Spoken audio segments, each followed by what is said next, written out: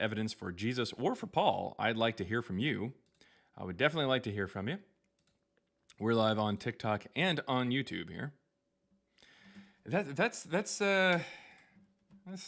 how it's going. All right, let me check. Let me check. Let me check the chat. Oh, Chaos Engine says first. Hello. Ryan Frank says second. Present. They're present. They're from Vice. Heidi ho from Zeno. Friday Shroud Day. Let's go. Resting op face. Hi kumpus. Hello, Mevin. Question pasta move. I don't even know what that means. Well, shit. A Weezered. You got Weezered. That's how that goes. You can either, on this show, you can either get Weezered or you can get G-noted. Take your pick. All right. Let's see. The Speedo compels you. No! AZ Mike. No. We're not. No Speedos today. No Speedos today. Oh my gosh. Gino's hit the spot. I see what you did there. What's going on? Hail Zephin?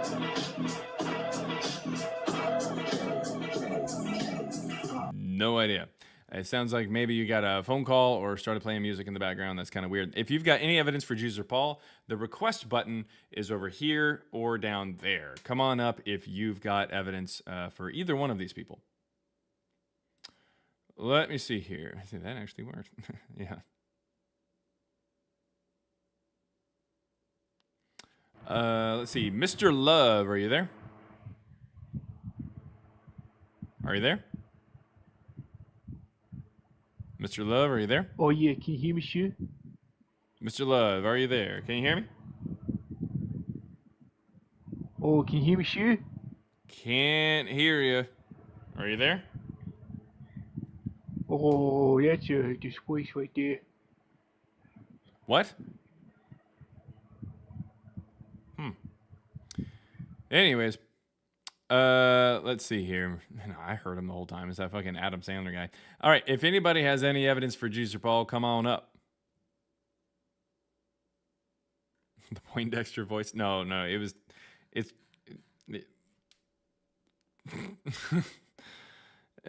it's just what it is. Man, there's so many mods over there on YouTube, and eventually, hell begins.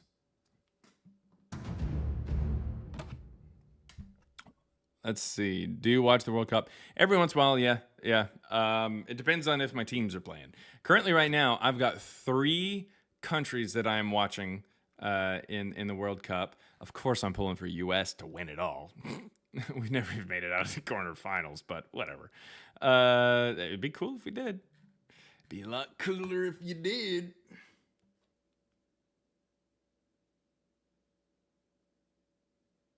Let's see. It gets crazy quick on YouTube. All right.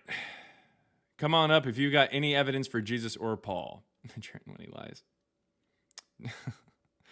What brand are in my ears? I don't know. Whatever version was on YouTube. On Amazon, like really cheap. I don't even know if it's a brand. Honestly, I don't even know. I think I don't know. It's some generic name. Like Speaker Son or something. I don't know. Yeah. I don't know what that is. No. Admit it. Norway is our first. No. Number 2. Well, they got Holland. So, I mean, he should be able to do it good. Socrates. Speaker Son. Yeah, I don't. Yeah. No idea what it is. Europe is the best country at soccer. That's not what. Anyways, rock candy, definitely not. No, no. It's like some. I don't know. It's I don't know. It's some cheaper thing. I think I got them for $10. $10 on Amazon. All right. No, not Brazil. Come on, guys. Come on. All right. If you have any evidence for Jesus or Paul, come on up. I'm not seeing a lot of evidence. We're talking Jesus, Paul, Gospels, epistles, early church fathers, ancient historians, ancient Greeks, ancient Romans. I'll even talk Book of Mormon, the Quran, Old Testament if you really, really want to. But let's try to stick to the New Testament.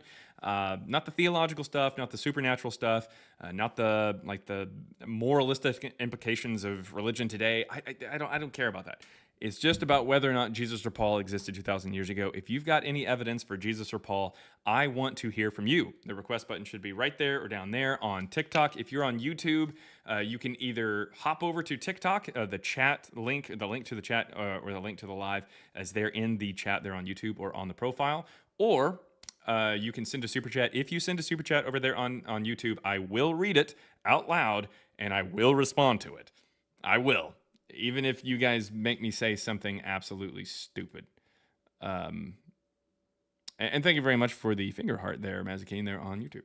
All right, let's see here. All right, so we do have somebody who's coming up. Hopefully they've got good evidence for Jesus or Paul. We've got Nix,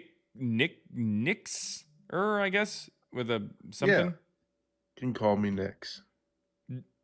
Okay, with a jixer, like... Do you ride Suzuki? Of course. Okay. What do you got? Closer to what do you God. got? Like 650? What do you got? 600. 600. Okay. Yeah. Good deal. Good deal. I ride Ninja myself. That's what I've got over here. Oh. Yeah. Sorry. That's unfortunate. It's just Suzuki, Kawasaki.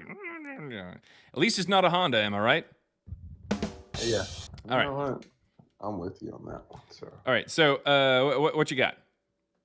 So, I just got done channeling my inner Jesus, and he told me to tell you that you're wrong.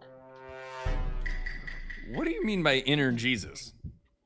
Inner? Because I Jesus. barely even know her. Hold on, I got to rechannel him. He made me forget.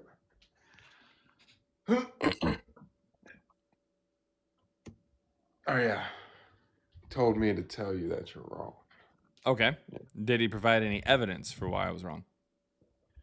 No, but what Jesus said, it says is law. So Is you law? gotta listen to it. It's law. Okay. Sounds good. Anything else? Yeah, no. So you're gonna follow him now? Yeah. Right to the Yeah? Kawasaki dealership. No, because you didn't provide any evidence. Yeah, it was really weird. Mike, what you got? Well, I've been on here before. Oh, nice. But Jesus and Paul did exist. Oh, you say did not exist or did exist? Did. Okay. They did exist. What's the evidence for that? Well, I mean, that's a hard question to answer there because you can't say. Well, that then I'm not really sure why you're saying they did exist then. But if you let me finish, because there's no evidence that you can prove that they did not exist. Yeah, of course I can. I wouldn't be up here Well, you making this can't. statement if I couldn't do that. But you can't. And, Yeah, and I the can. reason why I say that is because yes, Paul was not a disciple of Jesus Okay. when he was alive, Mm-hmm. but Jesus did appear to Paul. Mm-hmm. If we regard to the Bible, Yeah. which I assume that's the text that you're going to rely to. Well, that's the only time that we get Jesus like appearing to Paul, like and exactly. converting So him. Is this the time on Damascus where Jesus happens to quote Dionysus from the Bacchae, where he says, "It is hard for Well- thee to kick against the pricks," where he makes a direct quote of the wine god from the area? Is that No, Is that part? Because on the road to Damascus, Paul was a sinner, and when Jesus was resurrected, he amassed to the thousands and came to Paul and gave Paul a discipleship. Yeah. So what I'm talking about is this right here. Let me go ahead and pull this up here. There you go. Dionysus absolutely said that.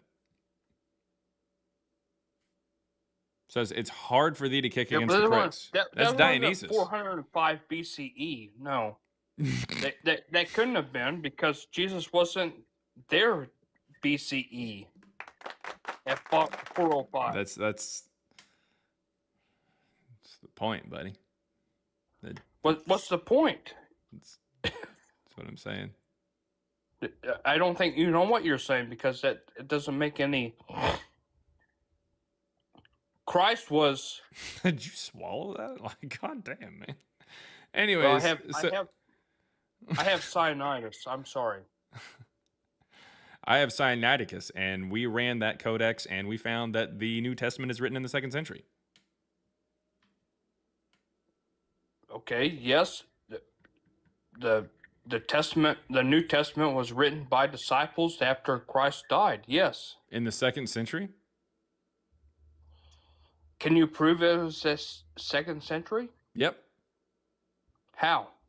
That's when the first publication of the gospel is made, as well as the first iterations of Paul's letters are made in 144. This is evidenced by Tertullian, Origen, and Irenaeus, as well as Justin Martyr, technically. And we don't have any evidence whatsoever of any writings prior to that. And the earliest iterations confirmed by data science come from 144. There's no mention or anything like that of any kind of text, even within Christianity prior to that, even when Christians are mentioned. Okay. I could somewhat see what you're saying. Yes. Now, I see your eye roll there because we're not going to see the same on that subject, right? Okay. Okay, so do you believe the Ethiopian Bible? Believe it? Like, what does that mean? Well, it's just do you believe that the Ethiopian Bible is in regards to whatever you're trying to quote? Because obviously, I believe that you don't believe in a Bible, right? I don't even know what are you trying to ask me, man? Well, I'm saying, do you believe in an Ethiopian Bible? What do you mean believe in it? Like believe that it exists? Yes. Yeah. The Ethiopian Bible exists. So does the NIV. So does the New World Translation. So do you believe in the Ethiopian Bible? I don't know how to answer this question in a way that I haven't already answered. I believe that it exists, like it's a thing. You haven't answered it to me. I don't know how you. What are you asking? Like, do I believe that it exists? In the Ethiopian Bible, it's not a hard question. I don't know what you mean. Like, do I believe that it's true? Do I believe that it exists? What are you asking? But I mean, you could take either one. Okay, it exists. Is it true? No. It exists? No, it's not true, and it exists. Okay, so what proofs do you believe exists to make your claim? What was that question about the Ethiopian Bible even getting at? When do you think the Ethiopian Bible dates to? Because the Ethiopian Bible, a lot of, I would say, African preachers proclaim that to be the true Bible. So if you would proclaim that to be the true Bible, then you would believe most of what the Catholic, Romans, or Orthodox churches don't preach to be true. So, but you're stating things that you believe to be true, but you have no real proof. Yep. And that's why I asked you about the Ethiopian Bible, because I have concerns about the Ethiopian Bible as well as the King James or the... All right, Noble 123, what you got?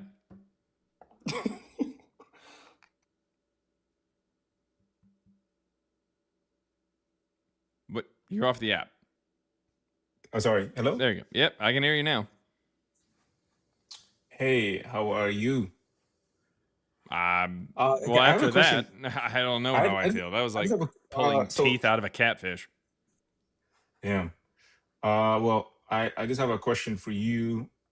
Was the word politarchs mentioned in the Bible at all?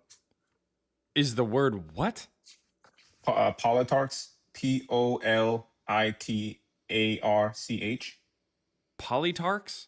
Yeah, politarchs. Not that I'm aware of. Okay. Yeah, because that was we found like politarch inscriptions back in like that was found like that references the New Testament in Luke. So I just wanted to see if that was a thing What in do the you Bible. think? What are you talking about? What? There's something that proves like you know what? I'll probably come back when I have more information on that. I don't think I'm ready for that now. So we could talk about something else. So you said Jesus or Paul existing, right? Yeah. All right. Yes, I'm talking about Jesus and Paul existing or existed, their existence in the past. Existence. Okay. Um. So you're aware of like Suetonius and his book and everything like that when he was mentioning about the fire in Rome. Yeah. What about it? So he was talking about that was referring to the Christians, right? Like he was I believe in his book he was talking about something like he said Christians in a Latin phrase like Christiani. Christians. Yeah. Christians. Mm-hmm. Okay. So you don't believe that's referring to Christians? It probably is. Why? Okay. That's what they So refer to if a themselves group- as. The oldest codex for the New Testament says Christians with an E. On top of that, Okay. Justin Martyr says it and Marcion uses it. Yeah. So, Okay. sure. Why not? So I think he blamed like the Roman ruler blamed the Christians for the start like something like that for starting the fire because there was this new religion that came out. Yeah, this and that. No, it And, doesn't say because it's a new religion. It says he blamed them because they admitted guilt to it. It admitted guilt. Yeah. Right. It literally says that Okay. they pled guilty. All right. You don't have So you a said- version of the story where they don't plead guilty. In fact, Okay. there's 6 different versions of the story of what Nero does during and after the fire, and only one of them mentions like the Christians, and that's the one that says that they pled guilty and then ratted each other out, and so further arrested. And they ratted each other out. So not only were they Okay. domestic terrorists, they were also little snitches. I see. I mean, I definitely believe in Jesus, and I think that what that last dude was talking about in the book of Enoch, he was kind of going rambling left and Mhm. forth. But like when the Son of Man, right? I know there was a lot of terms in the New Testament that was called the Son of Man, right? Okay. Um, so the term Son of Man, whose blood was shed, which Son of Man is that referring to? I don't know what you're talking about, man. Who cares? What does it have to do Okay, with whether or not so Jesus that and Paul the existed? Son of Man, the Son of Man is reference to Jesus. Even Jesus Christ called himself the Son of Man, Okay, awesome. Well, he and said specifically, that he's the Son one that of was Man- blood shed. Sweet. Was the Son of Man born on Earth? Yeah, he was born on Earth. Yeah. No. In John 3, it says the Son of Man descended out of heaven. That's direct connection with Marcionite Yeah. belief. Well, no, that's definitely true, right? This because He this came remember, the down out angel- of heaven, or was he born here? Well, in spirit, he did because the angel Gabriel, right? No. Yeah. The angel Gabriel did not descend Jesus. That doesn't make any sense. Well, because if Jesus comes, right, his counterparts was also going to come too, meaning, yeah, that like his essence will come down. It doesn't necessarily mean that Jesus, Lord, he just came down with his. Yeah. Okay. So, anyways, as far as Jesus showing up, he either was born here or he descended out of heaven. Which one is it? Well, I believe he descended out of heaven to be born in Mary. So he descended out of heaven into Mary? Yeah, descended out of heaven, right? That was the idea, right? So No, it's not obviously initially. The, spirit that The came first down gospel from published heaven. said that he descended out of heaven as a fully grown man into Capernaum, not into Mary. Descended out of heaven into a fully grown man. No, as a fully grown man into Capernaum. Can I see that scripture? Yeah, it's let's see. Okay. That's in Evangeline. That's the first gospel published.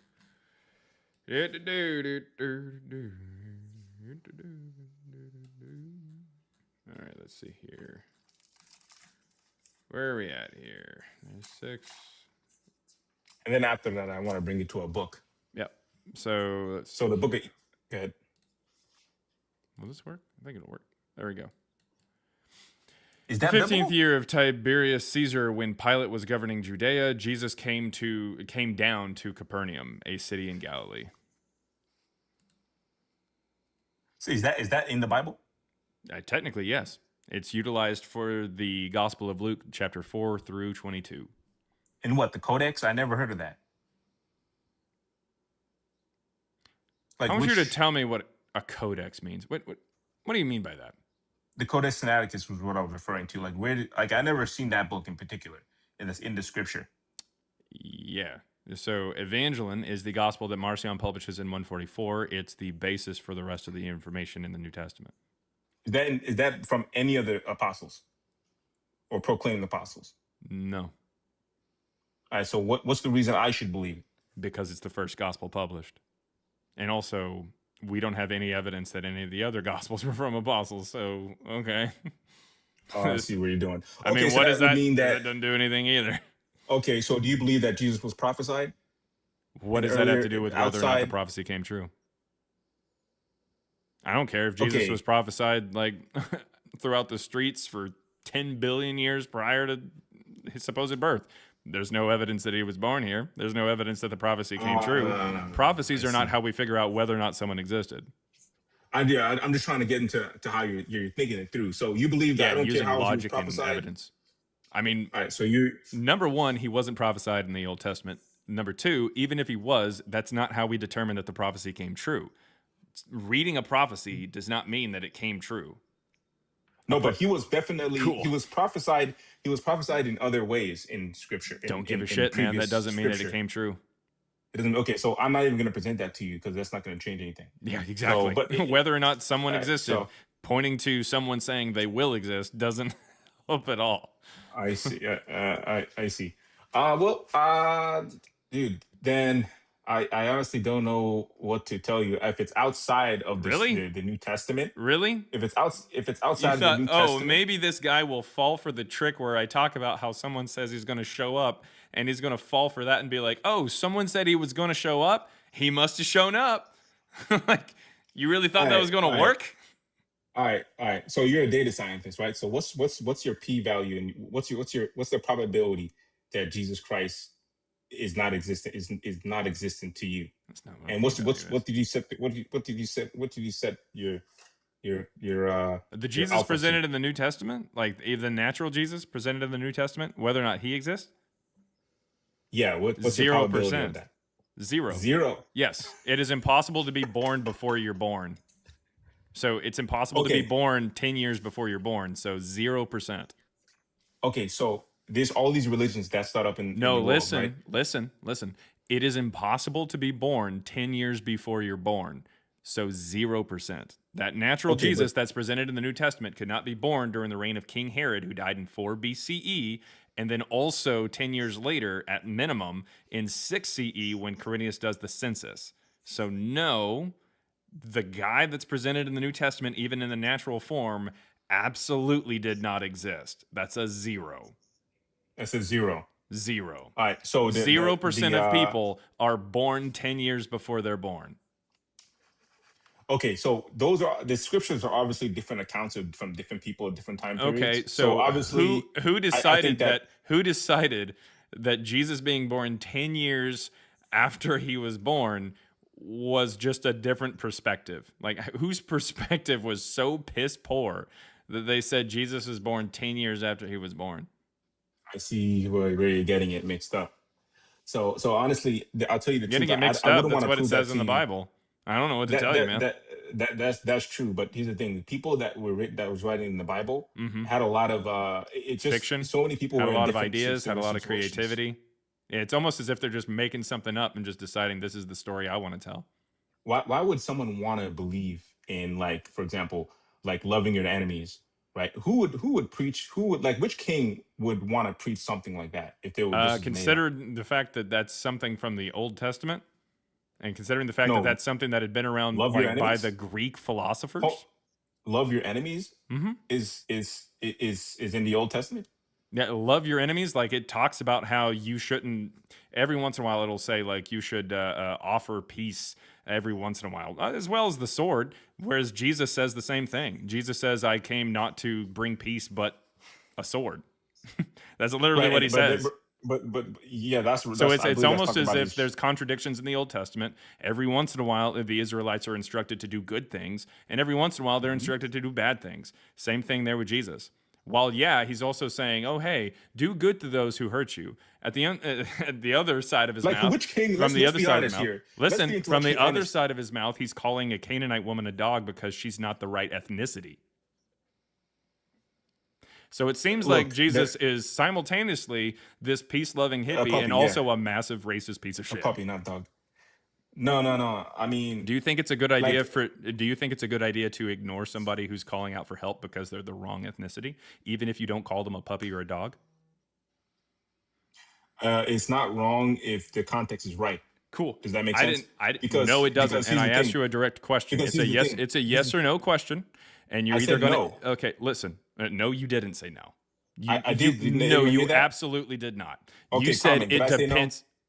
You did not say no. You said it depends on the like the situation. You said it depends. That was the first two words out of your mouth. You did not say I no. said, okay, so let me clarify then, because I don't want to debate that. So the my final answer is okay. So what? Can you just rephrase your question again? I got to refresh it. So you Okay. said, is it wrong? Is it Good. wrong to ignore someone's plea for help when you can help them simply because they're not the right ethnicity?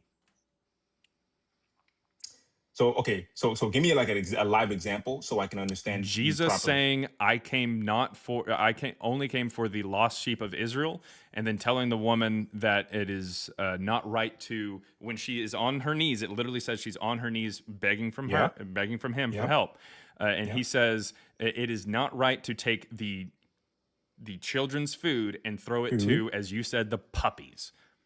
Yeah.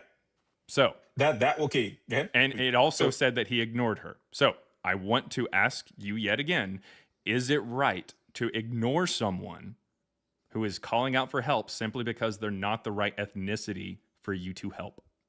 Okay, no.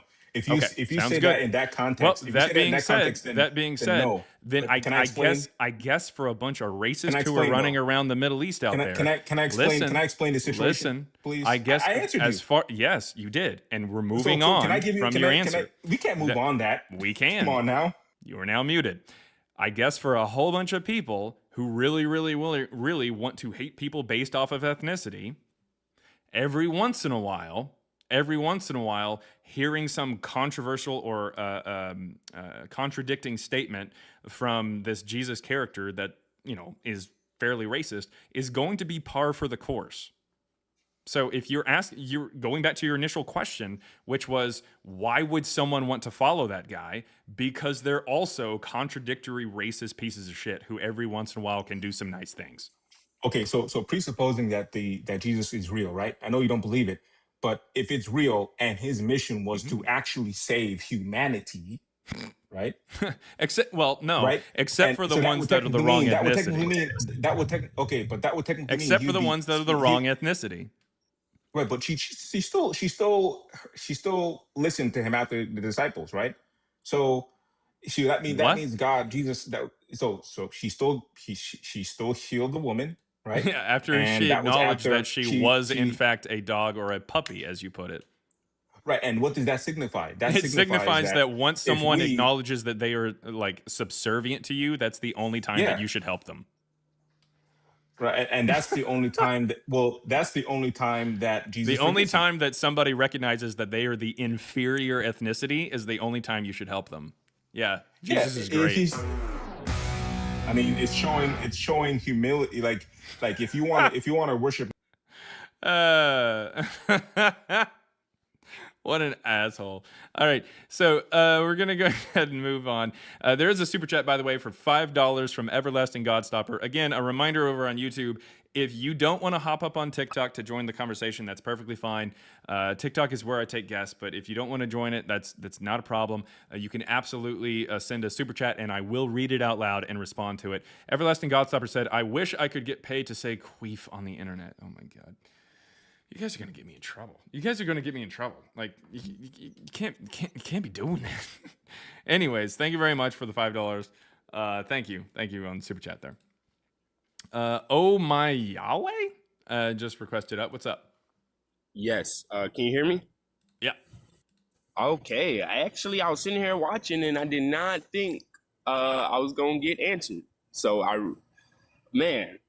Jesus. So I can explain how Jesus is real by explaining how Jesus isn't real. Because the word Jesus means earth pig. So- Not in the slightest. So, anyways, what's your evidence that Jesus existed? Well, Jesus. If you break down G, the J. Yeah, no, E, I don't and care about sus. what his name means. I care about whether or not you think he was actually walking on the earth 2,000 years ago. That's what I'm getting to. No, it's not. You're just kind of giving the weird etymology that you pulled out of your chocolate starfish. Do you have any evidence that he existed on the planet? Well, I'm not trying to just give the etymology of his name. I'm trying to show how Jesus is not real, but Yeshua Cool. is. Well, sweet. What's the evidence that Yeshua walked on this planet 2,000 years ago? Well, Jesus isn't real because if we look Don't for give Jesus, a shit, dude. Give me the evidence for Yeshua then. I can't if you won't let me explain. Well, I don't care about the Jesus thing anymore. Stop. I just asked you about Yeshua. It says Jesus and Paul. Sweet. Never and you want to existed. say that his name was Who actually Yeshua, and so I'm asking you, what's the evidence that Yeshua existed? Well, I can't explain it. It almost There seems like is- you don't have any evidence that Yeshua existed. I just can't explain it to you if you won't let me explain. No, If you're I'm trying to speaking- explain something about the name, and If- I've already if I- accepted yes, what you yes. said. No, listen, I've already accepted what you said about Yeshua But being you- his real name. Cool. So that person, whatever the fuck you want to call them, what's the evidence that they existed? Well, I mean, so are you saying that you accept that his name wasn't I don't Jesus? care about the name, dude. I'll accept it. Awesome. His name wasn't Jesus. His name was Yeshua. So where's the evidence he existed? Well, I mean, okay, well, I'm gonna say this. If I can't explain, No, dude. We're Then- done with the. You've already then- explained the then I'm name done. thing, dude. We've already explained the name thing. I didn't. I tried. No, dude, to, I you already wouldn't let me. accepted what you said. Literally, whatever you're going to tell me is his name. If you want to call him Yeshua, you want to call him Yehoshua, Yeshu, Jesus, Isa, Isu, Kevin, I don't care. Let's call him Kevin. I don't give a flying fuck. Just explain to me how he existed. You thought that I was going to push back on the name thing, and that would be No, the I whole didn't. conversation. No, and no, now no, you're no, like, oh because shit, he accepted No, it. no, What do I do actually, you're now? wrong. I'm a dog No, that no, caught no. the car. Now Wait- it's in my wait a mouth. minute. What do I do with Wait the a minute. bumper? You're actually wrong because No, okay, well then just I now you're arguing about the meta because you have no evidence for this person. Just explain why you think this person existed, whatever you want to call them. I don't mind if you call him JD Vance. Just give me the name, or not the name. Give me the name you want. Give me the name that you want to use, and then give me the evidence that that person existed. That's it. That's all that I want. All that I want. What do you want to call him, and what's the evidence? Just skip to that part. And then he ran. Decided to run. Dumb piece of shit. Anyways, growth in discomfort. What you got? You got to send you an invite there to unmute. Thank you for waiting patiently, by the way. Yeah, no worries. Yeah, I'm really here. quick. I did want to get to the super chat. There's a super chat 199 there from Mazakeen. About to head out of town. I'll be in when I can. Thank you very much, Mazakeen. Thank you very much for the little super chat there.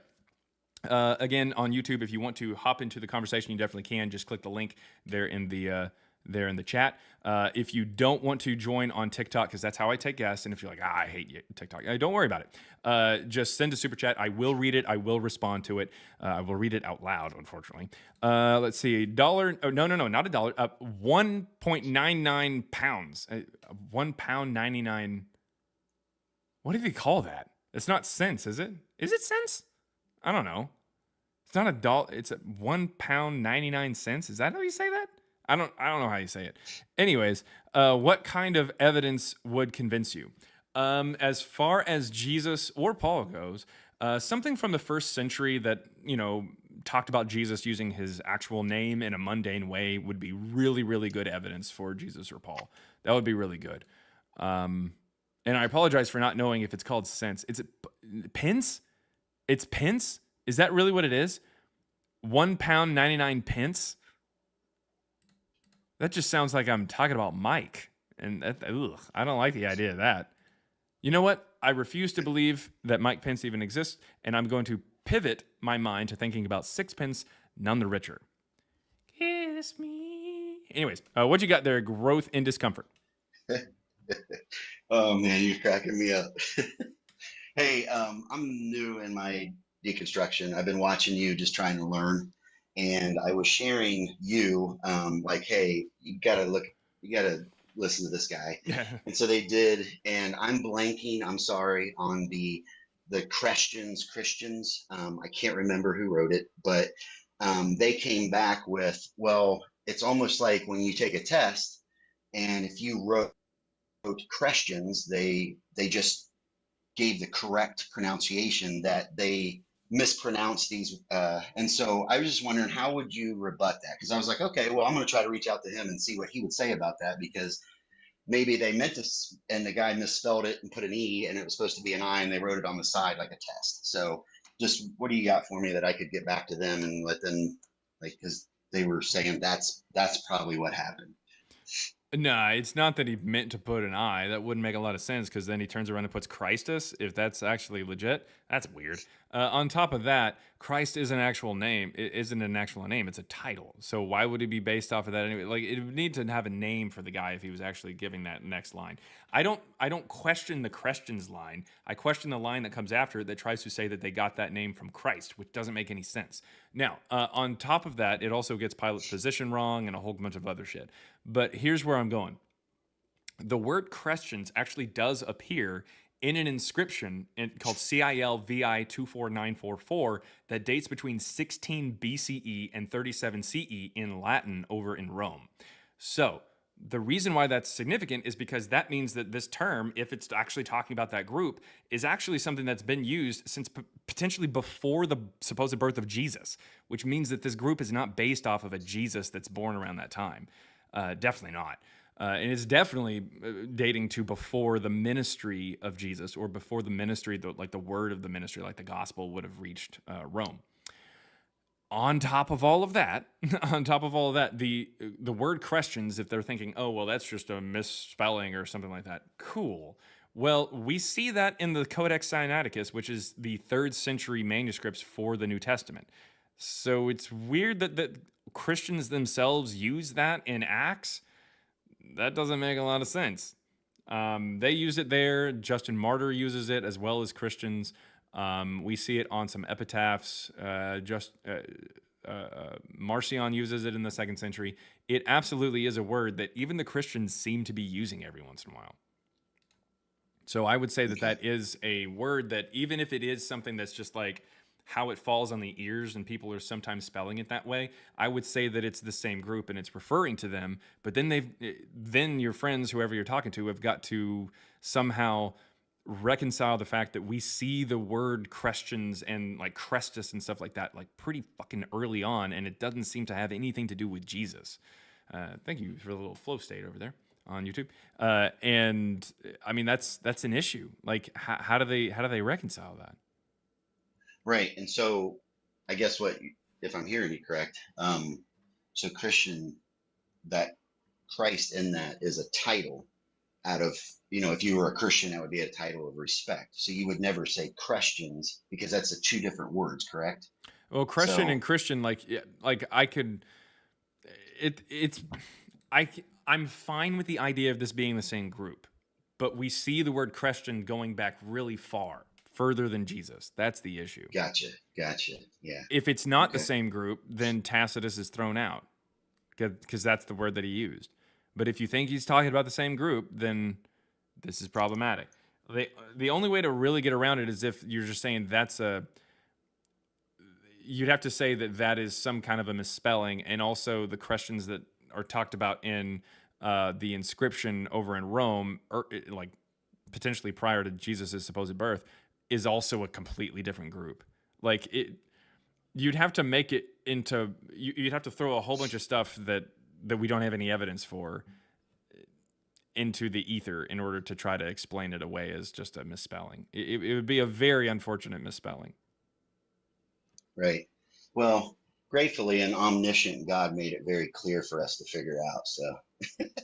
Oh yes. The God who is not at all the author of confusion just helped us, explain this thing by this convoluted method of misspellings and misunderstandings.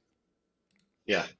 All right. Well, I'll continue to sneak listening to you at work. I appreciate you, man. Thank you. And Well, thank you. Have a great day, man. Thank you. Yep. Yeah, thanks for coming up. That was growth in discomfort, everybody. Growth in discomfort, because there is growth in discomfort. Also, by the way, over there on TikTok is does anybody know is Virtue 2 Feral here? Is Virtue 2 Feral here? Let me see.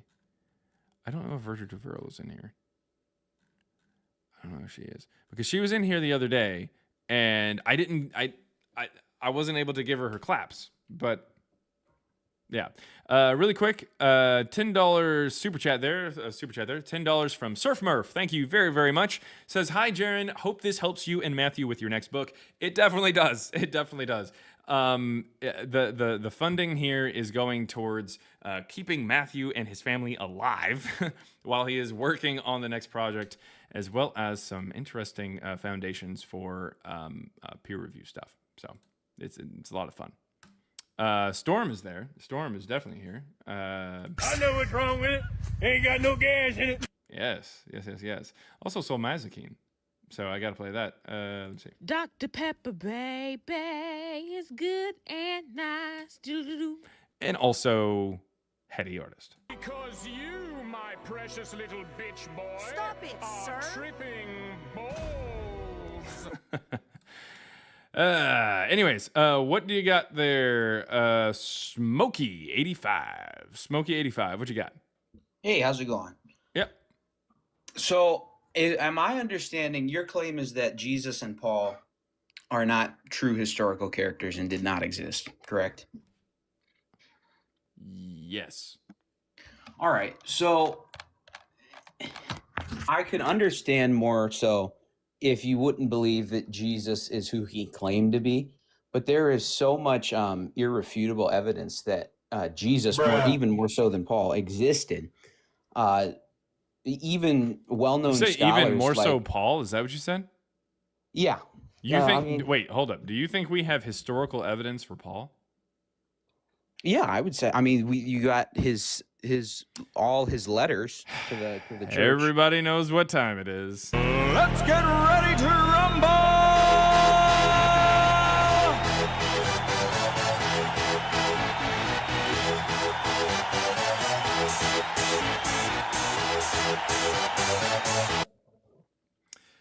Please, for the love of God, please name me one person outside of Christianity who mentions Paul. Go ahead. Who mentioned such like scholars, all the scholars. Outside of Christianity and antiquity, like back then? Back then, outside of Because the you said we Christian have church. historical evidence for him. Yeah, the letters that Paul wrote to the Christian church. That would be like within Corinth. Christianity, correct? That would be within the Christian. Yeah, do we have church, anything outside of Christianity that mentions Paul? Anyone? Not just one Outside of- person outside of Christianity that mentions Paul. One person outside of. What would you define as Christianity? Like, what do you mean by outside of? Outside of the Christianity? church. Outside of all the scholars that Who back would- then said Paul? Who mentioned Paul? You Well, said not we have even back historical then, evidence. But today, I don't give a shit about today. That doesn't have anything to do with anything. People talk about Joseph Smith and Moroni today. I don't care.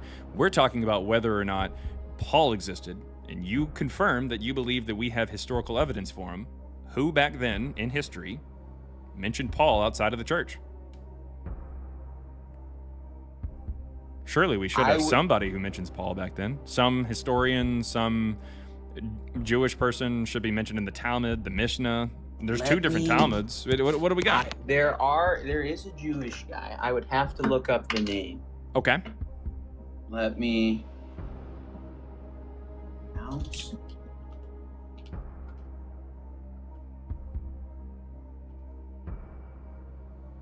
We can poll the audience if you want to poll the audience.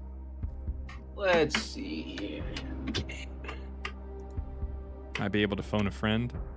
So, guys outside of, I guess I don't know, the church. I mean, you said we had historical evidence for him. We It do. should be really Well, I easy. mean, we In have fact, you said that we had historical more evidence, for but- Paul than we did for Jesus. So this should be a No, walk I in the would park. say that it would be silly to discredit the church, right? Because Well, hold up. Hold up. Well, there's right, so for right much, now, for you know, right Clement now, of Rome, Polycarp, within the all church, those within the church. guys. For right now, But why would you hold up, discredit the church? Hold up. What's discrediting Hold the up. church? Hold up.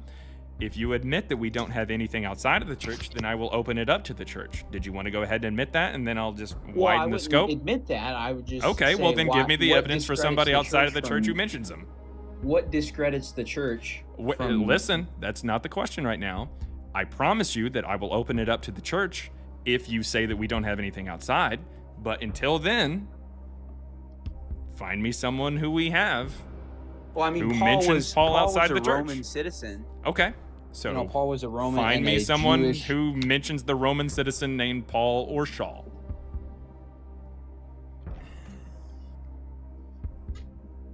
I will open it up to the church.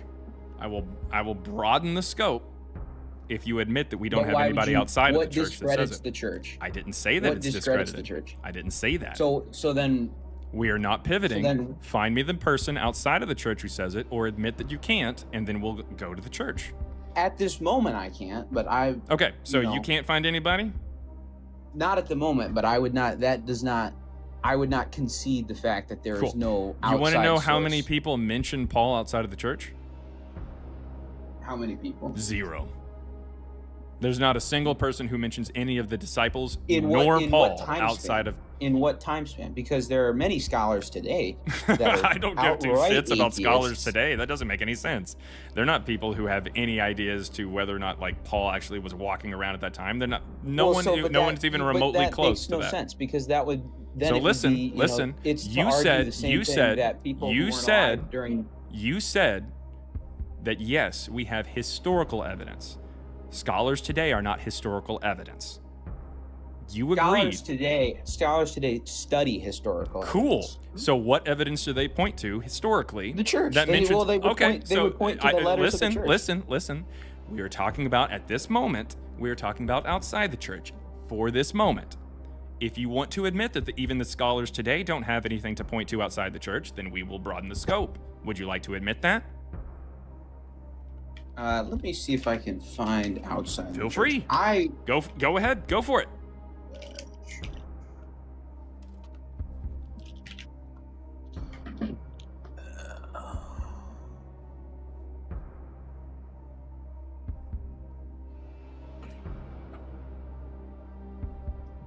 Are you finding anything there, buddy? For the life of me, I can't remember the guy's name. There is a Jewish almost historian. like no one mentions Paul outside the church. But please, I'll give you a little bit more time to chat GPT it.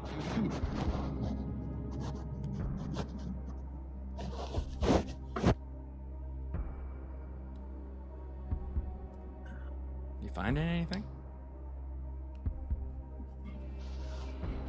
Cellius is one. Cellius? Cellius, Celsus. Celsus doesn't mention Paul. Celsus.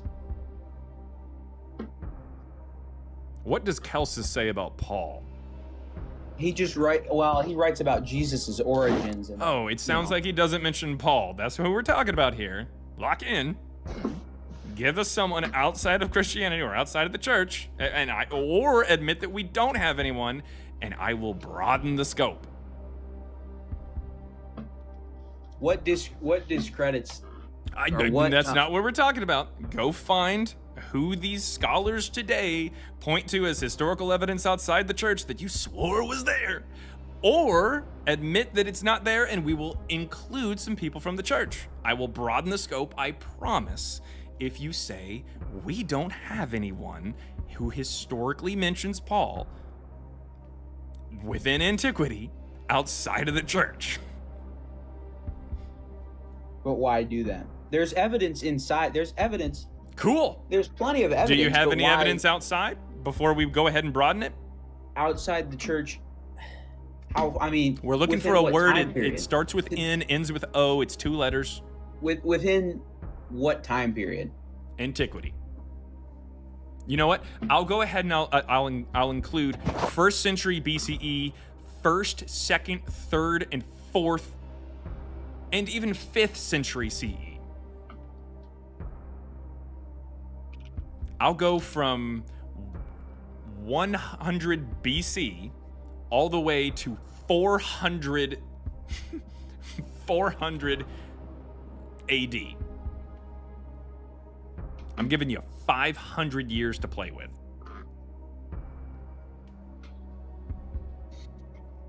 Yeah, I would say there's. The word is none. That's the word we're looking for. Is that the word that's on the tip of your tongue?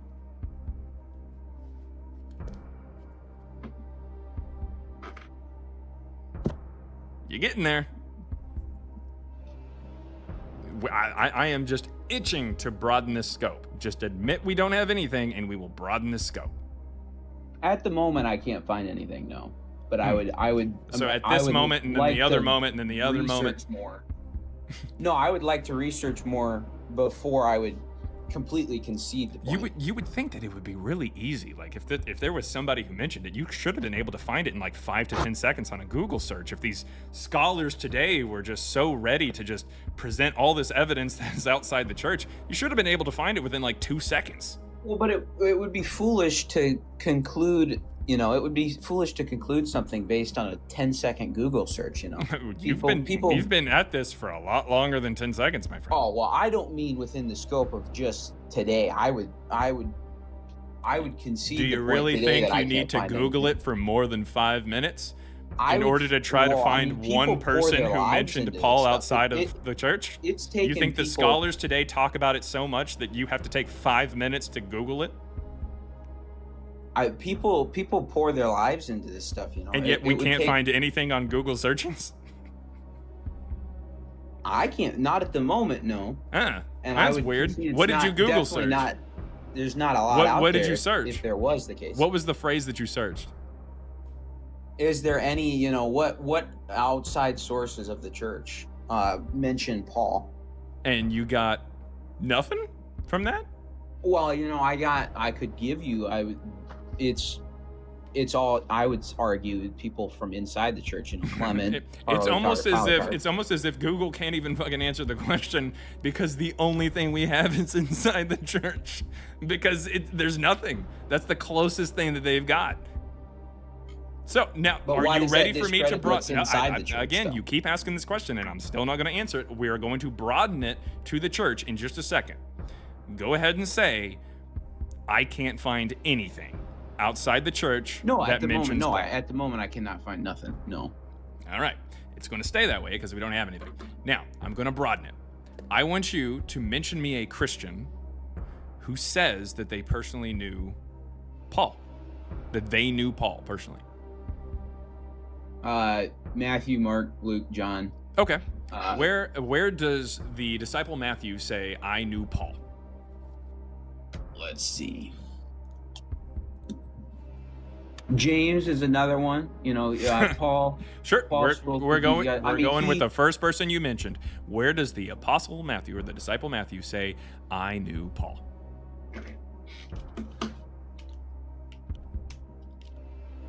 When you're looking for, inside the book of Matthew, there's nothing. Oh, so what do we have from Matthew that says, "I know Paul"?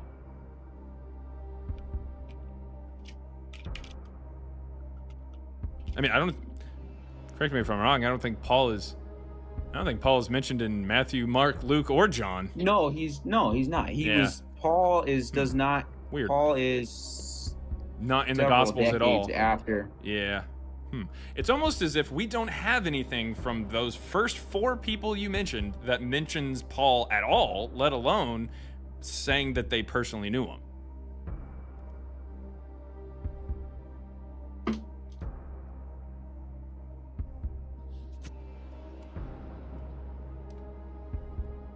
And how does that discredit the existence of Paul?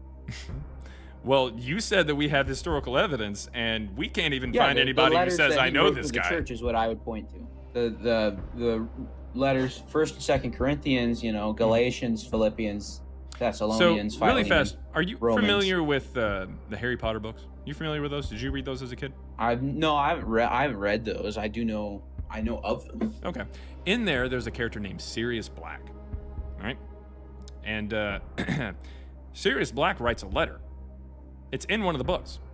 It's signed by him and everything. Does that mean Sirius Black is a real person? Just because there's a letter that says he wrote it? Hell, we have letters from the time, like from ancient Greece and everything, from Hercules. We have letters to Hercules from his wife. We even have letters about their relationship from forest nymphs. It was actually a common trope at the time to actually write letters. Seneca writes 127 morali epistolae, which means moral letters in the middle of the 1st century. He has the same supposed lifetime as Paul. Coincidence, I guess. He writes 127 moral letters to a fictional person. They're not meant to be actual letters that were sent anywhere because they weren't sent anywhere. They were meant to be read as a collection. That's why we don't have any letters back to him. That's why these letters are huge and not even like really good-sized letters. Well, but there is evidence. Kind of the same that thing they as were, Paul. It's all. I mean, they date this stuff. It's from that time period. It's the same material that Paul would have used. Hold up, slow down. Wait a minute, put a little Luda in it.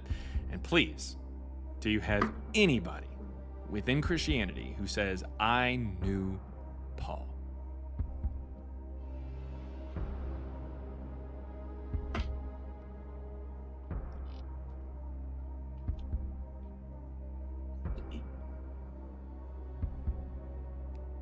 He would have known. He speaks about Peter in Galatians. Cool. Does Peter say, I personally knew Paul? And by the way, keep in mind, Acts says Peter is illiterate.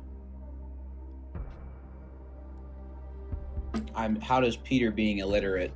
So I guess we don't have pertain to anything him? directly from Peter that says, I know Paul. But that doesn't mean Peter didn't know Paul. Cool. It also doesn't mean that Paul wasn't a velociraptor. That's not what we're talking about, though. We're trying to figure out whether or not somebody says, I knew Paul.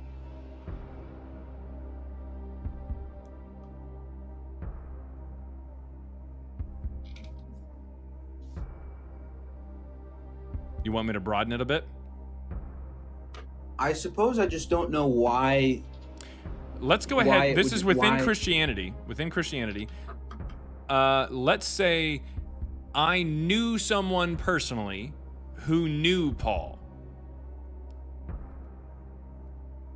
Now we're going 2 degrees of separation. How does someone not knowing Paul discredit the fact that he existed? It's almost as if everyone who is writing about Paul has no idea who this guy is. They just kind of say shit in their writing in the 2nd century, so far after Paul's supposed death, that there's no evidence whatsoever that this person is an actual person. It's not just people talking about. It's not just people, mentioning Paul. People in the early church. We have the writings of Paul. Okay. And how from did we that time determine? period. Okay. How And did we just determine because, that? Listen. Somebody who. How did we determine that they were from that time period? Well, we dated them. How? I don't know the process of how we dated them. Look it up. You got ChatGPT in front of you. You got Google in front of you. Look it up.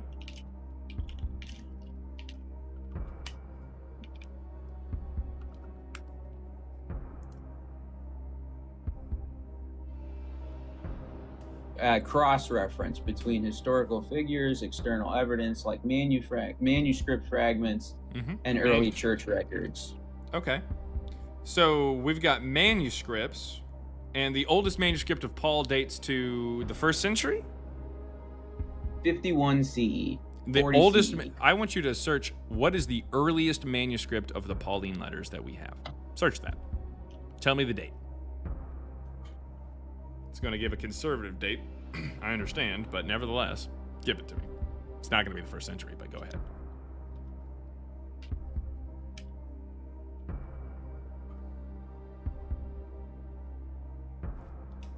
Yeah, 46 AD. We do not have a manuscript that goes to 46. I mean, that's what it's saying. No, it doesn't. What's the name of that manuscript? The it just says Paul's writing. Oh, manuscripts from Corinthians, Galatians, and Ephesians. Okay. Date to when? 46 AD. No. That's not a thing. And what's the name of the manuscript? I'll look it up. It just specifies manuscripts from Corinthians, Galatians, and Ephesians. Is all it Sweet. says. So what would be the... So you're just looking at like an AI thing or something?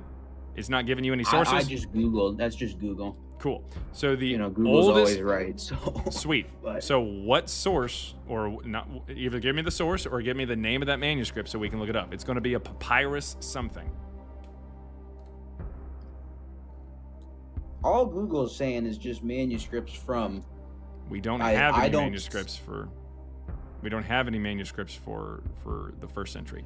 The earliest manuscript that we have. It says it's from the University of Michigan and Dublin. Cool. That's all it's given me is. Well, here's Dublin and the University of Michigan is where this is at. This is P46. It's Papyrus 46. Dates to 175 to 225. So no, not even close to 40. So 175 to 225. That's the end of the second century to the beginning of the third, or the early third. So that would be that would be over 100 years at earliest after he supposedly dies. About 115 years after he dies. And that's if it's at the earliest. Okay, so the earliest would be about 100 years. And how does that discredit? So how does that discredit that? So do you think that we say, oh, it's dated to the middle of the first century because the earliest piece of paper we have is from 175? Can you rephrase? I'm not sure. By finding a document that at earliest dates to 175, is that how we determine that something was written in 50? Well, if it was dated at 50, if it was no, it was dated at 175. If it was signed, no. If there's copies of dated to 175. That's the earliest thing that we have for Paul. So how do you think that that's how we got to 50? I think if he signed it at 50, he said, then it wouldn't date to 175. Well, they can make copies of it, We don't read the copies from 175. We read the copies, that are reprinted. It's not like they couldn't reprint stuff. Cool. I understand. So how did we determine that it actually was written 125 years before this paper? Well, again, I would not know because I don't. Okay. I don't. So stuff. The reason why is because of the fact that they are relying on other texts to try to put this together. They are relying on circular reasoning found within, the church. There's nothing in the Pauline epistles that actually places this story into the first century. If you take a look at the content, there's actually content that comes from the second century. There's even content that comes from the first century BCE. There's nothing that actually comes from the first century CE. Nothing.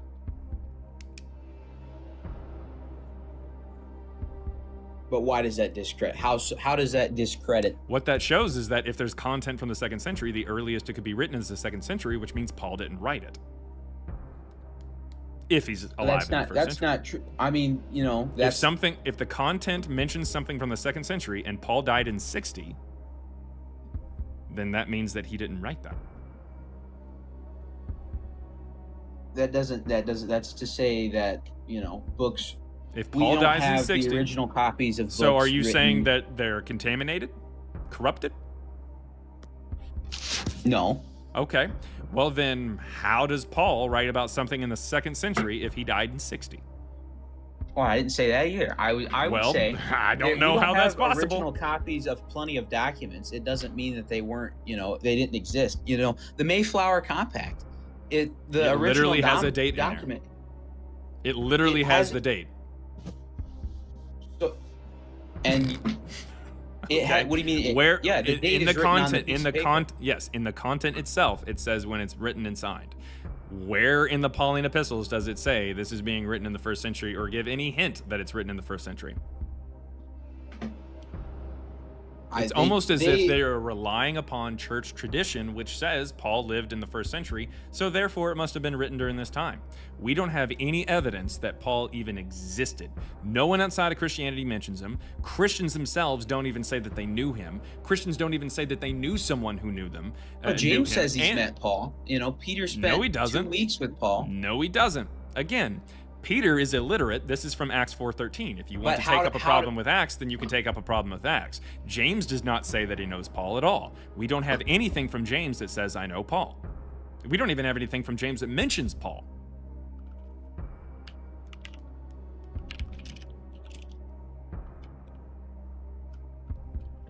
Even if James could write.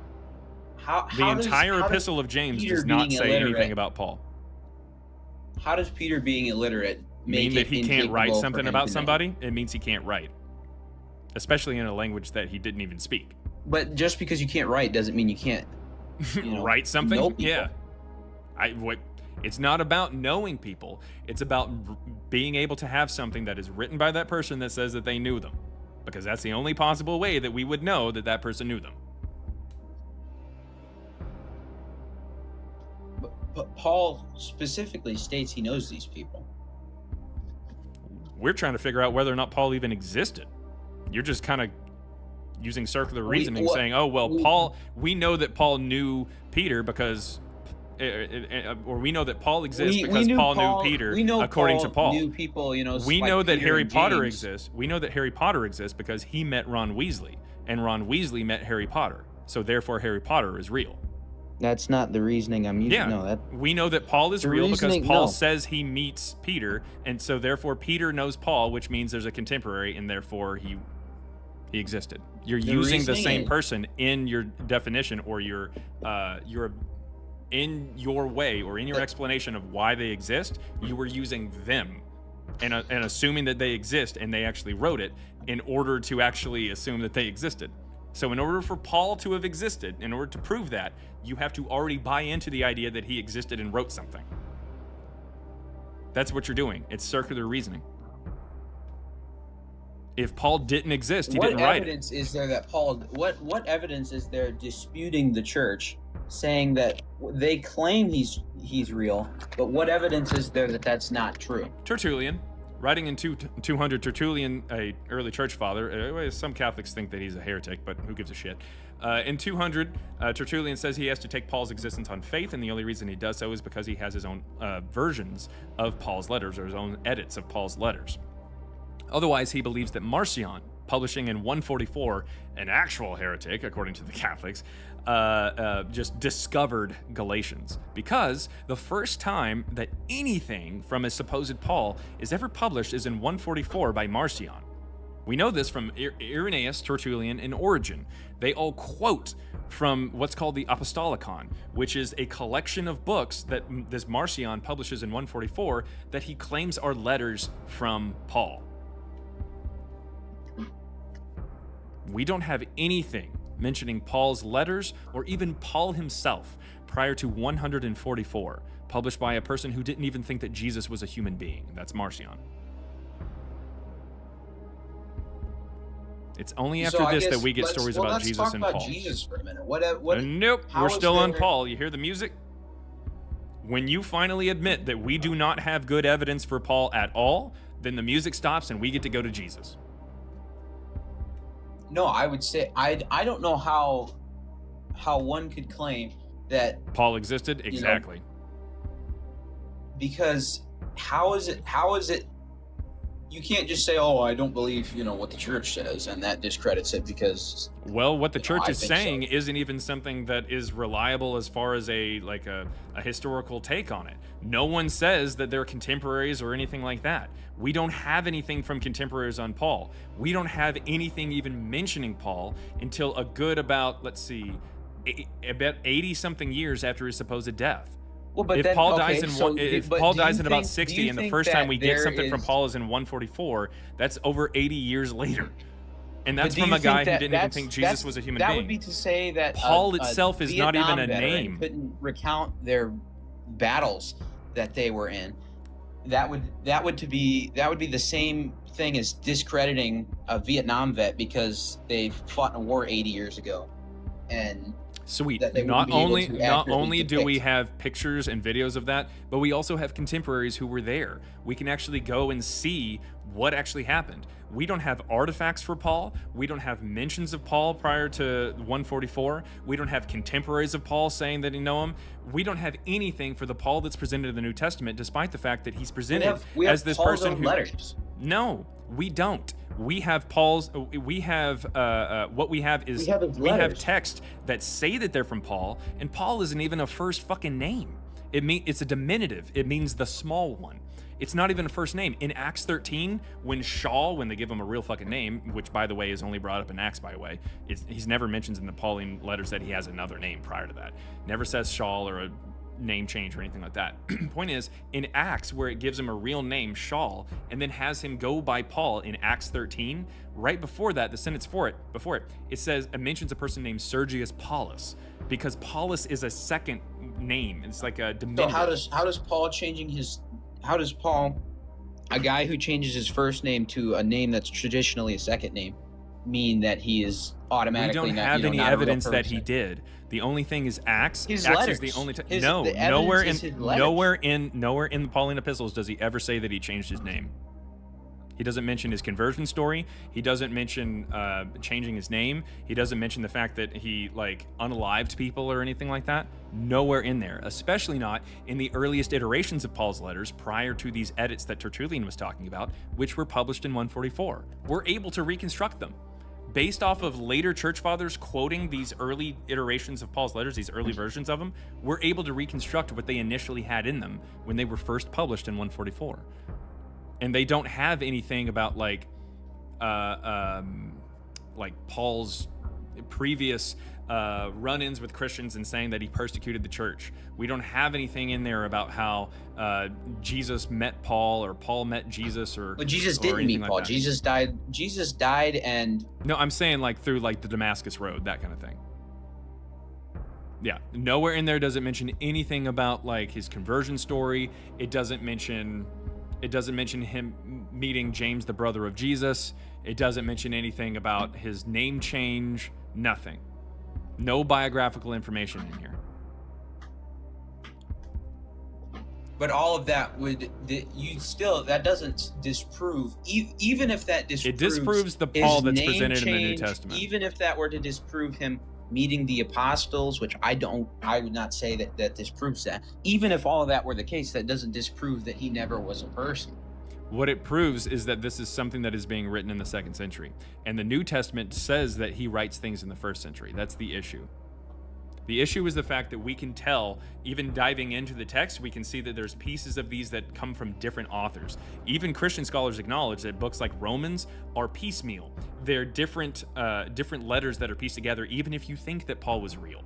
So what my point is that the first time we get Paul's letters and the first time we get any mention of Paul is in the 2nd century. That's because the Marcionites are the people who are actually promoting this. These are people who are followers of Marcion. They help him write these Pauline letters because we can tell using data science that there are multiple authors within the text. We can just see them. We can just see that there are multiple authors within the text because the style is different. That's why, like, when Marcion publishes the letters of Paul for the first time ever, he publishes 9 or 10 of them in about 144. Even from Christian scholar standards today, only 6 or 7 of the Pauline epistles were even authentic to Paul. What that means is that the first time Paul's letters were published, up to 4 of them were fake right off the bat. But what's your claim that it's fake? How would you The argue that it's style. fake? So first of all, the style. Secondly, the fact that Well, the it's not style anything- proves that there were different writers, but that's yeah, that would mean that he that's didn't because write them. That's because there can be copies to a text. That wouldn't be There's- a different writer in the style. That would just be a different writer in the handwriting at best. Unless you're saying that a copier later changed the words. Like Well, literally used different it would words. just be that there's the first original document may not have survived, especially with the way We know that the Rome original sacked, document didn't survive. We don't it's- have the originals. I Yeah, we don't understand have that. the originals, but that doesn't disprove the fact that he never was a person that never No, wrote these things. again, we have different styles, which means it's not him. That's what I'm trying to tell you. The way that we use the function words, like your most frequently used words, like I, you, and, the, but, these are unique to us. And we can dive into these texts and actually determine that there are multiple authors within the Pauline texts. There's multiple authors within them. Even the authentic ones have multiple authors. And they come up as 2nd century style writings. That's the problem. They come up alongside 2nd century figures. I mean, hell, there were people outside of Christianity that even convinced. You know, Greek does not have. The Greek does not have. They do have same most frequently grammar. used words. I understand. That's not. Okay. It wouldn't be the same grammar as English. Sweet. You're kind of grasping at straws that I didn't say it did. In no way, shape, or form would we need it to. It's still going to have its own grammatical structure. So as long as it follows Greek grammatical structure, then we're good.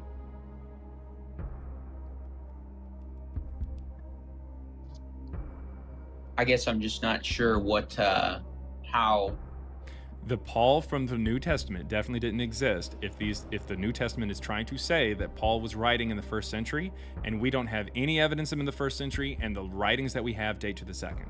That would mean that the New Testament version of Paul did not exist. If you want to say that Paul existed, but he's writing in the 2nd century instead of the 1st, that's fine. I'll accept it. But it's not the New Testament version of Paul. If you want to say that Paul lived in the 1st century but didn't write these things, that's fine too. But it's not the New Testament version of Paul. So I don't care. On top of that, the biographical information that we do have for Paul, like his shipwrecks and stuff like that there in Acts, are actually lifted from the works of Josephus, who in 99 had an autobiography that came out that talked about the exact same shipwreck that ended up with him appealing to Caesar, and then on the way to Rome, crashing or having a shipwreck, and then showing up on some island. It's the same island that Josephus apparently showed up on. So I mean, it's really bad, man. They're taking the stories from prior works. Hell, even his Damascus Road conversion has Jesus talking out of heaven to him, quoting the Bacchae, which is quoting Dionysus talking in the book from Euripides, or the play from Euripides, in about 500 BCE. Dionysus, the Greek god of wine, which is very close to Jesus anyways, says to someone who's persecuting his church, "It is hard for thee to kick against the pricks." And that's what we end up with Jesus saying on the Damascus Road conversion, because this is a fake story. It's very clearly lifted from prior works. Well, Paul's own letters, you know, he mentions events that are dated to the 1st century. Like, no, he doesn't. Like what?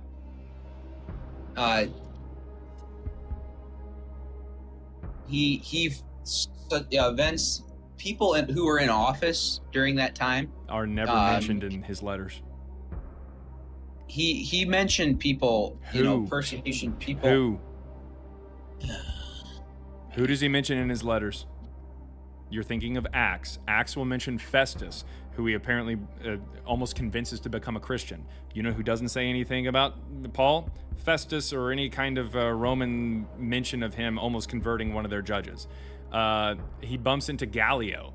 Gallio's little brother is Seneca, who we already mentioned earlier, who wrote a whole bunch of moral epistles and stuff like that, to like fake letters. But Gallio spent time in office in the 1st century. Gallio is a real person, yes. But this is in Acts. This is not in the Pauline epistles.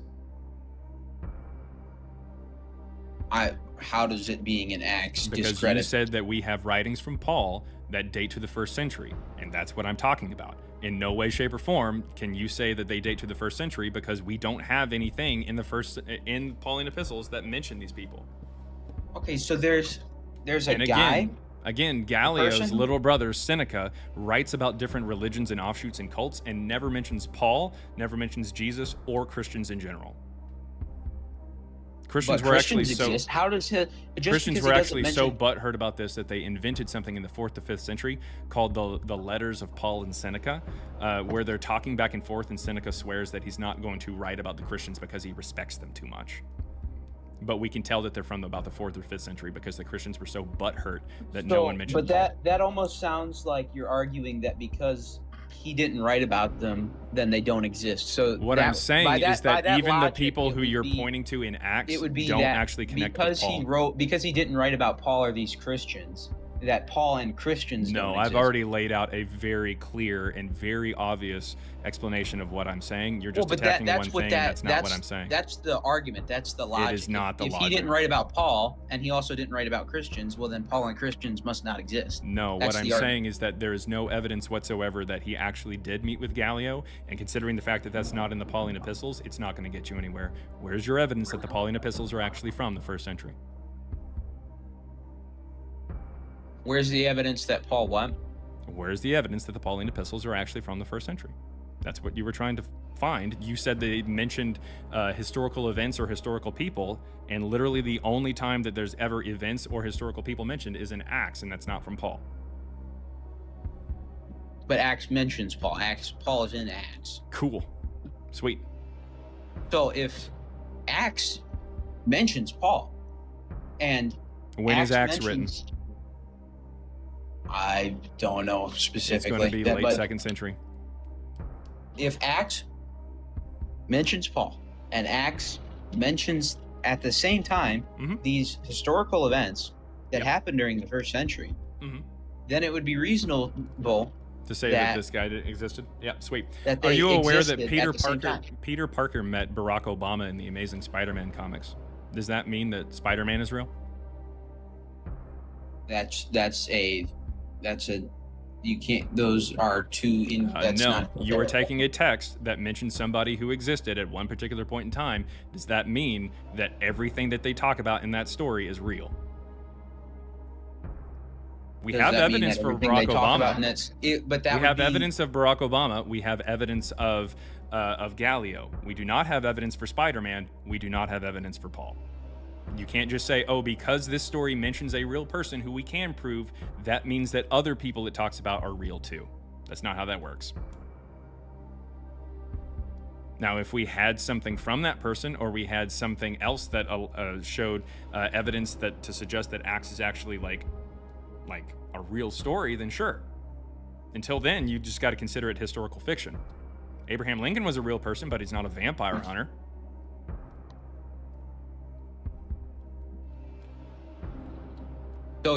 So would you then concede the fact that Paul existed in the 2nd century then? If you wanted Paul to exist in the 2nd century, I'd generally be fine with that. It'd be kind of weird, but that's fine. But he's not the Paul from the New Testament, so it doesn't really matter. He's not the Paul. Why would he not? Because I the guess New I don't Testament know why. includes Acts, and Acts tries to say that he's alive in the 1st century. If you want to say that But Peter if Parker Acts- actually but you did claimed exist, that like Acts was also written in the 2nd century. correct, it was written in the 2nd century, so it's not really that reliable, and it relies on older material outside of it in order to craft its narrative. So it's pretty much dog shit, and even Christian scholars know that it's dog shit. But nevertheless, that's the only way that we've got any kind of story of Paul. But simply because the only way that we have stories of Peter Parker is Amazing Spider-Man doesn't make Amazing Spider-Man good evidence. It's not. I mean, if you want to say that there's actually, if you want me to concede that there's actually someone in New York named Peter Parker, that's fine. But is it the Amazing Spider-Man comics version of Peter Parker, even naturally? No, it's not. If you want me to concede that someone named Paul could have helped write the epistles in the 2nd century when they're dated to, that's fine. Okay, but it's not the Paul from the New Testament.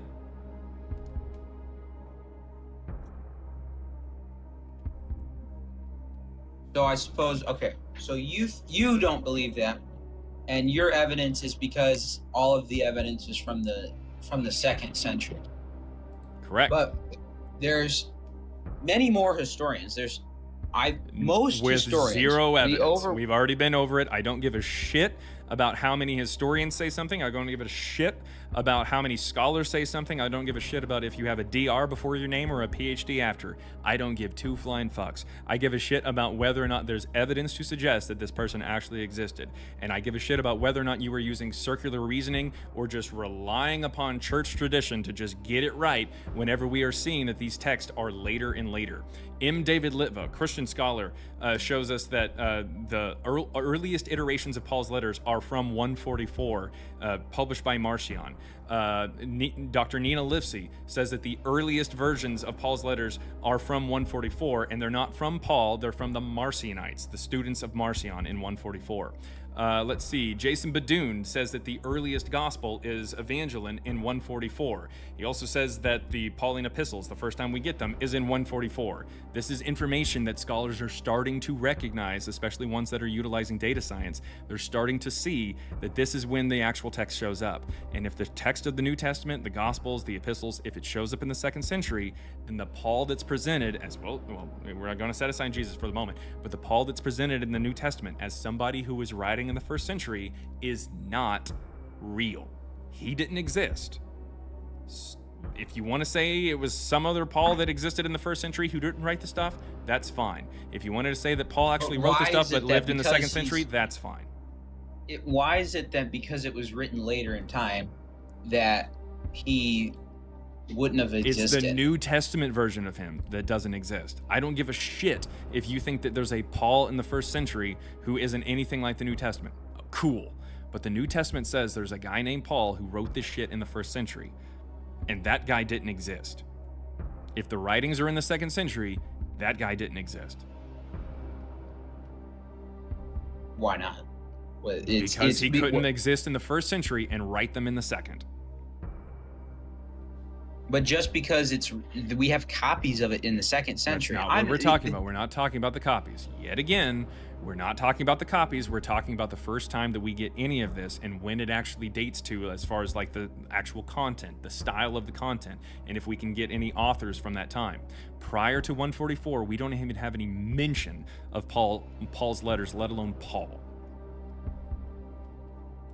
Just because it's not there, though, just because it's not been found doesn't mean it's not. We've already been through this. You're just circling through the same argument. It's the up until what, like the 1940s, we had the Dead Sea Scrolls. What was it, like the 1940s?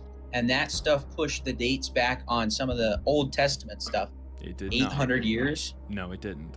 In no way, shape, or form was somebody saying that the Old Testament was written at a different time, other than were they saying that it was possibly written after 250 BCE or something like that, and the Dead Sea Scrolls suddenly showed that no, it was was written before that? No. In fact, most Christians today try to claim that it is written well before the Dead Sea Scrolls. Of the stuff that's cool. The Dead Sea Scrolls do not help us date the Old Testament. No. But they pushed the date back because they were older documents. It did not. No, it didn't. The Dead Sea Scrolls date to the 250 BCE. There is not a single person who thinks, not a single scholar or Christian or anybody who thinks that the Old Testament was written after 250 BCE until we got the Dead Sea Scrolls. It's not a thing. They were all under the impression that they were written well earlier. In fact, since the Dead Sea Scrolls have been found, the date has actually got earlier, not later. Or later, not earlier. Like it's got more closer to now, as opposed to as far back. Christians today still think that Moses himself wrote them, but Moses wasn't alive to write the Dead Sea Scrolls.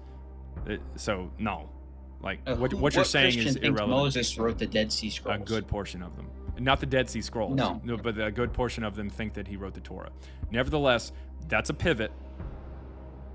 We don't have any evidence for Paul in the 1st century. We don't have any evidence for him, and the texts themselves, the content itself, dates to the 2nd century. Not the manuscripts, but the content, what it's talking about.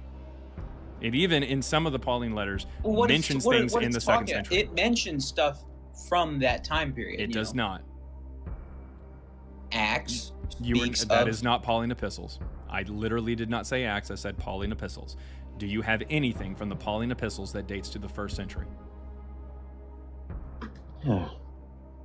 this is the last thing that you're going to be able to search up. You've been on I there for just way I too want to long. know how does it discredit? How does You are Acts on a mission right now to and find me these- something in the Pauline epistles that dates to the 1st century. If you are not capable of searching this up, we're going to go ahead and disconnect you. Once you search it up and find that I'm right, we're going to go ahead and just end the conversation. If you are able to prove me wrong, then we will continue this conversation. I'm just confused as to how. Sweet. So one- let me solve that confusion. I want you to Google right now evidence that the things in the Pauline epistles that are in the 1st century. Concepts in the Pauline epistles from the 1st century.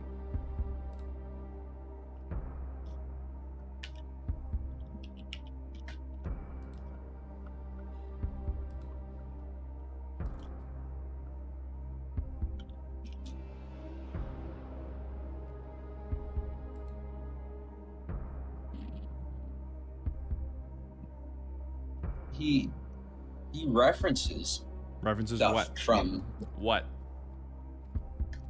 the. You brought up Galileo. Nope, he doesn't reference Gallio in the Pauline epistles. Galileo.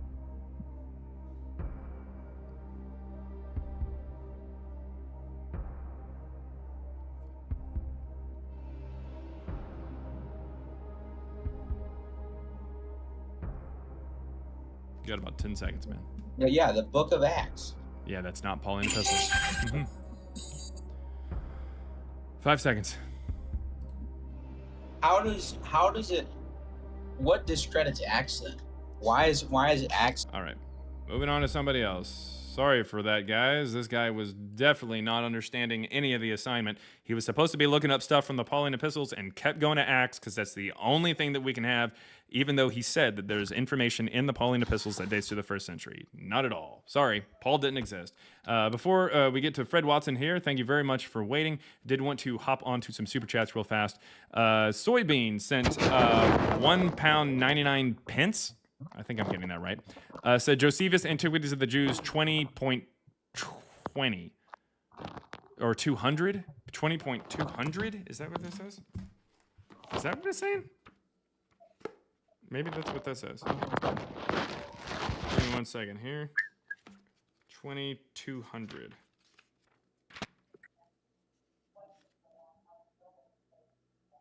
Oh. Oh no, it's just somebody talking about the other mention of there.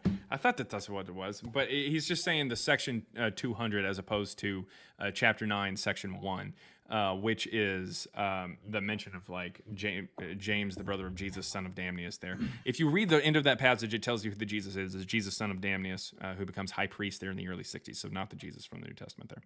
And then a $5 super chat there from Zeno Lupudre, who says, what if we do in different languages in honor of the World Cup? And then you have Scheidenfurs, I guess, and then Chinar, I don't even know how to say that. Fraut, or fruit, maybe. Moosbrut, Babengu, and then Bootsedel. I have no idea how to say these words, so I apologize in a whole bunch of different languages there. Sorry, beklager, lo siento. Sorry. Moving on. Thanks, Zeno. $5 super chat there from Zerko Effect. Says, would you talk about the idea that Papias first wrote about Mark and how that works in the timeline of Marcion's writings? More of Eusebius's lies. Yeah, so we don't have anything directly from Papias. We just have things from like Irenaeus and Eusebius that claim that Papias said that Matthew wrote in his own language first, which is why people think that like Matthew was written in Hebrew first, but we don't have any evidence. In fact, a lot of evidence against the idea that the Gospel of Matthew was written in Hebrew first. So it's just kind of weird lies there. Then you have Mark. Papias says that Mark was a traveling interpreter or companion of Peter who tried his best to write down from memory what Peter had told him for the Gospel of Mark. But again, in the Gospel of Mark, nowhere in there does it say anything about how he's getting it from Peter or how the author's name is Mark. That doesn't show up until much later. But nevertheless, that's kind of silly because it talks about a lot of things that Peter just wasn't there for. So, what? it's bizarre. It's very bizarre. But Papias does apparently say this in about the 150s or so, and that's if Papias A existed and B actually did say these things. We don't have a lot of evidence for Papias, but even if he did exist and said these things, it would be so late that it's clearly like a theological reason why he's saying it. $9.99. Thank you very, very much. From Michael Altamar, which says, can you explain who you think wrote all those chapters describing Paul in the New Testament? Describing Paul, like biographical stuff, would be in Acts, and I would say that that's probably Polycarp, maybe Polycarp or Irenaeus. As far as the Pauline epistles go, that would be not a lot of describing Paul, not a lot of biographical information, but that would be the Marcionites. That's the students or followers of Marcion. Publishing in 144, they have the first iterations of Paul's letters, which are kind of stripped down, or at least don't have as much as the Pauline letters today have, because they were kind of beefed up later by proto-Catholics who kind of added some shit in there. One example of this that I'd like to go to is circumcision. Paul says, he argues whether or not circumcision is something that we need to do or required, and he ends up on the side that it's not required. Unfortunately, we can see that starting with Justin Martyr in the middle of the 2nd century, all the way to the early 3rd century, they're still arguing about whether or not circumcision is something that's required. Why would you be doing that if Paul already settled that issue hundreds of years, like 150 years prior? Who gives a shit? If Paul already said it, then just read that.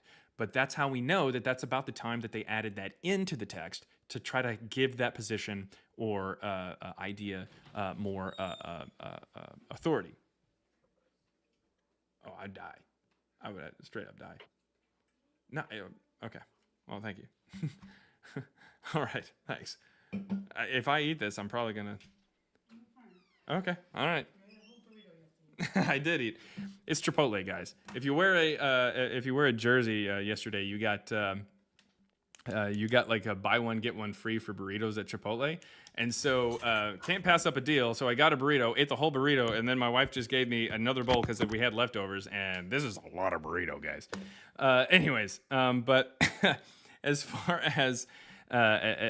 as Paul goes, the earliest iterations come in about 144. That's just kind of how it works. We don't have really any evidence of Paul prior to that. But yeah, that would be my explanation to that. So all the chapters are coming from Marcion or the Marcionites, the people who follow Marcion in there in 144. Let's see. We have the burritos. Yeah. Thank you for the flow state there, constant tuition, and then HP Lovecats. Thank you for the press F. Then someone sent $1.99, said 2 Peter 3:15 through 16 talks about Paul in his letters. Does not say that he actually personally knows him. And also Peter is supposedly illiterate according to Acts 4:13, which means he didn't write that. On top of that, even Christian scholars acknowledge that 2 Peter is not the same author as 1 Peter and question whether or not 2 Peter should have even been included in the actual canon. 2 Peter is definitely not written by Peter. Traditionally, it's been identified as Apostle Peter, which is why it's called 2 Peter. Scholars widely debate this. The letter itself claims to be written by Simon Peter, but many historians suggest it was written pseudonymously by an early Christian leader after Peter's death.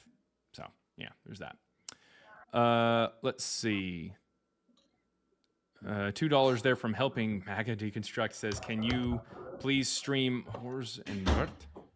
Horst Rule? I don't know what that means. You're going to have to explain it. I don't know what that means. Aki LMAO sent $2, Australian. Have you ever engaged with Esoterica YouTube channel? I don't think so. I don't think I have, not directly at least. And then lastly, we have $1.99 from Dan Schwartz 9394 who says, here we go, would like to pronounce queef. My God, what is wrong with you people? Anyways, back to you, Fred Watson D. What's going on? I'm good. How are you? Oh, horizontal. That's what that means. Stream horizontal and vertical. Horizontal. Okay. That's what that means. Thank you for the $2 super chat there. Again, if you're on YouTube and you don't want to hop over to TikTok, you definitely can send a super chat. I will read it out loud and I will respond to it. If you want to have a conversation, just click the link in the chat and come over here on TikTok. Fred Watson, go ahead. Sorry about that. Go ahead. Yeah, no worries. All good. So you said Jesus and Paul never existed. Yes, sir.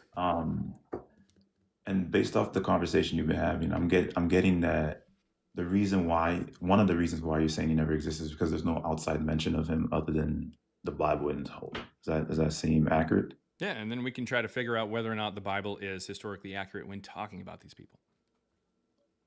Okay. So is it fair to say, based off the argument you're using, if nothing is mentioned, if this person, or for example, if I'm not mentioned somewhere, that means I physically did not exist. Is that fair to say? No.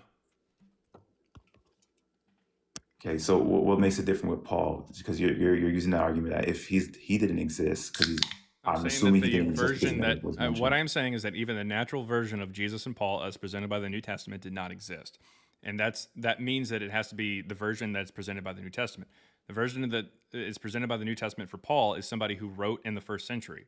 One thing that I didn't get into with the last guess is the fact that in Acts it says that Paul went to multiple synagogues in Jerusalem as well as the temple, but there's no synagogues in Jerusalem. That's anachronistic.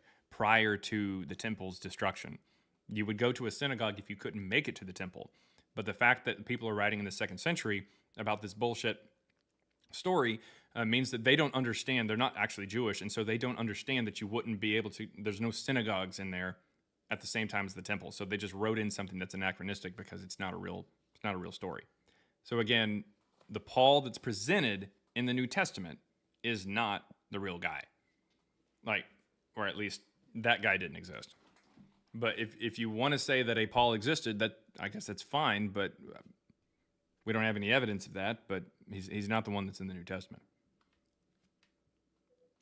I'm sorry. So you're saying that the Paul from the Bible existed, but I'm just very confused on the argument here. No. Okay.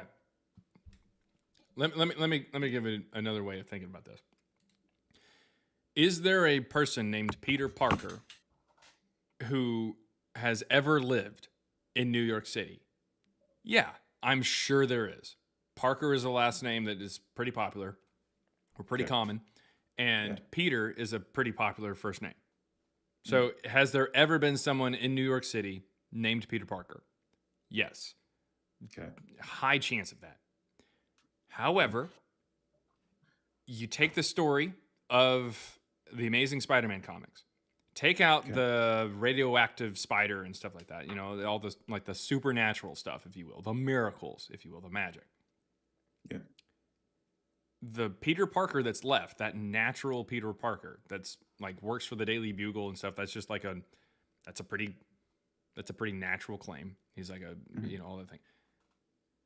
Dates Mary Jane or whatever. The point is, that person did not exist.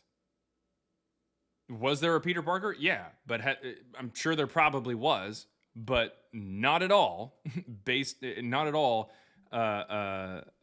connected to even the natural Peter Parker in the Amazing Spider-Man comics. If you want to say a Paul existed, sweet. If you want to say somebody named Yeshua existed, sweet. But even the natural version of these people presented in the New Testament did not exist. Those people are not real. Okay, gotcha. All right, so I see where you're coming from. Okay, so then my follow-up question would be, what would be the proof or evidence that you would need to show that this person existed, especially during the time of the rise of Christianity? That's why I'm finding it hard to, like you want a original copy from the letters of Paul, like right there. I'd say anything from the first century that dates to the first century that mentions Paul or Jesus in a mundane way. Sometime in the first century. Outside source. Well, something that mentions him in a mundane way. I mean, it doesn't really matter. Because the reason why I have an issue with it is because if let's say this Paul guy was writing the letters, it would be very hard for you to have such a big mention of him on an outside source. And the reason for that is because you have these periods of times where, Christian, I think it was like 80 to 90% of them being not able to read or write. And also you have a small percentage of Was Christians Paul that able to believe. read or write? Well, there's no mention of that, so I can't say he was able to read or write. You were not able to say whether or not the Paul in the New Testament, who wrote half the New Testament, was able to read or write? Well, I'm just going based off your argument, because you're saying if there's no mention of this, then it obviously means that there's no such thing of him doing it. So I'm just going off your argument. But do you me believe, personally, do you I believe do. that the disciples were able to read or write? Yeah, I would say so. Okay. Do you think that they converted a large number of people back then? No, No? You don't think no, that there were because 5,000 people that listened to Jesus or anything like that? there was a good amount, but the majority of the people that were converted were not readers or writer, and there was a small Right. population of So them. 3 to 5% of the population of that time was able to read or write. All right. Even Okay. taking the low number in that, that's 3%. If Jesus was talking to 5,000 people, which is a huge deal back then, by the way, 3% of those people is 150 people. That's 150 people who are able to write about this, or at least Yeah, but know someone who could write about it, or just tell someone, hey, there was this guy who pulled 5,000 people the other day. It was crazy. yeah, but those things were orally done, right? When they were speaking during You're that time, it was orally mostly able oral. It was to an read or oral write? culture. Sorry, say that again. No. Now you're just kind of saying something else. 3 to 5% of people were able to read or write. That does not mean that they just said everything that they saw. If 5,000 people were listening to somebody talk, 150 of those people could actually make a mention of that, or at least mention it to somebody else who was also able to read or write and write down that this happened. Yeah, and I'm not arguing that, but I'm just saying, like, especially during that time where Christians were getting persecuted, like there's stories mentioned that not Christians, sorry, Christians' writings were being destroyed at that time. So No, when you say there's no evidence of that. What are you talking about? there's no evidence of Christian writings being destroyed. Correct. What are you referring to? During the first century? When? Let me pull it up here. I believe.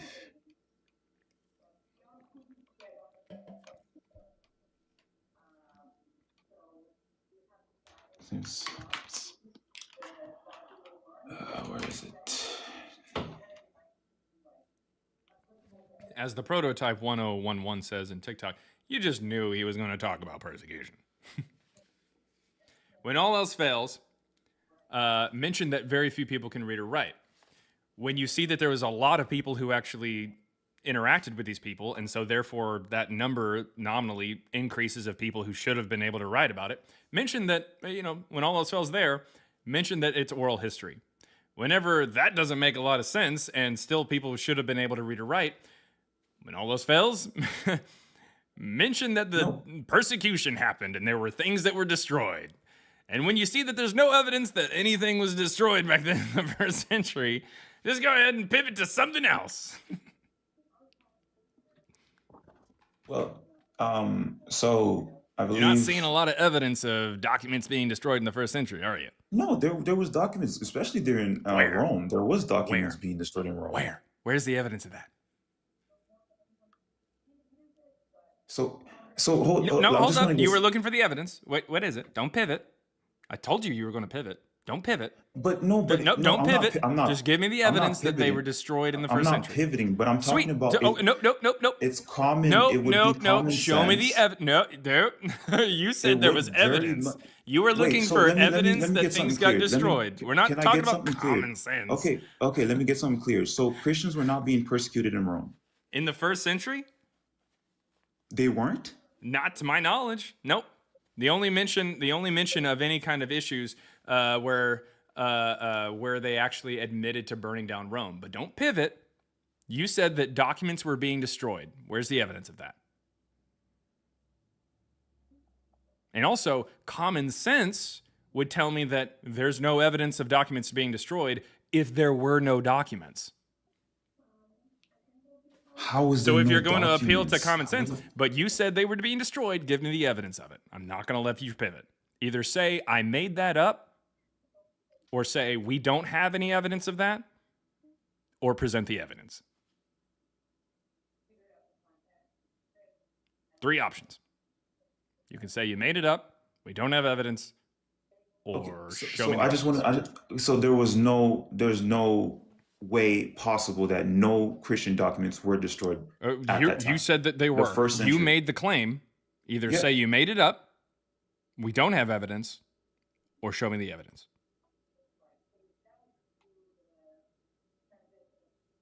You can say that you made it up. I understand that you did, but you can say it and we'll move on. I won't even make fun of you. No, it's not even about moving on. Okay. Just admit it, and I promise you I won't make fun of you. Just say I made that up. I and know just- we'll for just move a on. fact. Okay, because Okay. Well, you know for a fact. Well, show me the evidence. Go ahead. We'll be here.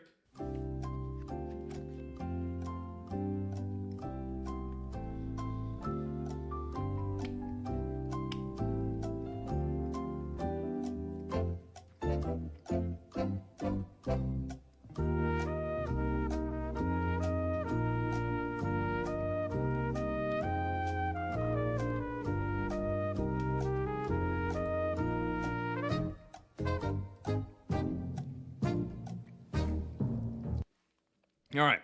So what you got? We gave you 30 seconds to go find it. What you got? I'm not going to make fun of you if you admit that you made it up. I'm a man of my word, and I promised you that I won't make fun of you for it.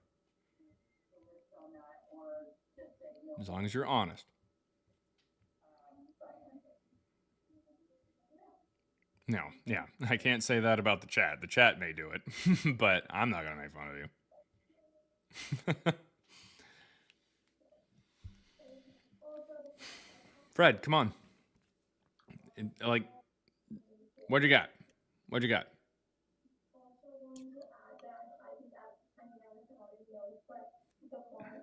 Sorry, they weren't destroyed in the first century. All right. But they were as documents being destroyed for sure. Christian documents? Well, destroyed in terms. Okay, I wouldn't say destroyed, but they were wearing out. I would say that. Well, So they did don't- you make up the claim? You don't have any evidence, or what? Like, those are the 3 options: are to give me the evidence, say we don't have any evidence, or you made up the claim because you said destroyed. Well, I guess that claim was kind of false in terms of first century because everything was oral at the time. So yes, I said that claim was false on my end. What do you mean false? Like you don't have any evidence, or that you made it up? Which one? I don't have any evidence. Okay. All right.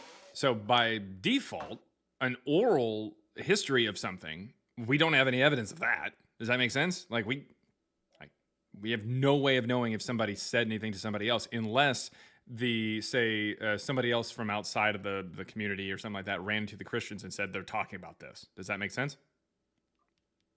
Okay. So as luck would have it, in 111, we actually have Pliny the Younger, a governor of Bithynia and Pontus in northern Asia Minor, which is now Turkey, saying that he ran into the Christians and never mentions anything about any documents that they have, never mentions anything about anything from the New Testament, never mentions the name Jesus, never mentions that they worship a man, nothing. He says they swear by an oath not to commit crimes. They meet on a fixed day and sing hymns to Christ as God. In other words, their God is Christ. But that doesn't mean that Christ is like a man. Christ is a title, not a name.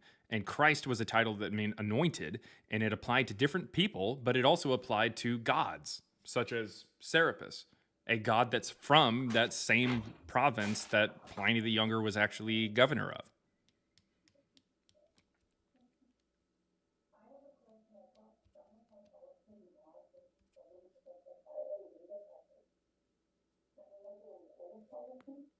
So, I mean, in reality. Okay, so I think my question. Okay, so my question would be then. Mm-hmm. How would you have? Okay, let me ask you. What would make you believe that Jesus and Paul existed, how would you want Again, the something story to from be the told? first century that talked about them in a mundane way. And that's how we ended up on this But whole would train, it would because it I last answered this that long? question and then you started saying, well, they wouldn't have written about him. And then I started showing you that they would. And then you're like, oh, well, no, that, you know, they had a oral history or something like that. And I said, No, no, there's because still a whole my bunch of issue. people who Okay, apparently could read or write. And then you said that they did write, but it was destroyed. And that's how we got back today, or back yeah, where okay, we are right cool, now today. and So and again, that's yeah, that's fine. But I'm just trying to like I'm really trying to have an understanding on. You yeah. said you want something from the You know what? first century, Lucy but would it actually made a last good this point there on long? TikTok. What would make you believe that Harry Potter actually existed? What would make me believe that Harry Potter That's a existed? damn good question. That's a damn good question, Lucy. I'm stealing it. But anyways, yeah, what would there need to be to prove to you that Harry Potter was actually a real story? But That he I would actually have to did base that exist? upon. I would have to base it upon multiple factors, right? So my issue here is you're wanting something from the first century to Nope, nope, come nope. out. Slow down, slow down. What's Yeah. the evidence for Harry Potter? Like, what evidence for Harry Potter? I I've don't I already don't answered. I don't I've I already don't I answered don't your what question twice. I What don't is know the story of Harry Potter, so I cool? really So can't what give you an would answer. sweet? So what would be something that you would I need to say that Spider-Man really existed, or Peter Parker as presented by the New Testament, as presented by the Amazing Spider-Man comics, that he really existed? What would convince you that he really existed? just a mass evidence of people talking about that Spider-Man person. That would convince you? Yeah. Okay, well, just hold me to the same standards then. Where's that mass evidence of people talking about Jesus back in the first century? But you is inside source fine, or you want something from the outside source? Name me one source that talks about Jesus in the first century. So if I go ahead and say manuscripts in the amount of manuscripts we have, There's would no that be manuscripts sufficient? from the first century, so okay. But okay, you see, you're Okay. using the date. Your date is the first century. You don't want anything Yeah. beyond first. You want Well, it first wouldn't make century. any sense for someone in the third century to be talking about Jesus, Why and wouldn't suddenly it I though? just accepted it. Why would that Why matter? wouldn't it? Why wouldn't it? Why would it matter? Because that's not anybody who actually saw the guy. So you want someone who physically saw him to write about him from that specific time. Did you want someone 200 years after the death of Peter Parker to mention Peter Parker for it to be real? Just a bunch of people writing about Peter Parker well after he died. That's enough to get you to talk about it? Because, I mean, Well, technically, that's what we have. We're speaking history, though. That's Wait, hold bound up. to Hold happen. up. Hold up. Hold up. You just need a whole bunch of people to write about Peter Parker. Just, it has to be a lot of people. And it has to be after he dies. Or it can be after he dies. That's all that you need? But I wouldn't use that for the same course of the Bible, because what I'm trying to get at, and you're not letting me get to this point, is that okay.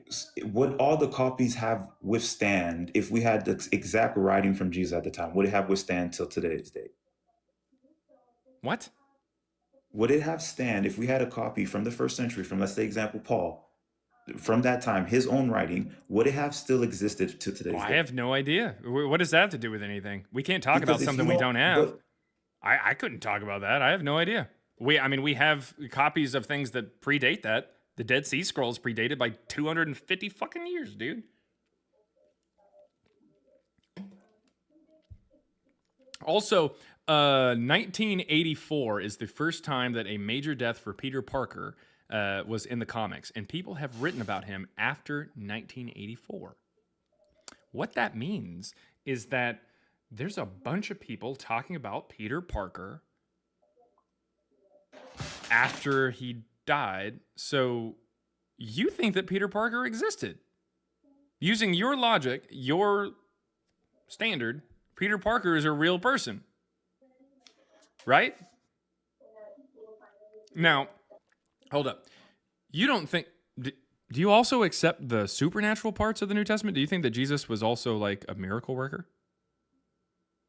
Well, that's where the fate comes in. Yeah, honestly. Oh, I okay, do okay. think it. So, I mean, and of course, faith is just an excuse that people give whenever they don't have a good reason to believe something. So that means that you But why? accept the But why existence can I of not somebody believe? after, as long as a lot of people write about somebody, even after their death, then you won't even just accept the person existed. You'll accept the supernatural claims. So But that means why? that not But only is Peter Parker a real person, he actually can sense things around him. He can But climb on I'm just walls. very curious. If there was no supernatural claim, why would this person be called or be considered If there something was no super radioactive being? spider, why would he be called Spider-Man? I But mean, you're talking about comic. You're using comic with religion. I don't know how that works. yeah, they're But both fake, dude. It's both like fairy well, tales because it's It's like fake to some you, guy, a 100%, story and of a that's person fine. that's capable of supernatural feats. Yeah, dude, that's called fiction, and you fell for it. That's how that But in works, order, man. but okay, but if I, in my opinion, if there was a god or a being that's supernatural or powerful than us, he should be able to do supernatural things. That's how I'm Yeah. seeing it. You So know who sees all? Uatu. I don't know who that is. I'm sorry, It's the but Watcher. Marvel Comics. so Come on, man. yeah. Sorry, I don't watch comics like that. But You don't watch them, you read them. But that being said, yeah, apparently you fell for something that amounts to second century comics. You fell for it. okay, let me ask you It's this just question: If because there was enough people documents, wrote about it, it convinced you. And someone who okay, is if there trustworthy was in enough, your life, probably when you were a kid, told you that this comic book from the second century is actually real. And you said, no way, that's so awesome. And you devoted your life to it. cool, That's yeah. kind of So weird. wait, I just want to clarify something. So if there was something from the first century that proved that Jesus and Peter, it's not Peter, but Paul existed and were doing these miracles, would you have still believed? What? If there was written documents from the first century, from the Mm-hmm. hands of Jesus and the hands of Paul, Mm-hmm. that said he was doing these miracles, would you still believe? Does that sound mundane to you? No, I'm asking you a question. Does that sound mundane to you? Yes or no? Are you asking me a question with a question? You're answering the Correct. question with a I've question. already answered your fucking question multiple times, and now you're just asking it in a different way. You're asking what evidence I would No, accept. because you said No, you want something listen, from the first listen. century. And what So did I'm I saying, say? okay, What did I say that thing from the first century needed to be? It started with an M, and it rhymes with the word mundane. what? I stated multiple times what that evidence would need to be, what that mention of them would need to be. I said what it needed to have, when it needed to be from, and what it needed to be overall. It Okay, so needed to if it have their. had that in the It had first to have century, their. No, would you have still it believed? needed. Listen, it had to be in the first century. It had to Okay, mention their real names, and it had cool. to be mundane. So you're asking me a question. You're asking me the same question in another way. You're saying if it satisfies one of these but not another one, would you accept it? And I don't know how to fucking answer it for the third time, dude. I don't think that I really need to tell an adult human male. When you say mundane, what do you like? Do you Can you not give me know an the example? meaning of that word? Well, I'm the way I see it, you say like an ordinary story, ordinary, Yeah, like something. like talking about an ordinary person, like he actually existed.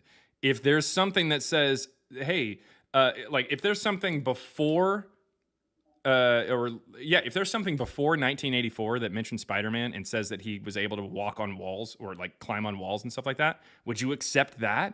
No. No, dude, I don't give a shit when it was written if it says that Spider-Man is capable of climbing a building just like by the fucking like spider hairs that come out of his fingers. No. I wouldn't accept it. But Not really that hard, man. Like but if it was mundane, would you have believed it? Like if it was just if like it a was regular mundane, yeah, ordinary dude. I person? told you the three things. If it talks about Yeshua and it's from the first century and it's mundane, then yeah, dude, I'm gonna believe that shit. I told you exactly what it would take, and you're surprised that if it meets those three things, then I No, would I'm not accept it. surprised, but I'm just saying like if it was because the way I'm coming from is if it was just ordinary and it was just like nothing casual, nothing special, nothing that, Yeah, then I'd then accept that he was a real person. Not that hard, man.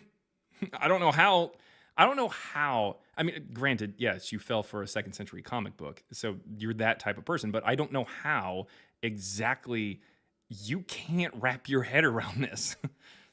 No, it's not. I don't have an issue wrapping my head around it. But if All it was right. just Well, like I don't know why you've asked the same question about 6 no, times. because I'm trying to like Wrap I your head guess it's around it. no. You're I trying guess it's to just funny because somehow wrap your head around the idea that someone who says Jesus didn't exist would suddenly think that Jesus existed if there was evidence he existed. no. That's not what I'm wrapping my head around. Is my what I'm trying to wrap my head around is that you want someone, a being, well, like Yeah. in my belief, someone from heaven come down on earth to do things regular as humans do, which is fine. But I would expect some miracles to happen to show me that okay, this person is a you're higher not gonna being. like if I showed you that there was evidence of somebody living in New York in the 1980s named Peter Parker, would you accept the fact that maybe Spider-Man was based off of him?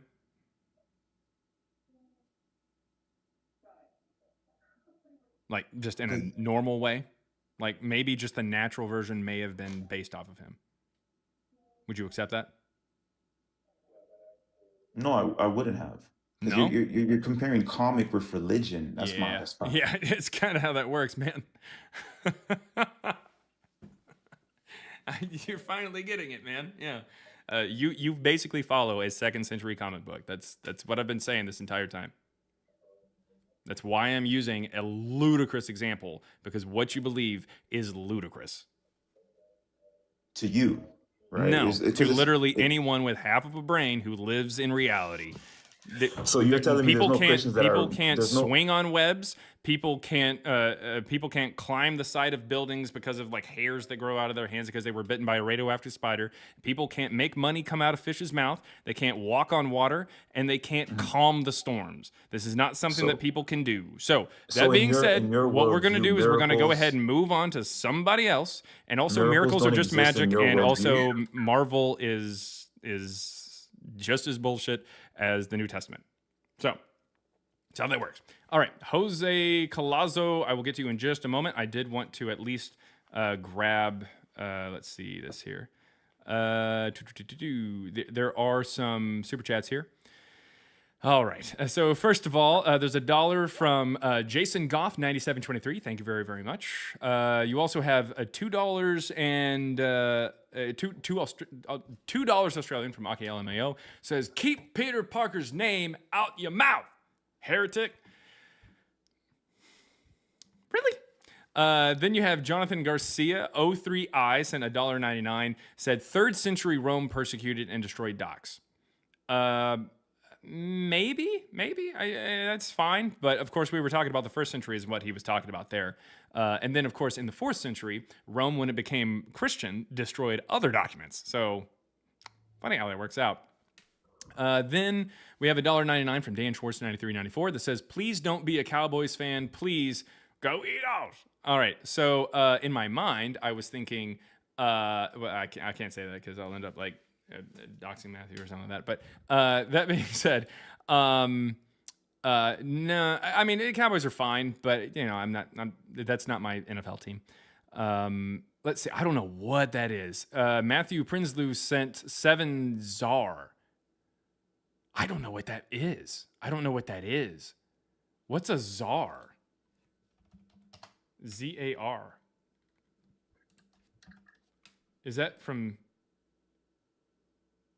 Oh, it's South African. Oh, okay. That's cool. That's awesome. Well, thank you for sending the South African dollar there. I didn't know what that was. No, it's not the Russian czar. Like, no, it is Z-A-R. Yeah, that's cool. Thank you very, very much, Matthew. First time I ever got that. $4.99 there from Debunched G. Said, what about Josephus' Antiquities of the Jews, 1833, and Josephus' Antiquities of the Jews, 29:1, Titus Flavius Josephus, AD 37 to AD 100. We talk about him quite a bit. If you stick around, you'll probably hear some about him. Antiquities of the Jews, book 18, Antiquities of the Dudes. Yeah, and he says 18.3.3. That is an interpolation from Eusebius, writing a little over 200 years after the death of Josephus. I can get into more detail on that. I'm sure that I probably will in the remaining bits of this live. 20.9.1 is something that it's also probably at least lightly interpolated into, but does mention the Jesus that they're talking about is Jesus, son of Damnius, at the end of that passage, who becomes high priest in the early 60s. So not the Jesus from the New Testament. And yes, Josephus did live between 37 to 100. Titus Flavius, is that really what is first? He might be, I don't know. I know Flavius Josephus is at least there. $4.99 from Francisco Nunez, 9187, says 3 synagogues that existed before the destruction of the Second Temple. Gamla Synagogue, not in Jerusalem. Migdal Synagogue, not in Jerusalem. Masada Synagogue, that's after the destruction of the temple. That's 73. The destruction of the temple is in 70. But yeah, also those aren't in Jerusalem. That's what I'm saying, is that in Jerusalem, that's what it said. I understand that synagogues existed, but you would go to a synagogue when you couldn't go to the temple because it was not in your city.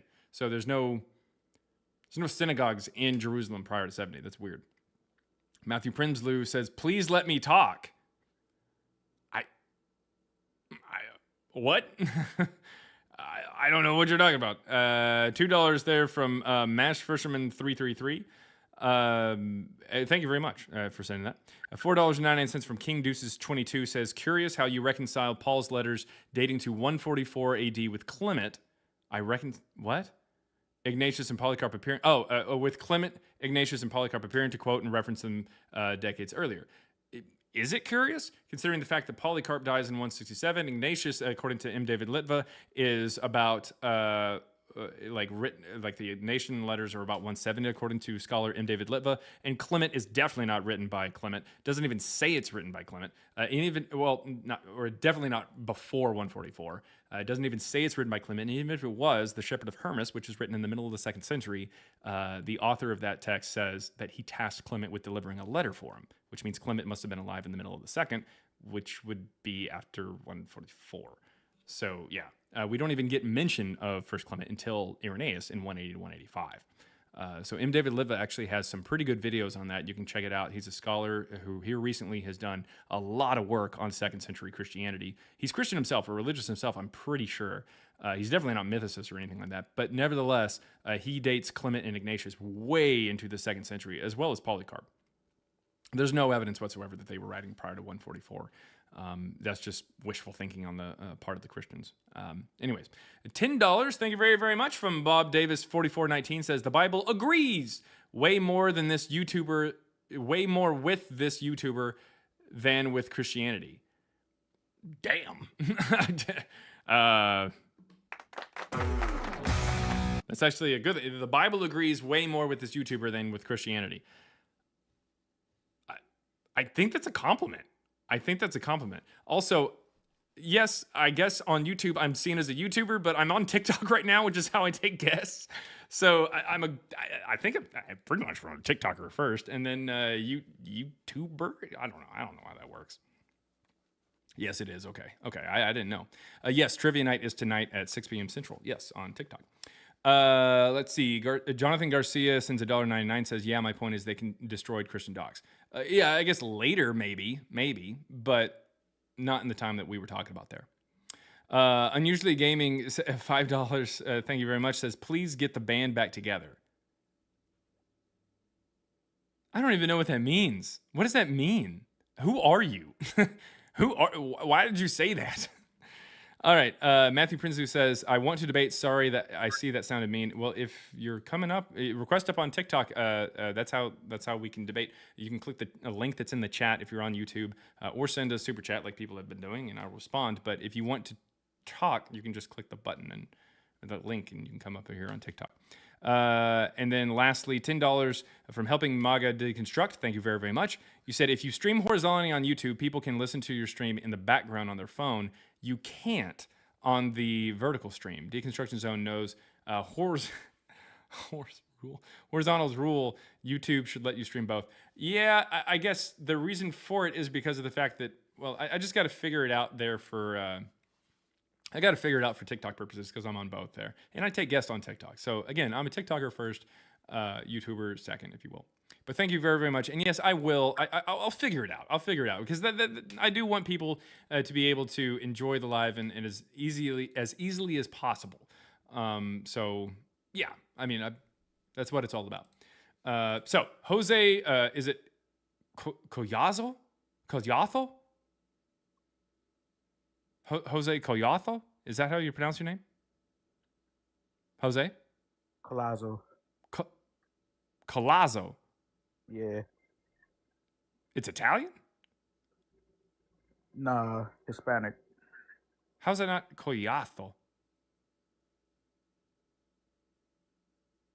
I don't know.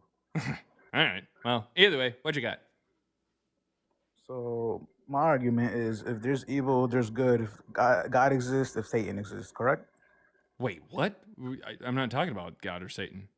You said Jesus and Paul never existed. Prove us. I'm proving you how Jesus existed. You didn't say How he's anything about real. Jesus. You said God and Satan. Yeah. If Satan exists, God exists. Cool. Yeah. Jesus is God, so Where did you get that? they're not the same person. Where did you get the idea that Jesus was God? When he was on earth, he was God, and he Sweet. died. So give me evidence that he was on earth. That's not my argument. I Well, already that's presented my literally what argument. we're talking about. Yeah, Jesus existed. Okay, so what's your evidence for that? How is it possible that he warned us thousands of years ago about them sacrificing kids to Baal, and in the Epstein files, it was literally Sweet. just Yeah, Jesus doesn't say anything about that. So that being said, Yes, it what does. is your It does. evidence that Jesus was actually here to give us these warnings? He warned us about it, and it's Sweet. happened. How did he know? What is your How did he evidence know? that he was actually here? So you're just gonna I'm going to ignore stick that, to the and I think topic you're because gonna it says ignore that Jesus and Paul argument. never existed. That's You're not an gonna ignore that argument. argument because It's there's not an actual- argument. there's You're actual just things saying. to back it up now. No, There's listen. things to back it up, so you're gonna Cool. try So to what are you backing up to say that Jesus actually existed? the Epstein files. They literally That's sacrificed kids to Baal. awesome. Why would he do That that? has if nothing God to do don't with exist? what we're talking God about doesn't here. exist. Why would they do that? Again, has nothing to do with whether or not Jesus existed. Why do they just do everything to mock him and get us away from Jesus? Why? If he's not real, why do they Because try so hard people don't to like confuse fictional people? characters.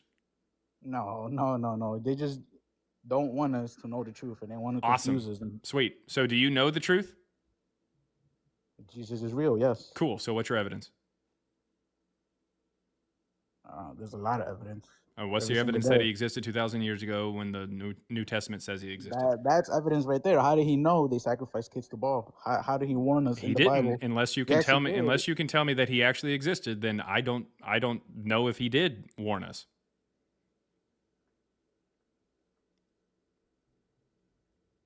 You're off the app. I can't hear you, man. I think you're getting a call from the FBI or something. All right, going once, going twice.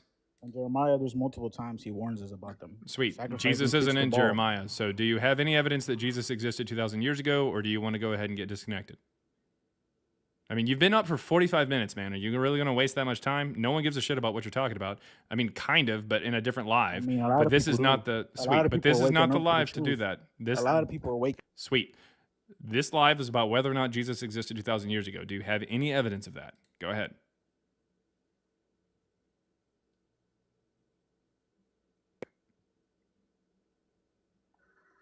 I Go pray ahead. for you, man. I pray Sweet. for you. Tell your mom I said hey. You better hope you never have an. Anyways, the agent. How's it going? Hi. Hey.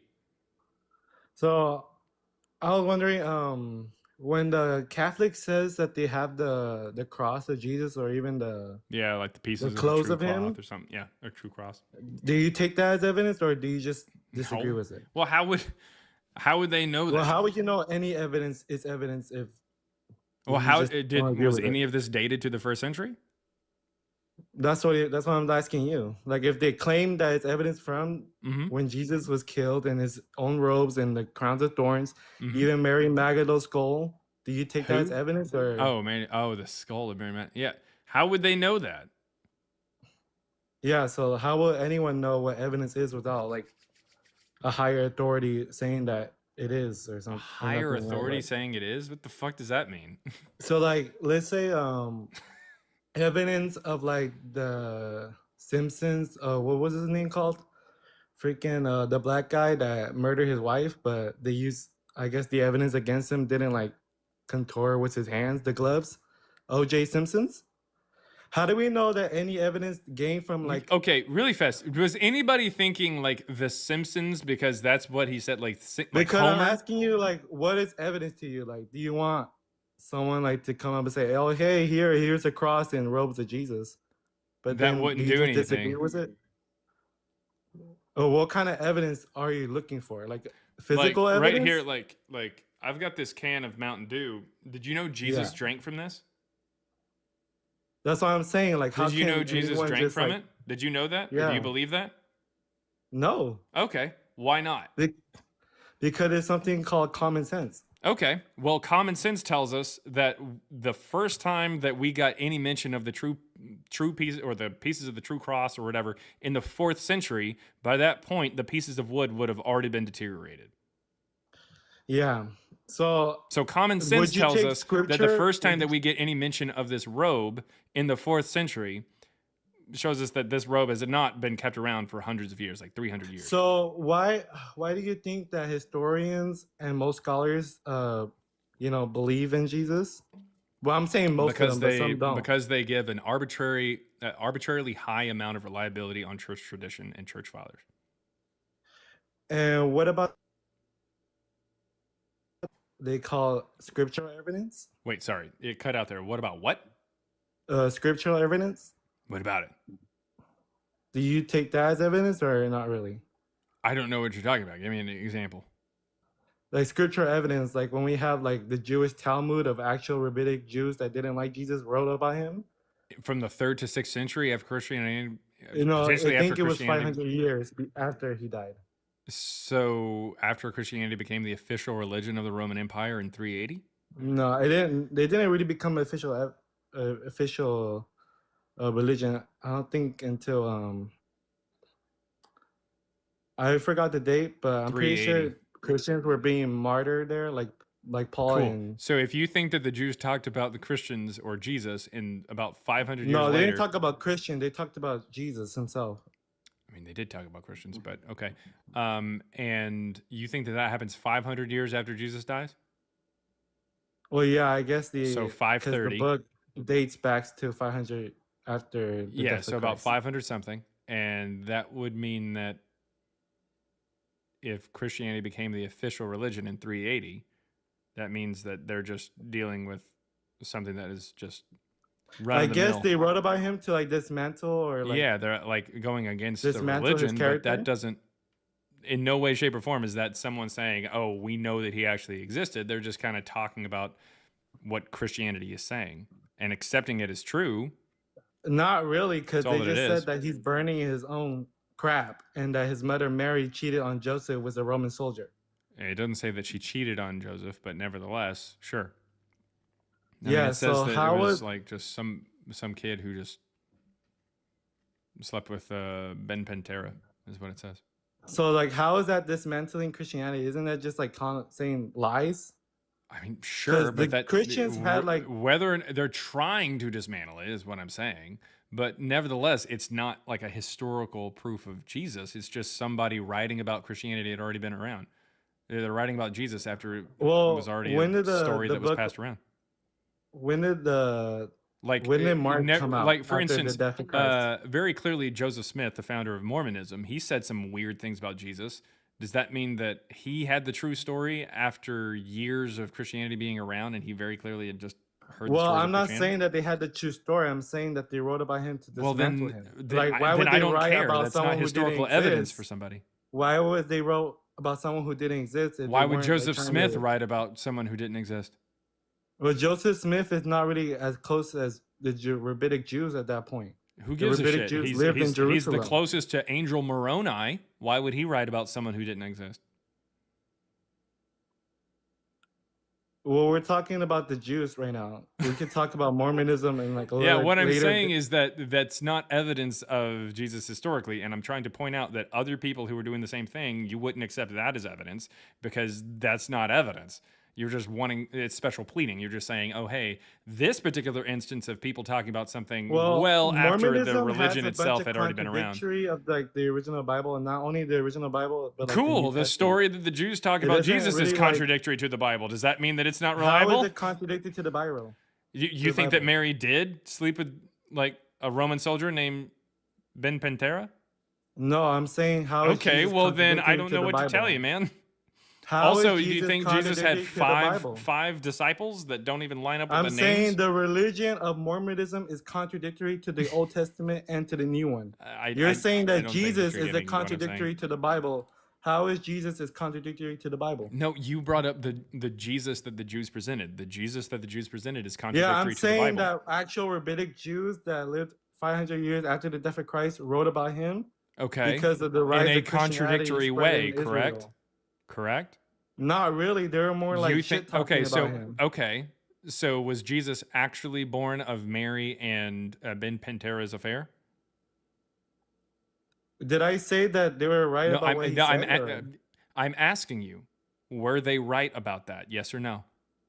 No, I'm saying Okay, that so they it would really be just shit-talking. contradictory. It would be contradictory then, right?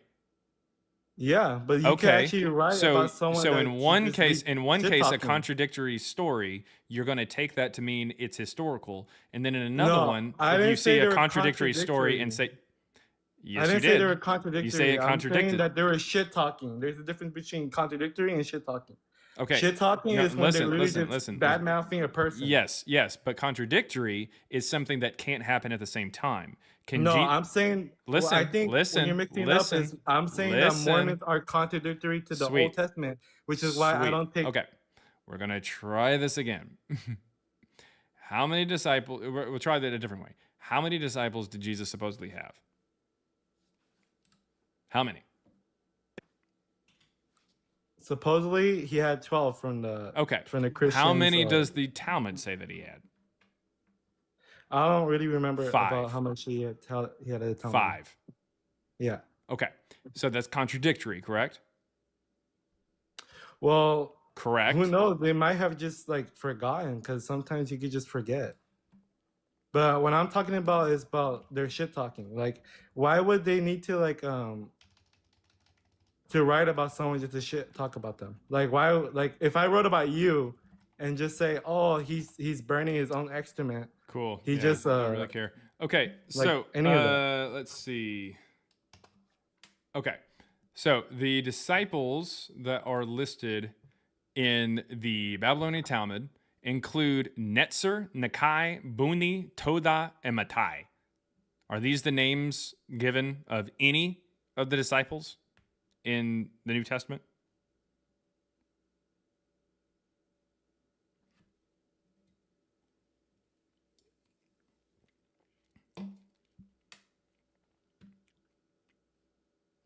Still there? You're off the app. So no, that's not cool. That's not So their that would be names. contradictory, right? If the one of the disciples mentioned in the Talmud, his name is Todah, which means Thanksgiving. Almost sounds like that would be contradictory. Well, do you know what the Talmud is supposed to be though? Like, why was Sweet. it So written is this for? a contradictory story to what is presented in the New Testament and names the 12 disciples? Well, no, because I believe that the Talmud You think is that supposed to Todah be- is one of the 12 The disciples? Talmud is supposed to be the base between Jewish Sweet. people. Is the Todah like Jewish rabbinic? Is Todah, is that one of the 12 disciples in the New Testament? Yes or no? No, I think they were just saying that. Listen. So therefore, making the claim that one of his disciples' name is Todah is contradictory, correct? Well, like were they saying Correct. it like as it? All right, we're trying this again. Making the claim that one of his disciples is named Todah is contradictory to the New Testament, correct? Go ahead and unmute. Correct? Yeah, it's wrong. Okay. Is it contradictory? Yes or no? Well, yes, if they're saying that's how it happened. Yep. Sweet. That is what they're saying is how it is. So that means that you believe that a contradictory story, a story that is contradictory to the New Testament, it should be taken as historical, while another contradictory story to the New Testament absolutely shouldn't be taken as historical. Well, we don't I'm have any saying, like- evidence that one of them is somehow better than the other. Well, I'm saying that why historians use it as his like scriptural evidence. I'm not saying that by my own authority No, that it is. nobody uses these mentions of disciples as any kind of evidence for Jesus. This is actually pretty bad. It's the existence.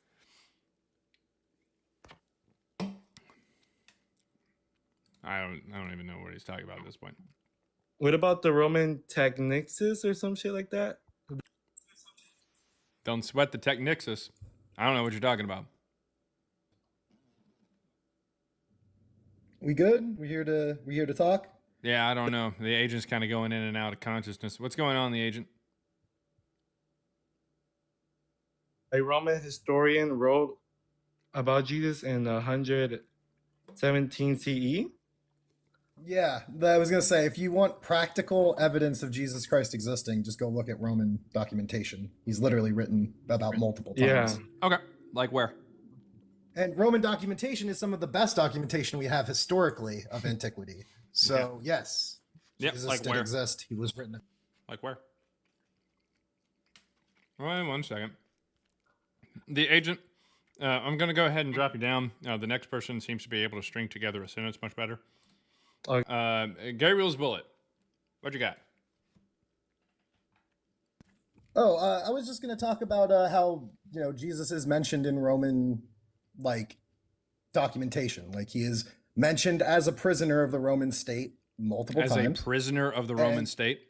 Where? Yeah, well, a Roman Where? Empire, I would call it. And who is this? Huh? Jesus or Paul? Dude, I'm not here to bring up evidence for you. You can just Google search that, There's that never. information. But You're just it's kind of freely making available. claims It's without any actually evidence out there. behind it.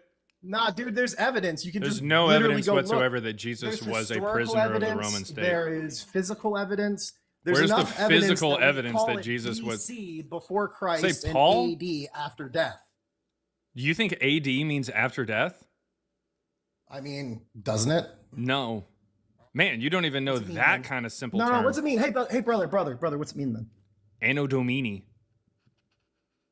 Okay, and what's that mean? That means in the year of our Lord.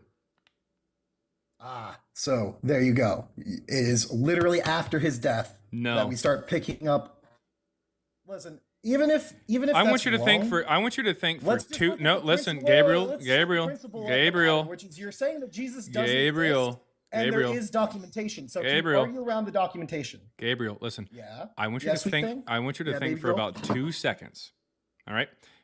During the time that Jesus was alive, is that after his death? If you think Anno Domini but are you means now listen, admitting that Jesus listen, was alive? Wait, listen, no, you listen. You listen. Is Jesus alive or dead? Did he exist or not exist? He didn't exist. I want you to think within your No, he did framework. exist Listen, because he's listen. Okay. quite literally Listen, referenced listen. in historical antiquity. Listen. No, Okay. no, So- I'm not going to listen okay. to bullshit. Well, you're muted, so you have no choice unless you want to disconnect. Now, thank you. That being said, if Jesus actually existed during his lifetime, would that be Anno Domini if you think that's after his death, or would that be before Christ, before he was born? I want you to think about that for a second. When he was 20, is that after death or is that before Christ? Which one is that? It's almost like Anno Domini doesn't have anything to do with his death, which is the case. It's supposed to be based off of his birth, not his death. You would know that if you spent 5 seconds researching what you're saying. All this drivel that is just falling out of your bubbling lips, there's no actual evidence to support any of it. You're just kind of saying shit. So, if you'd like to actually have a conversation with somebody who actually knows their shit about this, we can have the conversation. I'll be willing to. I'm going to send you the invite to unmute, and then we can have a conversation. Make sure that if you make a statement and I ask for evidence for it, you back it up. Or we can disconnect. Now, I have sent you the invite to unmute. Please. I'm so glad What do you have? to be a prisoner of your state. But Cool. I do have this, okay? If you can prove to me, or if you can debunk the evidence of the Romans holding Jesus as a prisoner, We which don't is have documented. any evidence of that. What But we evidence? do. What We do. evidence would you like for me to debunk? Like what text says he was a prisoner? He was being held as a prisoner. I'll look it up and I'll debunk it. But like, what do we got? Being held as a prisoner. That was the phrase that you used. Go search for that and come back to TikTok with your evidence. I would love to see it. Whoa, brother. He's back? Brother. Again, it's not on me. Okay, you Okay, said hold up. Sorry, I was- that the Roman I was historians trying mentioned that to- he was held as a prisoner. That was the phrase you used. What evidence of this is there? I'm saying the Roman Empire. I'm saying that historians that went through their records found categorical like evidence that they Sweet. held So where's him the as a evidence he prisoner was and held as a crucified. prisoner? Where's the evidence of this? Go ahead. What do you mean? Where's the evidence, dog? You're Like, saying they what are went you through and trying found to- the evidence that he was held as a prisoner. Where's the evidence of that? What evidence are you referring to? I'm referring to Roman documentation. Like what documentation? Give me the actual- name of it. Give you the name. Give me the name of the documentation. Give me the name of the author. Give me the name of the inscription. It's going to have a reference number if it's an inscription. Can you give me like 1 second to We're find it? giving you 30 Because I seconds don't while have the it music on. is playing. You can go Give me search. this, Go give me search. this. Yeah. Go find it. Go on.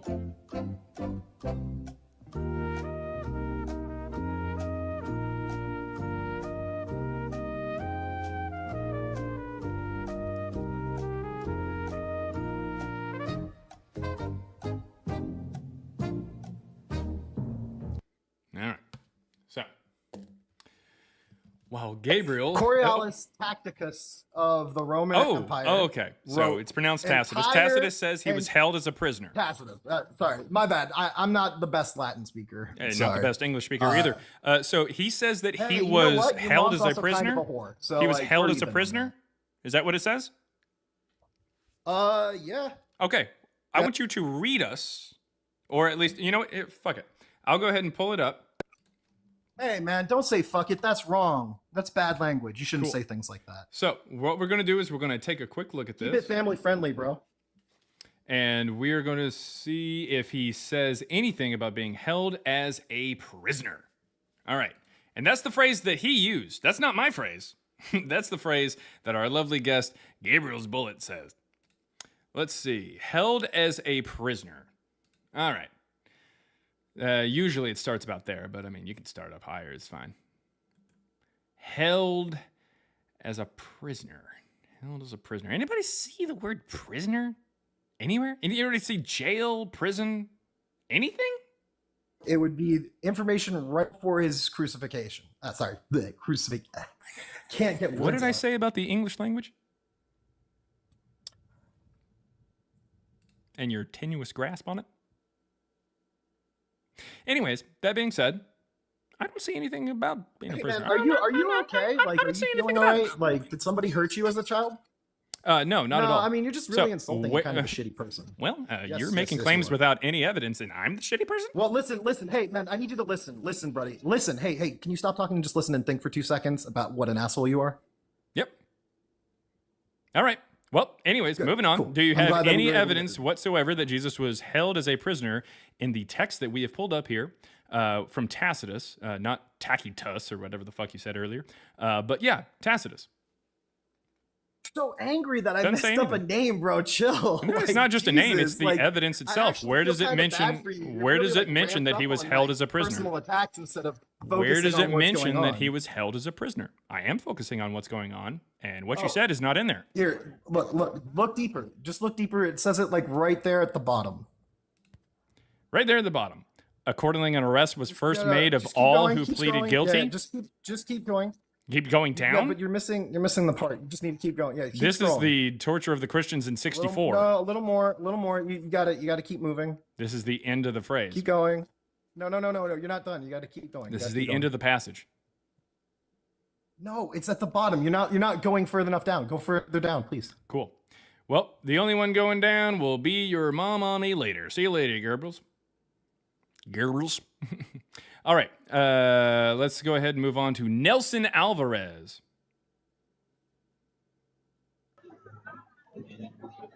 What? Yep, you're on.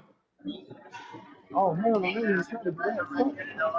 There's a No, lot sorry. of background noise there, Nelson. Yeah, no, sorry. I wasn't even trying to do this. This phone was on my pocket. I was just listening to you, man. I'm sorry. No, how can I cancel this? Oh, I'm no trying to worries, get no off. worries. I got you, man. Cut I me got you. off. I got you. Yeah, I'm sorry. I got you, Nelson. It's okay. It's okay. It's okay. It's okay. He was freaking out. All right. Let's see. Hopefully the next person. And while we're waiting there, I'm gonna go ahead and check out the super chat there. Let's see. I can't find the link in the chat. Every 5 minutes, Nightbot will give you the link to the chat over on TikTok. If you request up over on TikTok, I will bring you up. If you can't do that, just send a super chat. I will respond to it though. Let's see. Bernard Dog maybe Guerrero or no Bernardo Guerrero. Okay. My bad, Bernardo. Okay, Bernardo Guerrero sent $2. Says it's all one word. God damn it, Bernardo. All right. Jesus destroyed all the pantheon of gods and their mamas. Okay. I don't know what. Anyways. Moving on, $5. Thank you very much from Bob Davis 4419 says it was a compliment. Oh, okay, awesome. Christians are not fit to represent the Bible. It's absolutely embarrassing. Matthew 7:22. Let's actually take a quick check to see what that says. What is Matthew? You know what? I'm gonna pull it up on here. Fuck it. Matthew 7:22. We're gonna bring that up. 7:22. Am I unmuted? Can you hear me? Well, I can hear you, but just give me 1 second here. I'm just checking really fast this verse here. I just made It says, on that day, many will say to me, Lord, Lord, did we not prophesy in your name and cast out demons in your name and do many mighty works in your name? I know where this is going. It ends up saying, and I will depart from me, you know, whatever. Let's see, 22. Then it say, then I will declare to them, I never knew you. Go away from me, you who behave lawlessly. Yeah, so in other words, there are a lot of Christians out there who absolutely can't back up what they are saying. And it's almost as if they've never even read the Bible or anything about just history in general, let alone church history. So yeah, it can be pretty embarrassing there. So that was a good point, Bob Davis. Then we got $69 sent in. What the hell is that? What is that? Is that from... Oh, Swedish. Swedish krona. Okay, nice. Swedish krona, 69. Nice. Oh, wait, hold up. I've got a sound for that. Of course.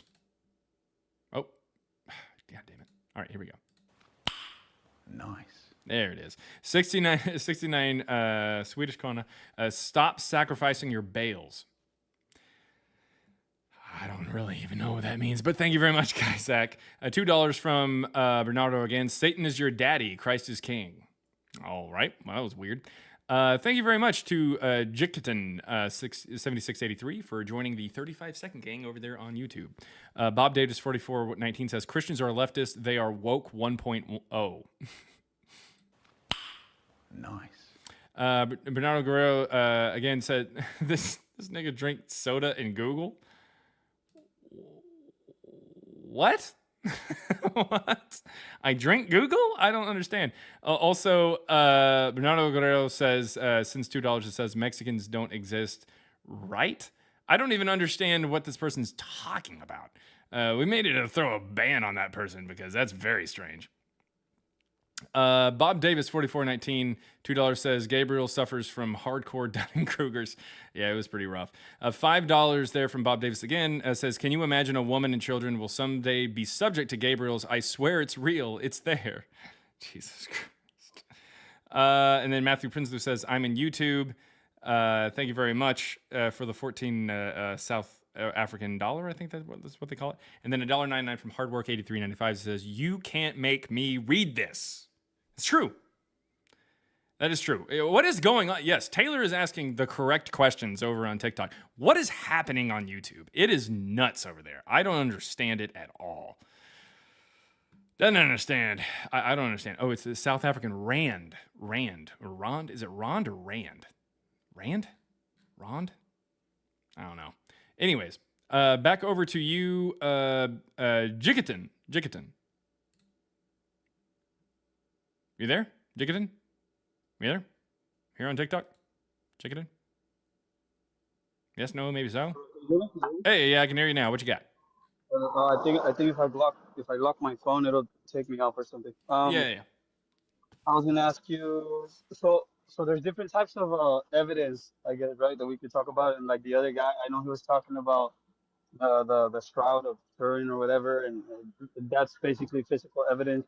And then you got historical evidence and so on and so forth. And I guess my question to you would be, because everybody comes to the acceptance of the evidence on their own means, right? Like there's people who are gonna take physical evidence, like that guy who was talking about the Shroud of Turin. Even if they don't get like 100% proof, they'll still go with the like, oh yeah, well, they found it, cool, that's evidence for Jesus' existence. And so I guess my question to you is, personally, what are you trying to, what are you seeking, or what are you trying to get? Is it general? Is it in general? Like are you looking for historical, physical, Yeah. and so on and so forth? Like does everything have to connect, or do you give more preference to a type of evidence? Is what I'm trying to say. Well, yes, there is certain types of evidence that would gain maybe preference, I guess, because of how confident we can be about something. So, in other words, when it comes down to ancient times, the most confident that we can be about somebody is based off of archaeology. So, if we actually have, say, like their remains or something that they owned or something that we can physically date, some kind of physical media that we could date to that time period that mentions them, that would be really good. The next best thing would be writings. Like if there's writings from them that stylometrically come back as them, that don't have anachronisms and stuff like that, that we can actually date pretty well using just material that, like the content and everything, diving into it. Like data science or literary analysis wise, that would be really good. Writings to them is pretty good. Writings about them from contemporaries is also very good. And then finally, you have writings after somebody passes away, but yet it's still talking about them in a mundane way. The Gospels, what we have there for Jesus, there are writings about Jesus that are over a century after he supposedly dies that are filled with magic and anachronisms. This is really, really bad and more indicative of fiction or mythology than anything else. What about the most commonly one used from Josephus? Because when you read, well, I mean, sorry, when you listen to historians, or whoever wants to prove that Jesus exists through history, that's the main one they're always going to reference, which is Josephus, which was written I believe 12 years after, and it's No. from somebody who. How many years was it? I don't remember the details, but let me see. Yeah, well, give me 1 second here. And I'm going to have to mute you because your background noise is insane. It sounds like you're living inside a Tron or some shit. But anyways, the point is, are you Jared Leto? Anyways, the point is, Josephus is not even supposed to be writing about 12 years later. If Josephus did mention Jesus, it would have been in the 90s, which would be about 60 years later. On top of that, the actual Testimonium Flavianum, which people quote, is not actually written by Josephus. We can tell that it's written by Eusebius.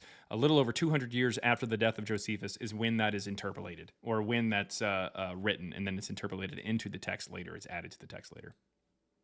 So it would be at about 95, 96, somewhere in the mid 90s. 99 AD, they're from Kaisak there in the TikTok chat. No, that's when his autobiography comes out. Antiquities of the Jews is like mid 90s, early to mid 90s, somewhere in there. But anyways, that would be Josephus. But if you had anything else, you're going to have to come back to the app and unmute because it's like really loud on the outside there. But yeah, just click the little microphone button. Here you go. Got it. All right. What else? Did you have anything else real fast? Can you hear me? Yeah. Okay, sorry. So I guess my question would be, when you listen to this historical evidence being presented, I mean, of course, you're not taking it as proof of his existence. And I guess my question would be, why? Why is it that even with this historical evidence of people, I guess you could say, describing the life of Jesus or describing who Jesus was, even though they weren't even I don't know how to say it, like his disciples, or they weren't supposed to be in favor of him, why do you not take this as evidence? Why do I not take the New Testament as evidence?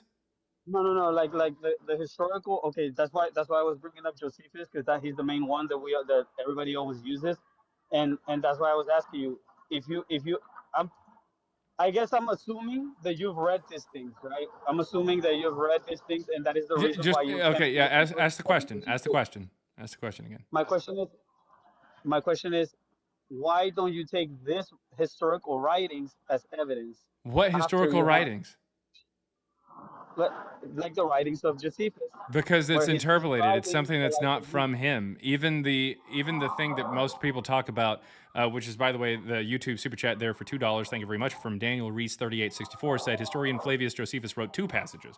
The other passage there, which talks about James, identifies Jesus as Jesus, the son of Damnius, who becomes high priest in the early 60s. So Josephus either didn't, when he talked about Jesus's, he didn't talk about, because he talks about multiple. He never talks about the one from the New Testament. And when it does seem like he does, that's an interpolation from Eusebius, a Christian later on that adds it to the text. That's the problem. Yeah, but my point is this, because throughout history we know that the way history is kept is either through eyewitnessing or I don't know what other word to use, but I guess it would be kind of like interviewing the eyewitnesses. You know what I mean? Okay, we But don't when you have write anybody it, who says they interviewed the eyewitnesses. oh no, we do in the Bible. I believe it's No, I'm pretty sure it's, James no, before the book starts. He says, "I was not an eyewitness, but then he begins to explain to us that he was asking questions to the people who were eyewitnesses, no. and he begins What to you're referring describe." to, is Luke, and no, not Luke 2, but Luke 1. In Luke 1, it says, since many have undertaken to compile a narrative about the events that have been fulfilled among us, just as they were handed on to us by those from the beginning were eyewitnesses and servants of the word, I too decided, as one having a grasp of everything from the start, to write a well-ordered account for you. So he doesn't say shit about how he's an eyewitness or that he talked to eyewitnesses. Yeah, He that's what just I'm says saying. he What, knows he's everything. just using the narrative. No, he doesn't say anything about like how he interviewed anybody. No, but what I'm saying is you just read it yourself. You're saying Yeah, no, he there are never people says who were eyewitnesses, cool. and And there are I people he doesn't say that he wait, talks to any, and he doesn't claim to no, be no, no, one. no. No, I know I'm not saying he claims to be one. Yeah, I What I'm know, but he saying is never says that he talked to any. Where does it say that he talks to any? no. What I'm saying is he's explaining before he Uh-huh. begins writing Uh-huh. that there are eyewitnesses and there are people who have written about what these eyewitnesses have seen, Cool. and just like those people have written, he's going to write about it as well. No. This That's what says, he's I saying. too decided as one having a grasp of everything from the start to write a well-ordered account. So no, I mean he's not saying anything about how he interviewed anybody.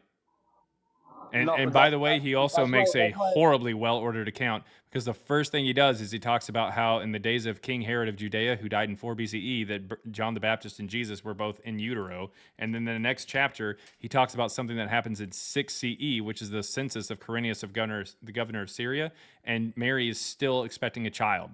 So Mary apparently was pregnant for 10 years.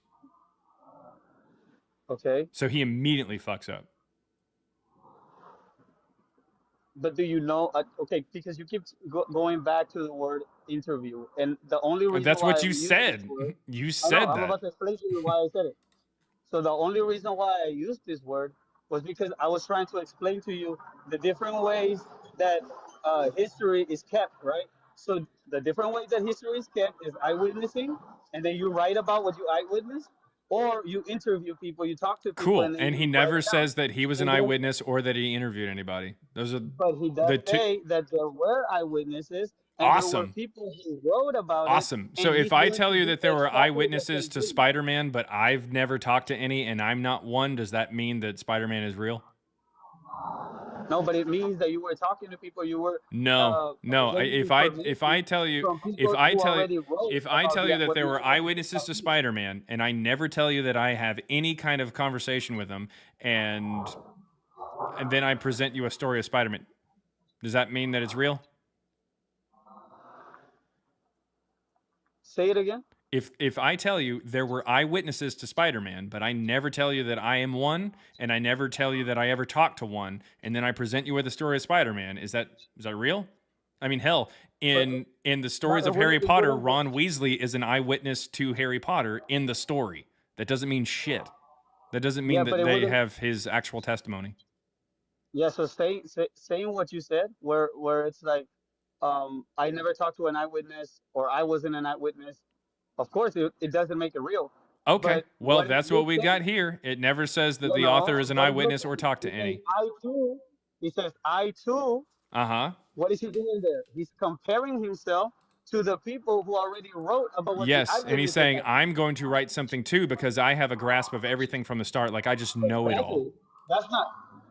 Yes, but he says, I too am going to write it. Yep. And he's comparing himself like the other people who have Yeah, who already written wrote. about Yeah. it. Yep.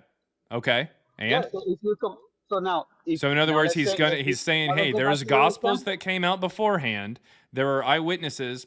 Never says I talked to him. Never says I am one. And I'm going to try to write another gospel, and it's going to be No, even but this better. is the point. The point I'm trying to make is this. The point I'm trying to make is this. If we go back to the example you gave me about Spider-Man, you're saying, oh, if I've never talked to an eyewitness, or if I've never been an eyewitness, but you tell me there are eyewitnesses, there Yep. are people who Yep. have written That about was what the part of my eyewitness hypothetical did, earlier where and you said that you wouldn't believe yeah, me. and let Yep. me finish. Yeah, but let me finish my point. My point is this: if you then say, I am going to do exactly the same thing, or I too am going to do what they're doing, or I too am going to do Okay. this, what you are telling me is, oh, so then that means that you're going to do exactly the same thing, or maybe Yep. the same thing In with other the words, other I'm going to people who have say, talked hey, about it I already. know that there were people who saw Spider-Man. There were eyewitnesses of Spider-Man. I'm never going to tell you I am one, and I'm never going to tell you I talked to them, but they did write comics about it. So I'm going to write a comic about it. Does that mean that it's a true story? No, but that's not the point. You're going to write. You're not going to write a comic. You're going to write a description, or you're going to start talking to me about. All right. The agent, I think I talked to you earlier, and it was pretty bad. But what you got? So you're saying you don't accept Luke because of some of the contradictory timelines he states? Jesus and Paul didn't exist. Oh wait, am I talking or someone else talking? I don't know who. Okay. Do you want him to Okay. go first, or do I go second? No. The agent, go ahead. Yeah, I don't accept Luke. Yeah, why would you accept Luke? Do you think that Luke is writing the right story? Because I kind of think of more what historians like to believe. Okay. Like I think their way of thinking is kind of more like they don't accept the all or nothing standard. Okay. Do you accept Luke? Yeah, because Luke gets Hedorius right. Luke gets ancient accurate with the geographically. Huh, accurate that's really with weird. the political Okay, so titles. anyways, that being said, in Luke 3, it says that Jesus is roughly 30 when he starts his ministry. Does that make sense? Jesus was about 30 years old when he began his work. All right. Yeah, that's fine. I don't give a shit. All right, so in Luke 2, it says that Jesus was still in utero whenever the census of Quirinius was taking place. Quirinius becomes the governor of Syria in 6 CE and does his census in 6 CE. That is 6 AD, for those of you who can't fathom the idea that I'm not basing it off of the Gregorian calendar's religious nomenclature. That being said, if the year that Jesus is born is 6, and he starts his ministry at 30, he would start his ministry around what year? Yeah, like you're right. Like, okay, no, I'm going to ask you these questions. They are simple math questions. I just want you to give me the answer, or we're going to move on to the next guest.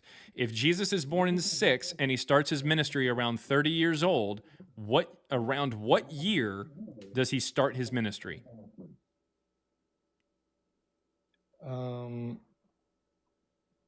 It is 6 plus 30. Do you have any idea as to what that could possibly be? 80? You said 6 plus 30? They're 80?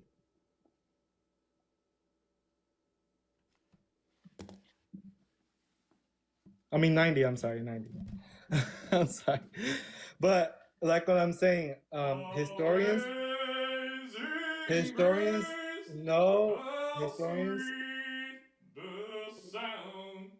historians do understand that Luke gets some things wrong, but the thing about Luke is that Luke does get sometimes accurate, but with All the right. So geographically 6 plus 30 accurate is what? 90.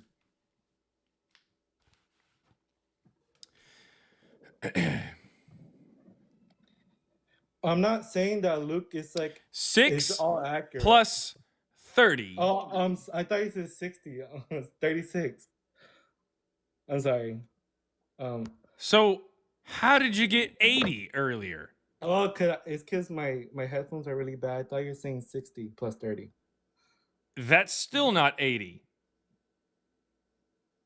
Oh no, I was saying 90. Because I said 80 at the first time, but I got it wrong at 90. But 6 plus 30 is 36. But the thing Okay. I'm saying, At what age does Jesus get crucified? How long is his ministry? he started his ministry at I think around 30 and died at around 33. About 33. So you think his ministry is about 3 years or so, right?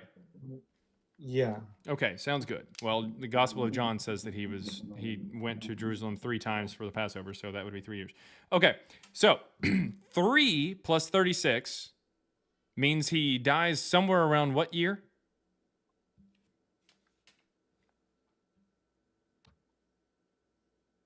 I'm sorry, what?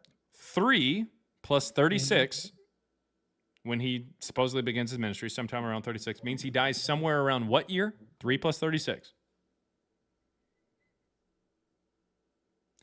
Let me give it to you. 39? 36 plus 3. Yeah, okay. It's going to be around the year 39, correct? Yeah. All righty. Yep, that's how that works. Okay, well, here's the issue. If that's the case, according to Luke, well, Pontius Pilate is removed from office in 36. So it sounds like Pilate didn't have anything to do with Jesus' death.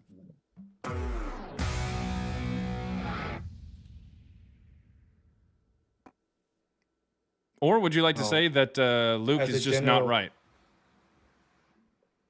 Yeah, but I'm just putting out the points of why historians and scholars still use Luke as a Yeah, general they don't. reliable ancient They don't. source. Nope.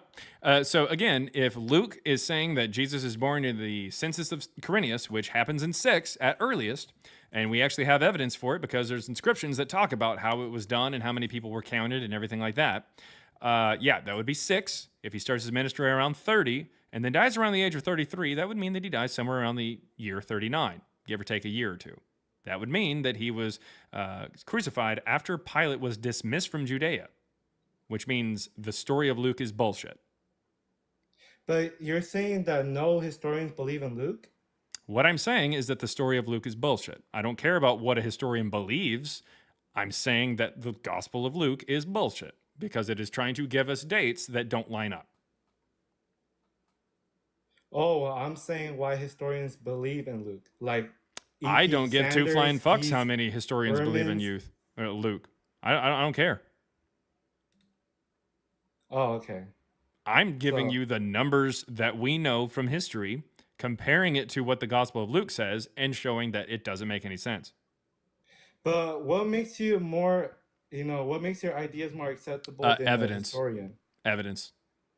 But you don't think historians go through evidence and all that stuff? Yeah, generally speaking, they Cross-examine? don't accept what Luke says there about when he was born. Yeah, Whenever you they take a don't, look, but yeah, they still that means believe that in they Luke. don't accept it. Yeah, so census of Quirinius it happens in 6, and it says the Gospel of Luke uses the census of Quirinius to date the birth of Jesus, but also cites the time of Herod the Great, who died between 5 BCE and 1 CE, which is how I mentioned that Mary must have been pregnant for years.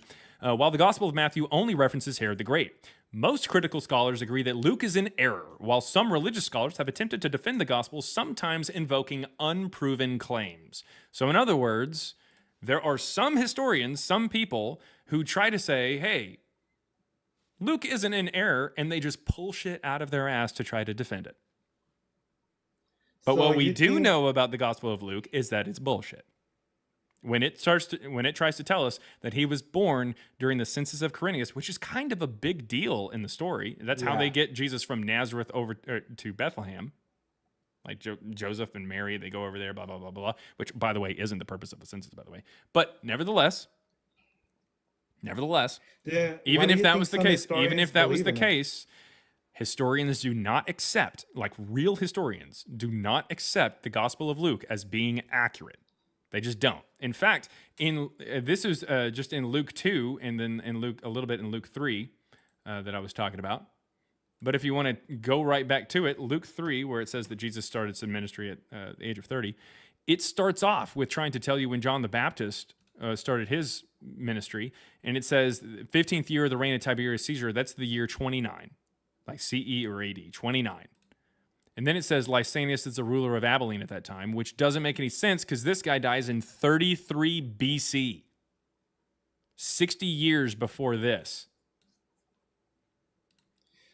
So what happened I can here? see your points. I Did can see your Jesus points get why you born don't- 10 years after Matthew says he's born, and then he went back in time 60 years?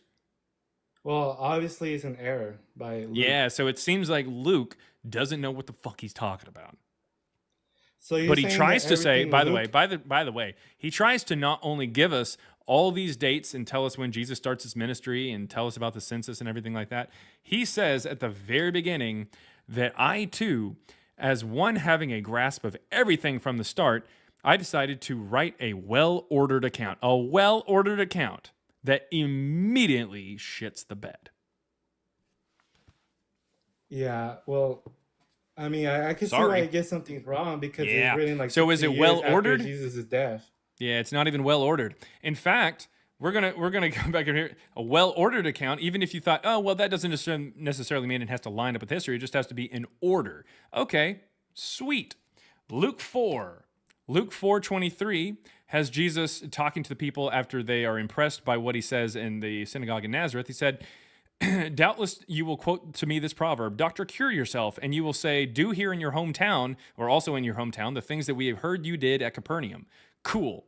He's talking about miracles, like curing people, like he did back in Capernaum. He hasn't done any miracles. He hasn't done any cures or Yeah. anything, and he hasn't been to Capernaum.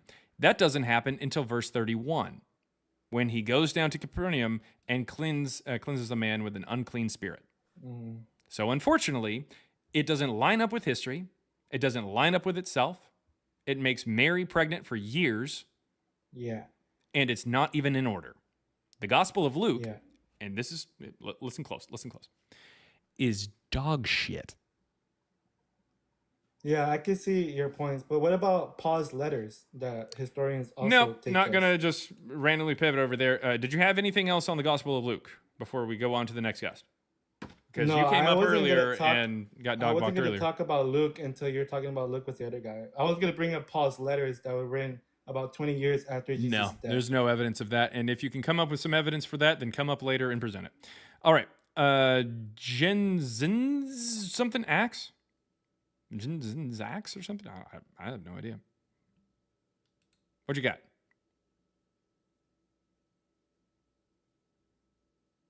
You there? Jensen or whatever your name is? Going once, going twice. All right. What about you, Thaddeus the Apostle? Thaddeus, you there? Not initially. The first gospel published said that he descended out of heaven as a. Whoa.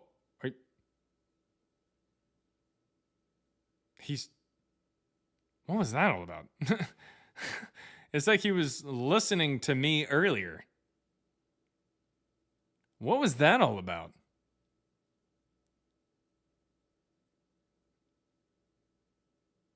That was weird.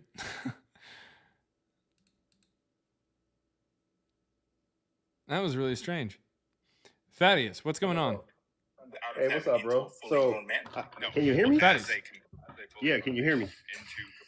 Thaddeus, turn off all the fucking background noise, man. You got all kinds of things going on. What are you doing? Don't be weird.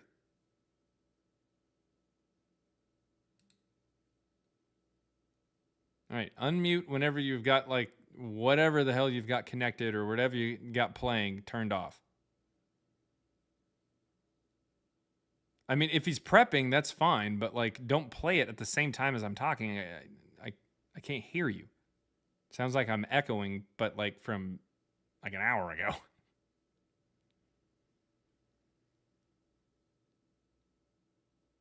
That is. Can you hear me now? Hello, hello, Yeah. hello. You can hear me now? Yep. What you got? Okay, how you do? How you doing, bro? So, hey, I want to say I agree with you. Jesus and Paul, Mr. Paul. Everybody always wants to quote Paul. It's so funny. They claim they know the gospel and they claim they know the Most High Father, Yahuwah, but they don't know him because they start quoting Paul, which was supposed to be a murderer in the first place. So he was a murderer, and people were trying to spread the gospel, and you're quoting an ex-murderer. It's weird when people use Paul's letters to preach the gospel to me. Why would you use Paul's letters over Christ's letters? And then you keep asking, where's the evidence of Jesus Christ? Christ's Really? letters? No, well, the Bible and Christ's words, the words that are written in red, the words of Jesus in the Bible. You look like How you did don't you know that they got them? Correct. Well, I'm just saying. I was just making a point. So I don't believe in Paul. So I'm with you on that. You believe I'm in agreement Paul, with like, you. okay. All right. I'm in agreement with you on that. Yeah, like Paul is And like, what bro, about Jesus? he's a suspect. Now here about Jesus. I'm in agreement with you about Jesus too, because Jesus, what was Jesus's name before the J was created in the 1600s? That doesn't matter. What's the No, evidence no, that I'm he just existed? asking you. I'm just asking you. What was his name before the J was created? Isu. Isu? Mm-hmm. Okay, so Isu that's an Arabic translation. Am I correct? No, that's Isa. Okay, so what is Isu? What That would be what translation you'd is that? find in the Greek, which is what the New Testament wrote in. Right. So yeah, so the whole thing of Greek and this and it's Latin and it's Greek and this. Let's just go back to the original scripts, which were Hebrew. No. Okay, and the original script said that Yahusha No. came that Yahuwah and Yahusha came. What do you mean no? That's What do you not mean, no? what the New Testament was written in. No, I'm not talking about the New Testament. The New Testament sucks because the New Testament there's is nothing else that's written in Hebrew initially that says Yahushua came. That's not a thing. What do you mean? Nothing that talks about the Jesus of the New Testament is written Well, the in whole Hebrew thing first. is the whole thing is this. This is the rabbit hole. Jesus is actually Zeus. Have you heard that? Jesus in Spanish. Jesus. Yeah, maybe Jesus, from Jesus. like really stupid people who like try to make Yeah, that really. claim. Really stupid pagan people that ruined this whole fucking earth. Yeah. No, those people. really stupid people think that Jesus is how you pronounce Jesus' name and that it has any connection with Zeus. That's really stupid. Bro, Jesus means hell Zeus. You can Google it right now. That's really dumb. Bro, you've never heard that in your life. I've heard it, yes, from absolute morons on TikTok, usually black Okay, Hebrew bro, Israelites. don't you know that Zeus is the only god that no one is mentioning? Because you're over there acting extra super smart and you're being like disrespectful no reason. I didn't call in the disrespect. Oh no, well, I'm not saying that you're stupid unless you think that Jesus means hail Zeus, in which case you're a fucking moron. Bro, listen, it even says Jesus. No, it doesn't. Zeus. Listen, in Spanish they call him Jesus. Cool. What are you Is talking it written about? in Spanish? Bro, it doesn't matter. Is it what written in Spanish? There's a lot of Is it Spanish written people in that- Spanish? Yeah, there's a bunch Sweet. of Spanish You services think every that the day. New Testament was originally written in Spanish? Man, I'm just telling you, Jesus is not the Son of God. Well, that's what I'm really trying to tell stupid. you. I don't care about whether or not you pronounce it Jesus or not, because that's not how it was pronounced initially. It was Isu at best, and that's even if you spell it out because they use the nomina sacra in Why do you Greek. think they say hallelujah? Why do you think they say hallelujah? I don't give two flying fucks why they say hallelujah. All praise Whether or to not Yah. Jesus existed, and I'm going to use the colloquial term Jesus because you know exactly who I'm talking about. What is your Jesus, evidence that that person existed? Jesus did not exist. Yahusha Awesome. existed. And Okay, the evidence sweet. is the I don't Shroud give of Turin. two flying fucks. Okay, so what about the Shroud of Shroud Turin? of Turin? I want you to The take on Shroud of Turin is dated to the 1300s and does not depict something as a 3D object on a 2D plane. That's the problem. It's artwork. Oh, because he rolls through it, and then That doesn't make any sense. Then how did we get his back? How did you get his back? Yep. How did we get his back if he rose through it? Because his back rose through it as well. What do you mean? We all backwards? have no, forward. If he comes out of it, if he rises out of it, his back still has to pass through it. He's No, one we solid get an object. image. What do you think the Shroud of Turin looks like? It looks like a piece of cloth that was wrapped around the Savior What that do, came here what do to you set see? us free What from do you sin. Is see what on it the looks Shroud like. of What are you Turin? talking about? Do you see Jesus's back on it, or do you see Jesus's front, or do you see both? I didn't see the back of the cloth. I seen No, the no, no, no, front no, of the no. I cloth. didn't ask the back of the cloth.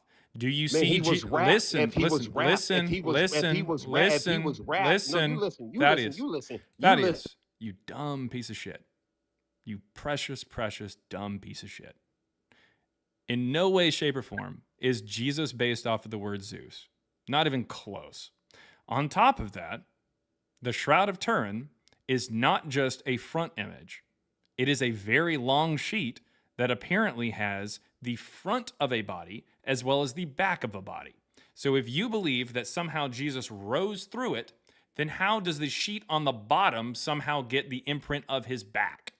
That doesn't make any sense. You didn't know that because you don't know what the real Shroud of Turin looks like. You've never seen the full image.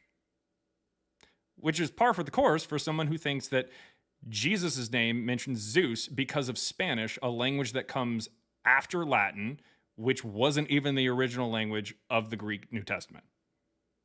So, yeah, it kind of seems that you just kind of get half of the information and just kind of go from there, which is par for the course for a lot of Black Hebrew Israelites. And if you're not a BHI, you're one of those crazy BHI, Haile Selassie, just numbskulls.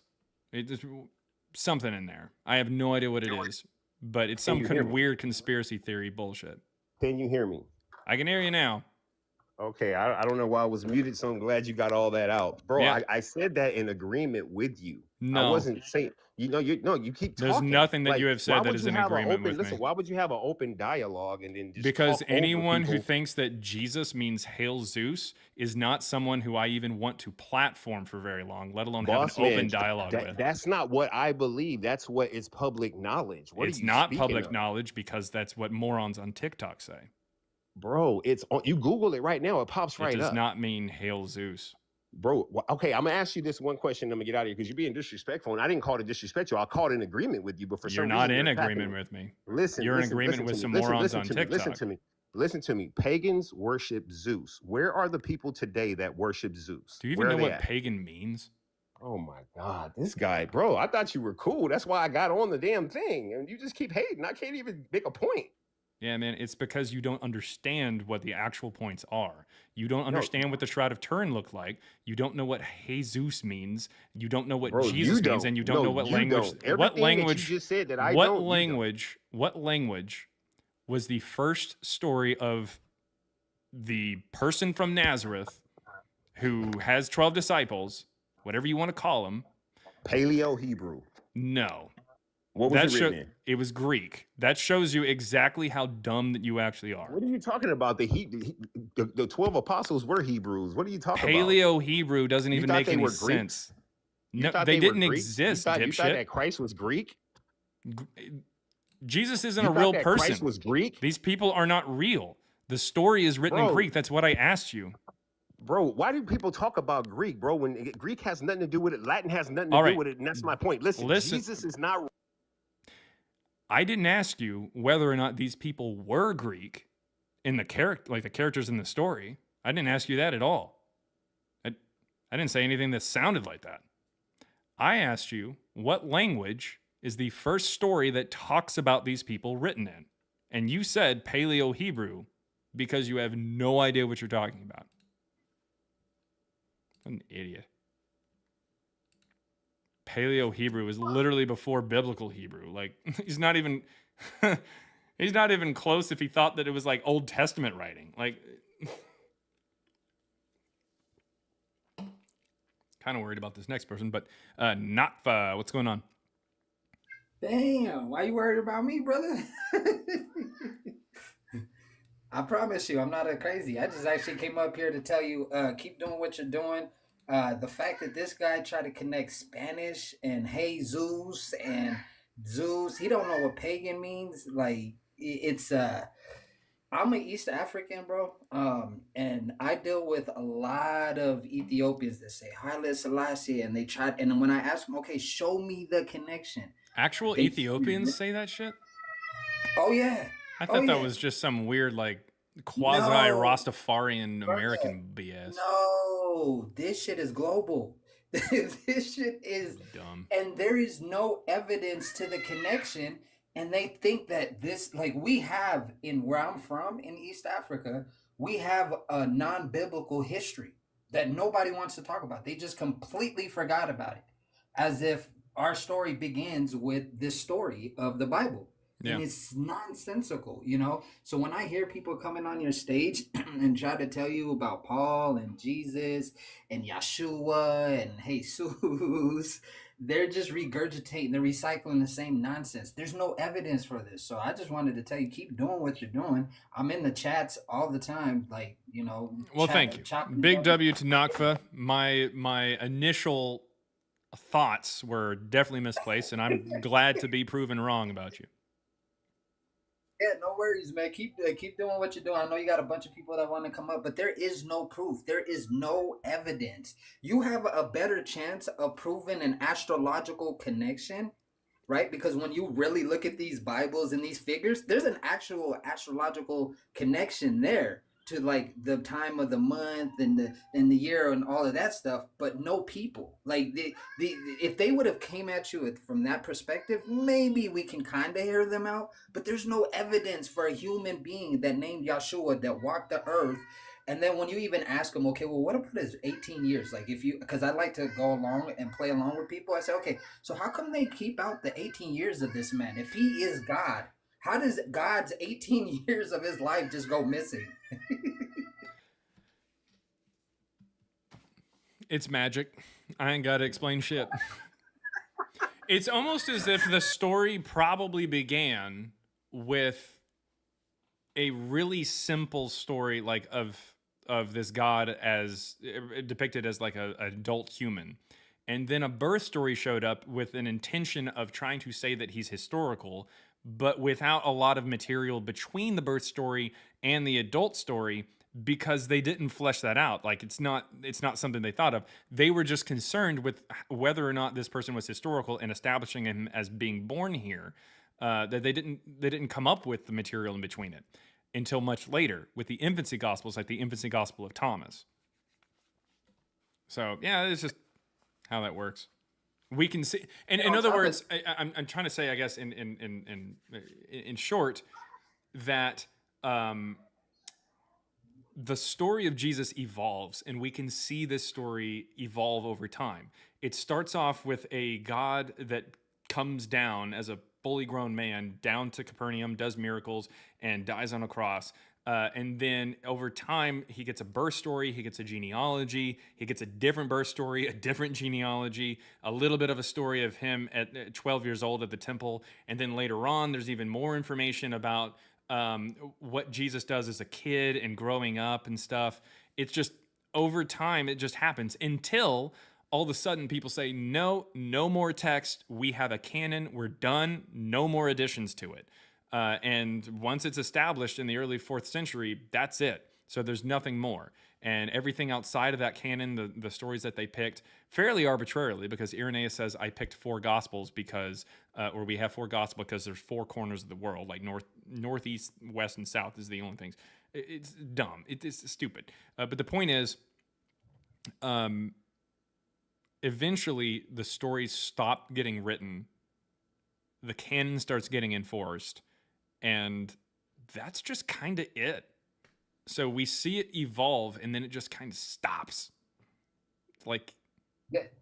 Not only just that though, how come they haven't thought about the fact that if this man is God and he created everything, why don't we see the story in Mexico, in South America, in any other part of the world? You created all of this, but it only happens in a specific. I've got some good news for you here.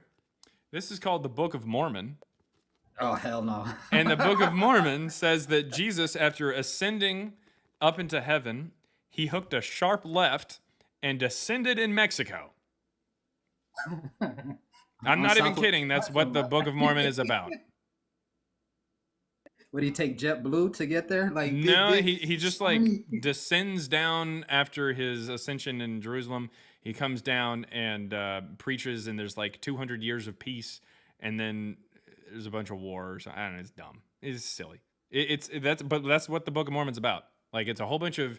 They believe that the Native Americans were nothing more than just Jews that came over from the Middle East by way of the Atlantic Ocean in a tree trunk submarine. I'm not even kidding. And then they show up. They're descendants of the Native Americans, and Jesus came down and ushered in 200 years of peace. And then they had this big battle, and then the bad side beat the good side, which is why if you go to the Native Americans and ask them questions about Jesus, they will say they don't understand, is because the bad side won. And I've actually had a conversation with Mormons because it's kind of racist when you actually go into it. Because it's very racist. Program. Yeah, there's a 12-step program, and they literally told me to my face that because I'm melanated or black, that I'm not gonna make it. And I'm like, well, so why are you wasting my time first and foremost? And then how could God be racist? Yeah. Yeah. Why are you talking to me? Were you trying to convert me to your racist code? Yeah, it tries to say that basically the skin of people who don't accept Jesus gets darker, and the skin of people who accept Jesus gets lighter. But they can't explain that whenever black people become Mormon, that their skin color doesn't change. They don't can't explain that. So, oops. All right, man. Honestly, I'm one of your biggest fans. I'm gonna get off of here. Keep doing what you're doing. I bought the book. I'm a huge supporter. So yeah, man. Much love, bro. Peace. Yeah, but please, for the love of Darwin, do not refer to yourself as a fan. I don't have fans. I have friends. And yeah, also, I don't have friends. I got family. That's how it works. I know. Real quick too. That shit was so disrespectful. Was it yesterday or the day before, where the guy tried to like call you out for something, and you're like, "Wait a minute, I'm African American." Oh I'm yeah. Something. Yeah. He said that. Yeah, it's happened before on the live where people will come in and be like, "Oh, you're not black enough," or something like that, or "You're not black passing," or whatever. I'm like, I don't know what to tell you, man. Like, okay, cool. Well, sorry. Well, I guess, and I get it. A lot of people will come on and think that I'm Hispanic or think that I'm Indian or something like that. And I'm like, I can't help that. I can't help people's perception. But no, not Hispanic. So just play along with it, though. It's funnier when you play along with the ignorance, just to see how far they're willing to go. Yeah, sometimes. No worries, though, bro. I'm gonna let you go. I'll be in the chat, man. Have a good one, fam. All right. Thank you. That was Nakfa, everybody. Angelo, music artist over on TikTok, says, "You look atheist." Motherfucker, you look atheist. Anyways, so taking a quick look over at the YouTube Super Chats. We got $2 from Let Me Tell You Something. It says Annals book 15 chapter 44, Annals 15:44. Yes, so Tacitus is what you're talking about. So Tacitus is interpolated as well. We don't know who did the interpolation, but we can tell that it happened sometime between the beginning of the 3rd century when Tertullian alludes to Tacitus but doesn't mention anything about the Jesus reference, just the other things around it. And then the early 5th century when Sepulus Severus, a Christian, decides to quote it. We don't know who actually puts it in there, but it's par for the course for the 4th century because that's when we get like the addition to Josephus. So it's around the 4th century that we start getting these interpolations, these made up quotes from historians to make it seem like Jesus actually existed. But it also mentions questions, which is something that dates to like the 1st century BCE or potentially into that time. So pretty bad. $1.99 from Hardwork8395 says, "I, Jaron, affirm how much I love reading this." Hardwork8395 has me saying some shit. No. It's just saying, has me saying some weird stuff.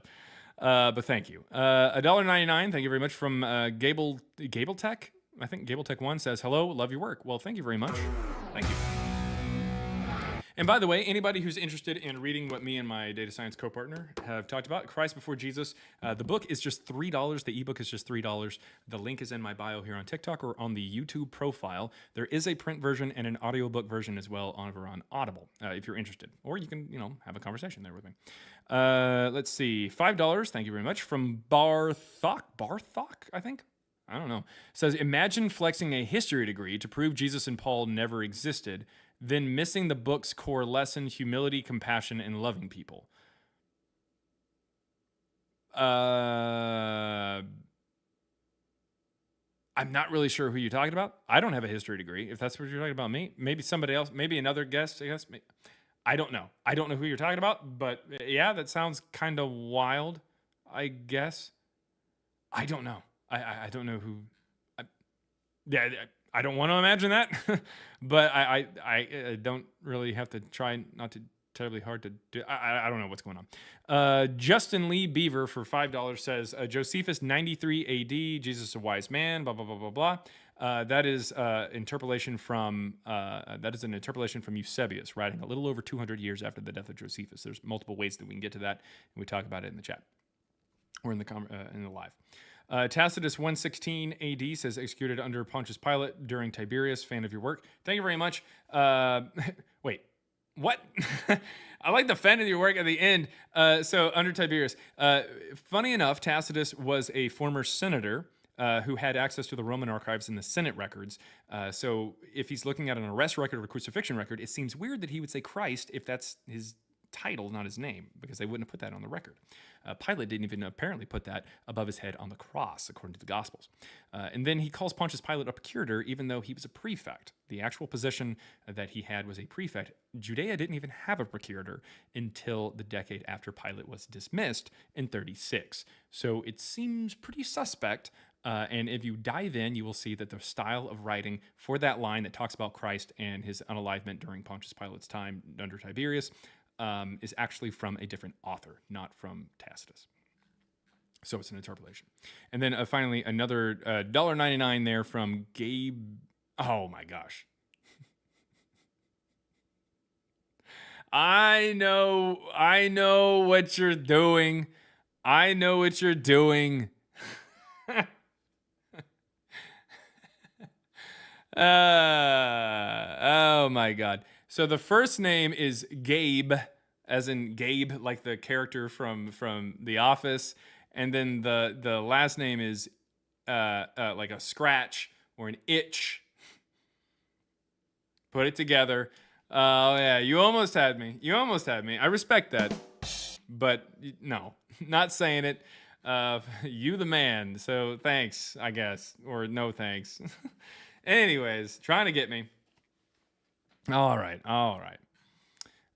Thank you to Chaos Reality there. Okay, let's try to get some other guests here before hopping off before too terribly long. Jesus loves... Why are you writing it like that with an apostrophe?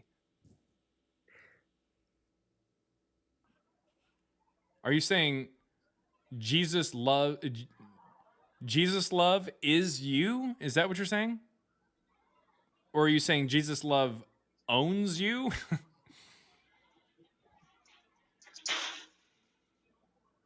Jesus, you there? Yeah, I'm talking to you. Oh, sorry. I'm Matthew Prinsloo. I just made an account. 1 second. Keep going. This is an account from when I was like very young. So I just downloaded the app so I can talk to you. Oh, okay. Yeah. Well, what you got, man? Oh, you're Matthew Prince. Oh, okay. That's who you are. Okay. Wait, yeah, what you got, man? And thank you for the super chats there from South Africa. Yeah. I forgot what I wanted to say. But anyways. Ek doe geen wat. Ja, ek's reg. Sorry. No worries. What you got, man? Oh, sorry, it's just my dad. Yeah, no worries. Like, what you got for the topic? Okay. Mm-hmm. Wait. Let the other guy speak, ne? And then I will come back to you. Okay. Just think. I'll just remember. I forgot it. Not a problem. Not a problem. Okay, I'm going to put you on mute there. I'll send you the invite, or you can unmute whenever you're ready there. But we're going to move on to Electric Lamb Fitness. Electric Lamb. Electric Lamb. You there?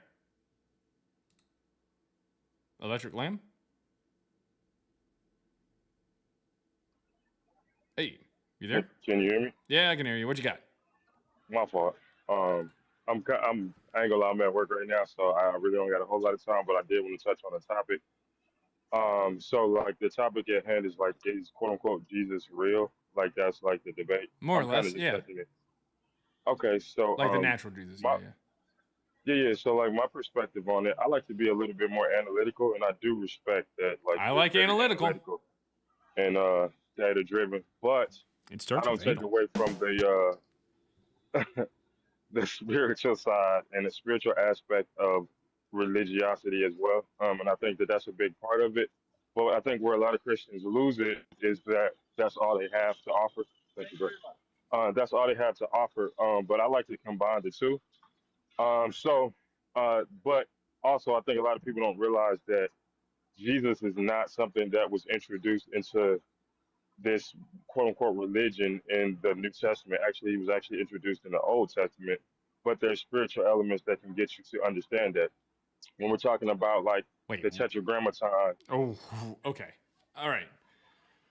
like Okay, yeah, man. we all over the place a little bit. But Yeah. I'm gonna make it Yeah. succinct as possible. We're talking about the This tetragrammaton. doesn't sound when you talk- analytical anymore. This sounds theological. well, Or almost well, it philosophical. could be. Well, not really, because regardless to if you think about it, like however you want to think about it, it's not philosophical. There's a tetragrammaton that was found in ancient manuscripts, which was Yod He Vav He, or some people would say Yah He. Can you agree with me on that? Yeah, cool. Yeah, what does that have to do with whether or not Jesus existed? Right, because if you look at those actual characters in Paleo Hebrew, you see the characters for a character that shows displays something that regards to behold. And then if you look at it and you transcribe it to the yod, and it's actually a nail. And then you also have behold, and you also have hand. No. So like when you look at those different things, yes, No, absolutely that's, you do. No. So you can cross reference. No, get it on the dude, screen. that's Get it on the silly. screen. That's Get it on the silly. screen. No. Get it Do on you the have screen, any brother. evidence that Jesus like actually? You fact check. Do you have any evidence that Jesus actually existed, man?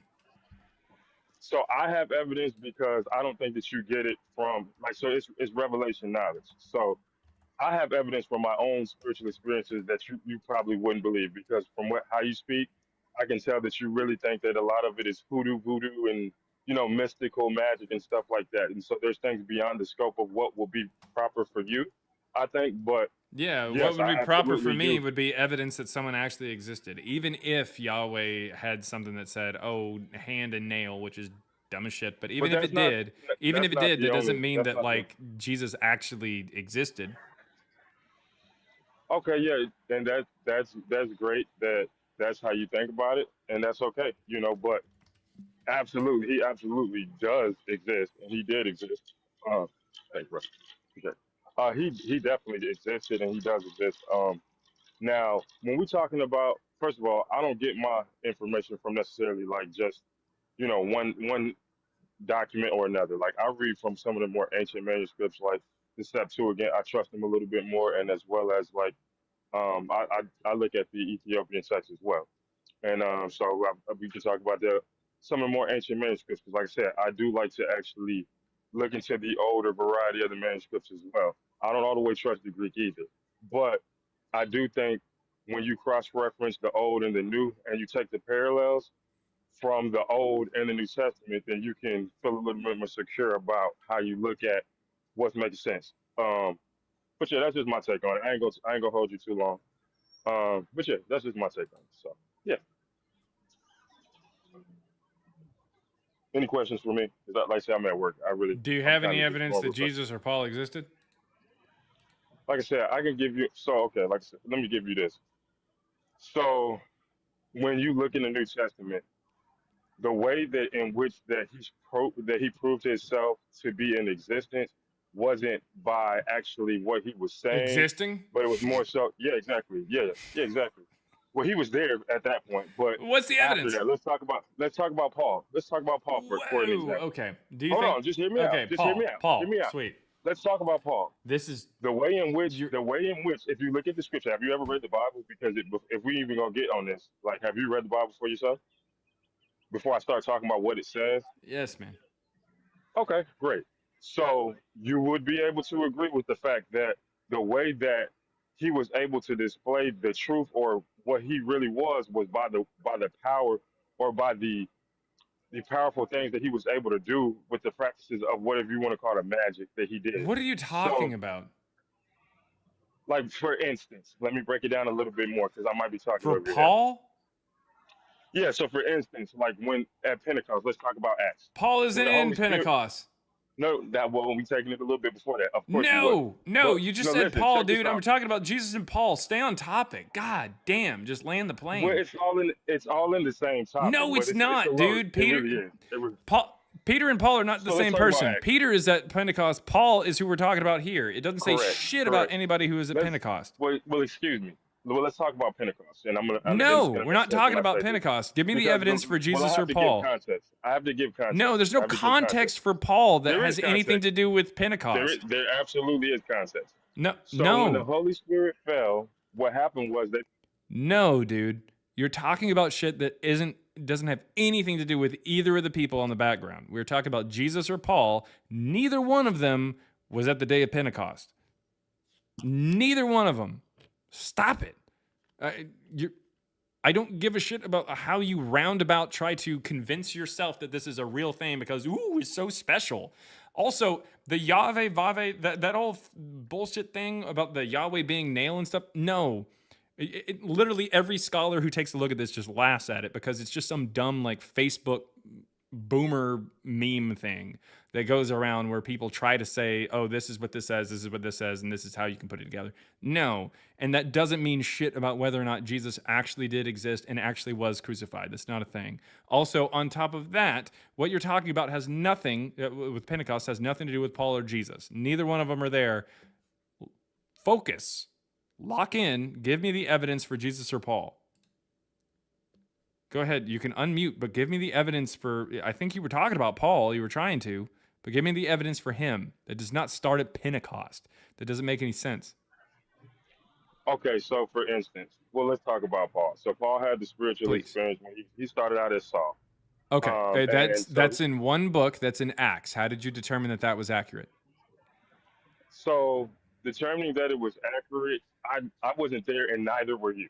Cool. So how did you determine that it was accurate? Hold on. Let me say something because you like to say like, "Oh, were you there?" And I didn't ask, but, were bro, you there? At the end of the day, I didn't any ask, book were that you you there? have that you've learned from is secondhand information. Awesome. irregardless. So you're the one who's So, making the claim that his your- name was your Saul point first. How did really you establish isn't that any was stronger accurate? than anybody else's. Sweet. So, like, How you did you really have to establish stay that the on- claim that like, he you used to have be to be Saul was consistent. accurate? Okay, so how do you believe that anything is accurate from some knowledge that you weren't there to actually witness? You explain Okay. that to me. Would you like to go ahead and just toss all of human history out, including Jesus and Paul? I would not. Absolutely Okay. would not. Then don't Exactly, bring up this. exactly. So, but- Then don't but bring that up the doesn't make slippery your slope opinion argument weigh because that's any not what more I'm than saying. Anybody else's. Sweet. I'm not saying let's just toss it all out. I don't want to throw it out. You don't either. So stop bringing up the slippery slope argument. What I am saying is that there is only one book that is not from Paul that says that his name used to be something else. How did you determine that that was actually the case? How did you determine it's talking about him in a historical sense, like in a way that is historically accurate? How did you determine that?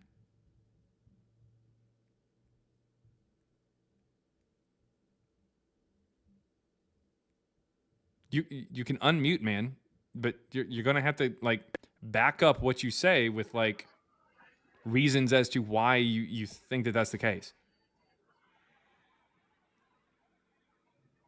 Yeah, that's funny. The comments are funny. So check it out. Like I said, bro, what I'm saying is all we have is secondhand information. The books that you read, that you hold dear Are to you sure it's is secondhand information? Like, I okay, mean, cool. like So I said, it has to resonate with you. awesome. So your what logic is the whatever evidence? resonates with your Okay, means of sweet. reason Then might what be is the different than mine. evidence that that secondhand information is actually accurate? It has to be succinct. It has to go with the prior information. And it What has to prior line up information sequence. said that his name was So, Shaul? And so you want to stay on Paul, but it's so much bigger than the That's scope because of you said Paul. let's talk about Like Paul. when I said what you, as soon as I say something about Paul, you try to change We're the subject trying and to move the talk about the goalpost to something guy. different. So what is the evidence that his name used to be Shaul? The information in the book said his name was Saul first, did it not? In what book? That's Just all the one information book that in I have. Acts? Acts. Okay, that's Correct. the only one. How did you determine that to be historically reliable? What I determine to be historically reliable is what lines up with what I hold true to be Oh, scripture okay. from So in other ancient words, manuscripts. as long as you like it, it's So historically reliable. no, it's not. No, as Yeah, long you as just I said it. like You it. said As, what I determine to be that's historically not what I reliable said, is but okay. something that lines up with what I believe. So in other words, as long No, as no, you no. already buy Which, into it, no, it's no, no, historically no, no, accurate. no, no, no, no. I didn't say with what I believe. Okay. I said with what has already been written historically There's prior nothing that to has been that, okay. There's and nothing if it's in historically alignment written with that. before Acts. Nothing before or after Acts is a I book that mean, says his these name little used to be parts of Saul. it.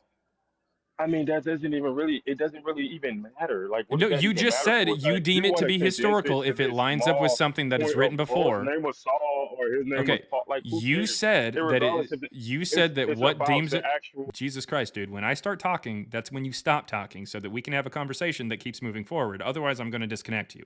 You said something that was incredibly asinine. The idea that in order for it to be historical in your mind or in your view, it needs to line up with something that had been written prior. But we don't have anything outside of Acts that says his name used to be Saul. So where are you getting that? How did you establish it to be historical using your logic?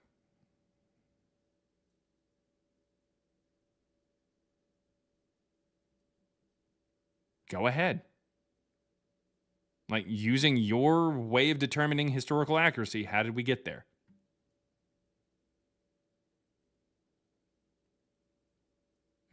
You got to be able to unmute, man. I don't know if you're in the car or what you're doing, but you got to be able to unmute. Okay. Okay, what's your name, brother? What's your name? I'm sorry, Jorkab. I don't. This is my first time. Jorkaman. Sure. One more time. Yep. Okay, whatever. Jorkaman. That's like somebody writing, this dude name is Jorkaman. That could be a literal fact, but just Okay. because Yeah, one person wrote it, sweet. hold on, hear me out. Stop talking. Give me the If one evidence for person, how if you one know person that wrote his it, it's name not used to true be just because Saul. only one person wrote it. Your name is still Jackaman, or whatever your name is. Like that Sweet. doesn't make So any sense how to me. did So if how that's did your you point, and establish if that that's it how was you read historically through things, accurate that I'm just gonna Paul's let it name go used to because be it's not. It's Saul? just it's insanity. But okay, I'm okay with that. So I How mean, did you I'm establish not gonna it? keep on talking in circles. I just told you I had one reference, Uh-huh. and I just chose to believe the reference that I had. There it is. Thank you. Okay.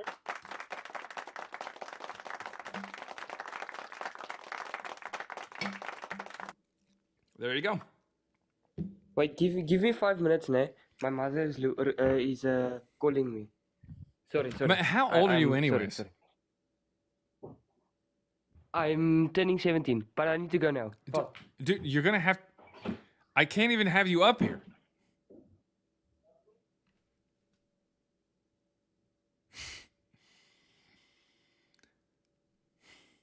And then he runs away. What do I do, guys? Do we... do we... All right.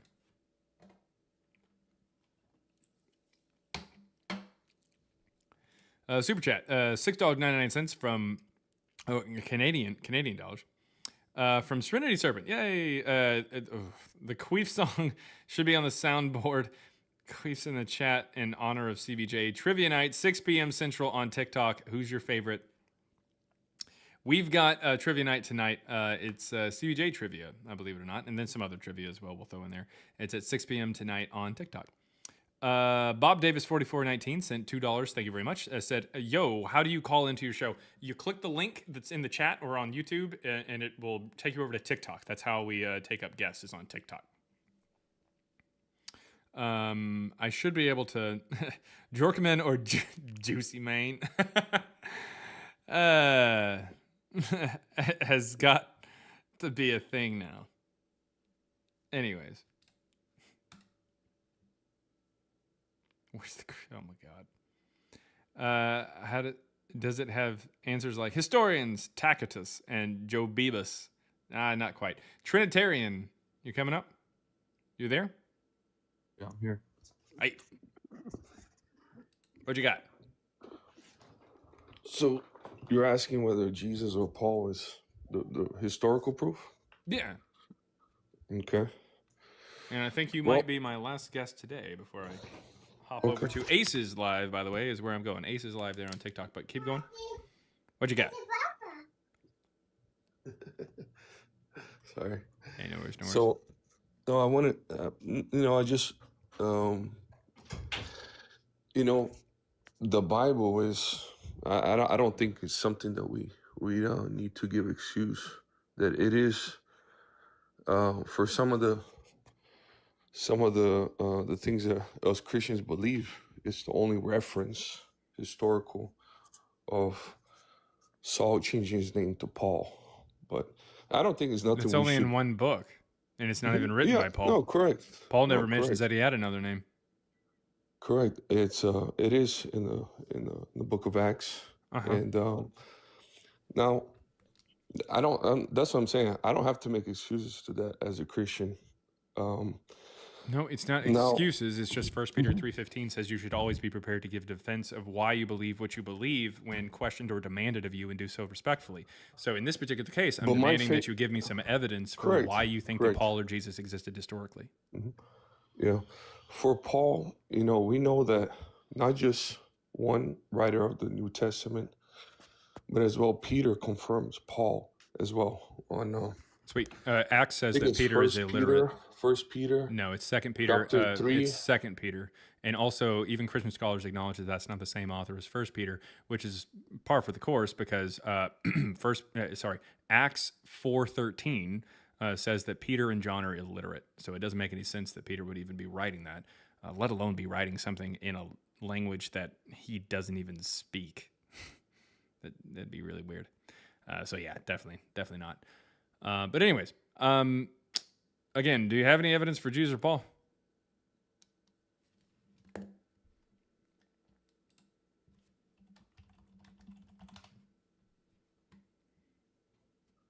Can you hear me? Yep, I can hear you now. I can't hear you whenever you hop off the app. Okay. No, I wanted to mention that Second Peter, chapter 3:15-16. Peter I'd like to affirms mention Paul. Acts 4:13 that says that he can't write. Peter affirms Paul as well. I don't give a shit. Acts says that he can't write. Read that verse. All right. Acts 4:13. As they looked on Peter and John, so fearlessly outspoken, and also discovered that they were illiterate persons, untrained in the schools, they were surprised, and now they recognize them as having been with Jesus. Leading scholars on this topic say that Peter probably couldn't even write at all, let alone written 1 Peter, and definitely didn't write 2 Peter. So, no. In fact, the dating of 2 Peter, even by like Christian scholars and stuff, is anywhere from 60 to 150. So the word illiterate means you can't read or write. That's what illiterate means. No, that's not what it means as a scholar. They were not religious scholars. That's what it means. No, it doesn't. The word is agrammatoi, and that means can't write. Now, do you believe the Apostle John, Mm-hmm. do you believe that he was illiterate? Yes, because Acts 4:13 says that he's doesn't make illiterate. sense. But no, that doesn't make It sense. does when you consider the fact that this is all a His made-up father. shit. Well, when you let me speak, I can. John's father? I'm willing to John's hear you. father? Is that what you said? You could speak, and then I'll speak. Whose father are you referring to? What I'm speaking about is the Apostle John, per historical context. Mm-hmm. He lived near, I believe it was Caiaphas, the high priest, because we know from the gospel, when he follows Jesus, when he's arrested, they recognize him and allow him through the gates. And per historical context, allow him through the John gates? even knew Greek. Correct. John even knew Greek. Where does it say that? Where? Where does it say that John knew Greek? This one, you have to study the culture on that time, Being someone able to that lived next speak to the it, high priest. being able to they speak it had is a they little were very different from being able wealthy. to write a They were religious very treatise in it. wealthy. They were very wealthy. John was? And for him to allow John yes, was the a apostle, fisherman in Galilee, not correct, Jerusalem. which they had a business, a fishing business. Sweet. That doesn't And require Peter that you had 3 write homes. in They were Greek. very stable. They were not No, there's that whole no thing that evidence they were that Peter illiterate. had 3 homes. Well, if Jesus went over the text with them, right? Wouldn't it make sense that they knew how to read? What text? When this is what I'm saying. You're over here. What text are you talking about? The only time that Jesus goes over a text is the only time. Yeah, you don't even. You're just adding shit to the Bible because you've never read it. The only text that Jesus ever reads from is Isaiah, and he doesn't go over it with the disciples. That's what you don't understand. What text does he go over with? When he's resurrected, he's going over the scriptures for 40 days, my friend, with them and saying the things that concern him regarding the law. So as long and the as I Psalms. accept the magic that he like resurrected, then this whole story just makes sense. That's how that works. Magic. So that being said, do you it's in the have any Bible, again? Do you have but you're any trying to evidence prove- that Peter or John even were able to write in Greek? I just told you the No, you context. didn't. You see, I have the only thing that you can Even say if Jesus is was that able they to didn't read exist. from Greek, But- which but we when I get give from you the historical context, Synoptic Gospels, in that the Jesus is cultural capable. context- Okay. Okay. So shut up. You don't know what you're talking about. You're just talking out of your ass. Now, from the Synoptic Gospels, we can tell that Jesus is apparently able to read from the Septuagint. All right. I don't know why he's capable of doing this. Doesn't make any sense, but nevertheless, he apparently does. It never says that the disciples were able to do this. In fact, again, in Acts 4:13, it says that they are illiterate. A grammatoi means without being able to write or without writing. That does not mean that you weren't a scholar. That just means you're not capable of reading or writing, which is exactly what the point is, because people were listening to them talk about Jesus and they're deciding whether or not they read this somewhere or if they actually like knew this person. And it says once they realized that they were incapable of reading or writing, they decided that they must have actually been with Jesus. All right, that's what that's saying. I don't know why they would need to determine whether or not they were scholars in order to figure out that they were with Jesus. That doesn't make any sense. That's what the passage is talking about. It seems like you didn't even really follow along with that or Yeah, aren't you took familiar out with a the story. context. Nope, I didn't. I'm literally going off of what it says. What they are talking about here is This whether guy or keeps not they muting me, knew bro. if yes, listen. Yeah, you keep whether muting me because yes, you- I do. I am muting you because you keep talking. All right? Now listen. In this text, it says, as they looked on Peter and John so fearlessly outspoken, in other words, they were talking about Jesus, and also discovered that they were illiterate persons untrained in the schools, they were surprised, and now they recognized them as having been with Jesus, because they were talking about Jesus, and they're trying to figure out whether or not these people had actually been there, like been with Jesus or not. And the fact that they are illiterate means that they definitely didn't read this anywhere. That's what it's trying to say. They didn't get this from anywhere. Why would a scholar somehow know about Jesus? That doesn't make any sense. Like, if they were trying to figure out whether or not they were scholars, how would that help explain how they know about Jesus? They're trying to figure out whether or not these people are able to read or write, which means that their story is not based off of someone else, it's based off of them. That's what it's trying to say there. That being a scholar wouldn't apply in this situation. Being able to read or write would. So when it uses a grammatoi, it's not talking about whether or not they're scholars, it's talking about whether or not they're illiterate. So the fact that it says they're illiterate in Acts, you've either got to dismiss that, or you have to dismiss, well, anything that you think is actually written by Peter or John. Now, I'd also like to point out that nowhere in there does it actually say anything about like being written by John in like the Gospel of John or anything like that. So that's kind of silly anyways. But yeah, no. Sorry. That dog won't hunt. All right. So I already told you what the context was. The context of what? It's that they're not religious. They're not Pharisees. They're not Sadducees to be trained in the scripture. This is what the context is of using illiteracy. But I wanted to show you match. I wanted to connect this into Luke 24, verse 44. Cool. So I'm not going to accept any magic claims. We're trying to figure out whether or not someone existed in history, whether or not a magic person because you existed. said per the gospel they were illiterate, so I want to show you that they're not illiterate. Cool. Well, in order for us to use Luke 24 as some kind of real story, you're going to have to appeal to the magic that happens, and I'm not going to accept the magic unless you try to explain that this person actually walked on this planet. Yeah.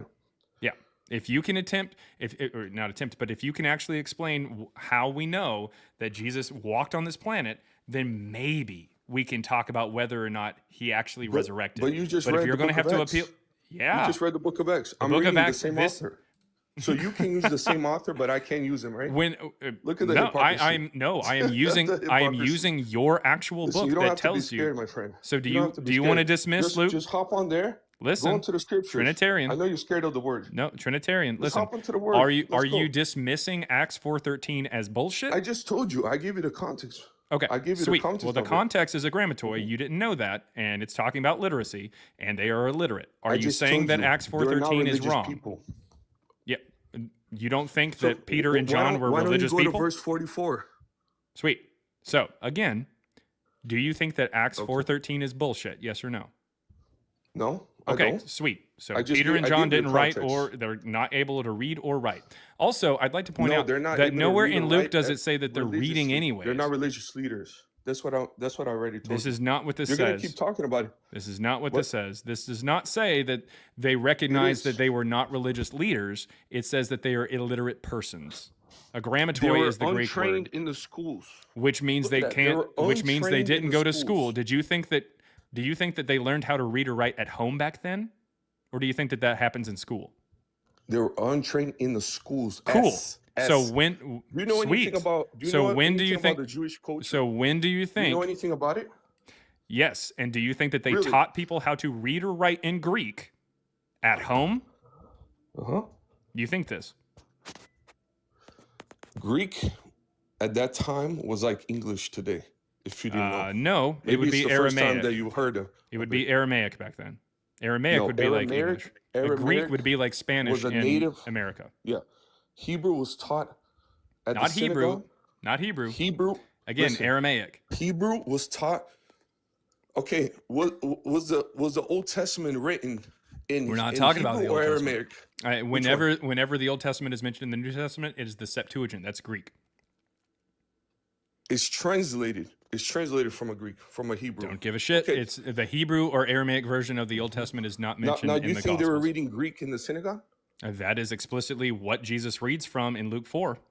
Do you think so? Jesus was reading Greek in the synagogue.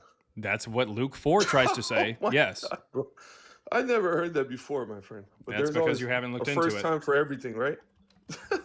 You tell Jesus was speaking Greek in the synagogue. You got to be kidding me. Okay.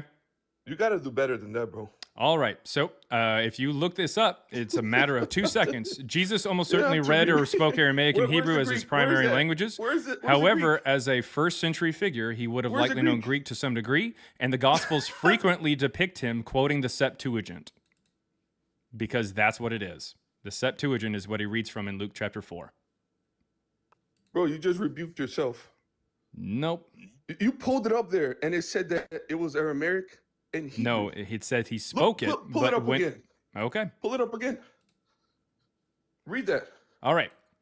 However, as a first century figure, No, he read would the first one. Jesus he almost spoke certainly certain read or spoke Aramaic or Hebrew as his primary as a languages. primary language. Yes, because again, Aramaic is the primary, not Greek like you were trying to say. However, as a first century figure, he would have likely known Greek to some degree, and the Gospels frequently depict him quoting the Septuagint. So find a synagogue that would agree with you that a Jewish in the first century would be reading Greek in the Judea area in the synagogue. Have you ever even met a Jewish person before? All right, Have cool. you? So do you have any evidence for Jesus or Paul, or would you like for me to go but ahead and why? disconnect you? But my friend, why are you trying to run away? I'm not trying to when run. I I'm trying to ask keep you questions? on topic. We're not I talking sent about you my to friends Luke. here. I sent you to Luke 24, 44. Mhm. You don't want to read it. You're scared Yeah, of reading it. because in no way, shape, or form does it But say you're- that they you're are actually reading. quoting Luke on Listen, Acts. listen. If you are accepting the author of Luke and Acts, then they are illiterate. So unfortunately, them talking about somebody after in the schools with an S, which it's is talking where about, where would you it's go to talking learn about how to read synagogue. Greek? Where would you learn this? What is it? You would go to school. That's how that works. Anyways, thank you very much for coming up. I'm going to go ahead and move on to somebody else. Well, actually, no, I'm actually going to hop off here. But wanted to get to the last super chats over there. We've got $5 from Bob Davis 4419 says Christians have excruciatingly low rigor and then back it up with ego driven by insecurity. Yep, that's how that works. Yeah, unfortunately, we have to deal with that kind of shit. $10 from Matthew Molkeen. Oh, yeah, from yesterday. It says, sent you Gmail earlier today. I need to check that. Gemini has overnight changed search results for Shroud of Turin marine worm DNA yesterday, so no hit. Today it pops up. Oh, well, yeah, that's just kind of how that works, I guess. Yeah, thanks for the info. Yep. There are pieces of apparently the DNA of a marine worm that lives off the coast of Canada. Thanks a lot, Lady Huggy and Joel Reed's Bible, and Nicholas Graves, and all you other Canadian bitches. Anyways, so, the point is, that apparently lives off the coast of Canada, that got onto the Shroud of Turin. So it shows that like analyzing this thing is kind of futile, and at best it goes to the 1300s. So that's just kind of how it works. Anyways, yes, there's trivia night tonight. Yes, trivia night is tonight, and it's a fundraiser for my good friends Amadeus Almighty and Storm. And they're going through some time there for hospice for their son. And I also want to point out that I'm going to jump over into Aces Live really quick. Aces Live there on TikTok. Thank you to anybody and everybody who stuck around longer than 30 seconds. 35-second gang, rise up. And thank you to the people over on YouTube and the people on TikTok. Thank you very, very much. I couldn't do it without you guys. Big shout out to the mods as well. I will see you guys, I guess today's Friday, so I'll see you around, and I'll see you tonight on Trivia Night. We're playing Kahoot over on TikTok, so me and my wife will actually see you later tonight at 6 p.m. Central, and I'll see you on Aces Live, and then on Monday, back on this show. So if you want to come up, you can talk to me about Jesus or Paul on Monday about 9:30 or so is when I start in the morning. So peace out, Girl Scout. Put me down for some Thin Mints.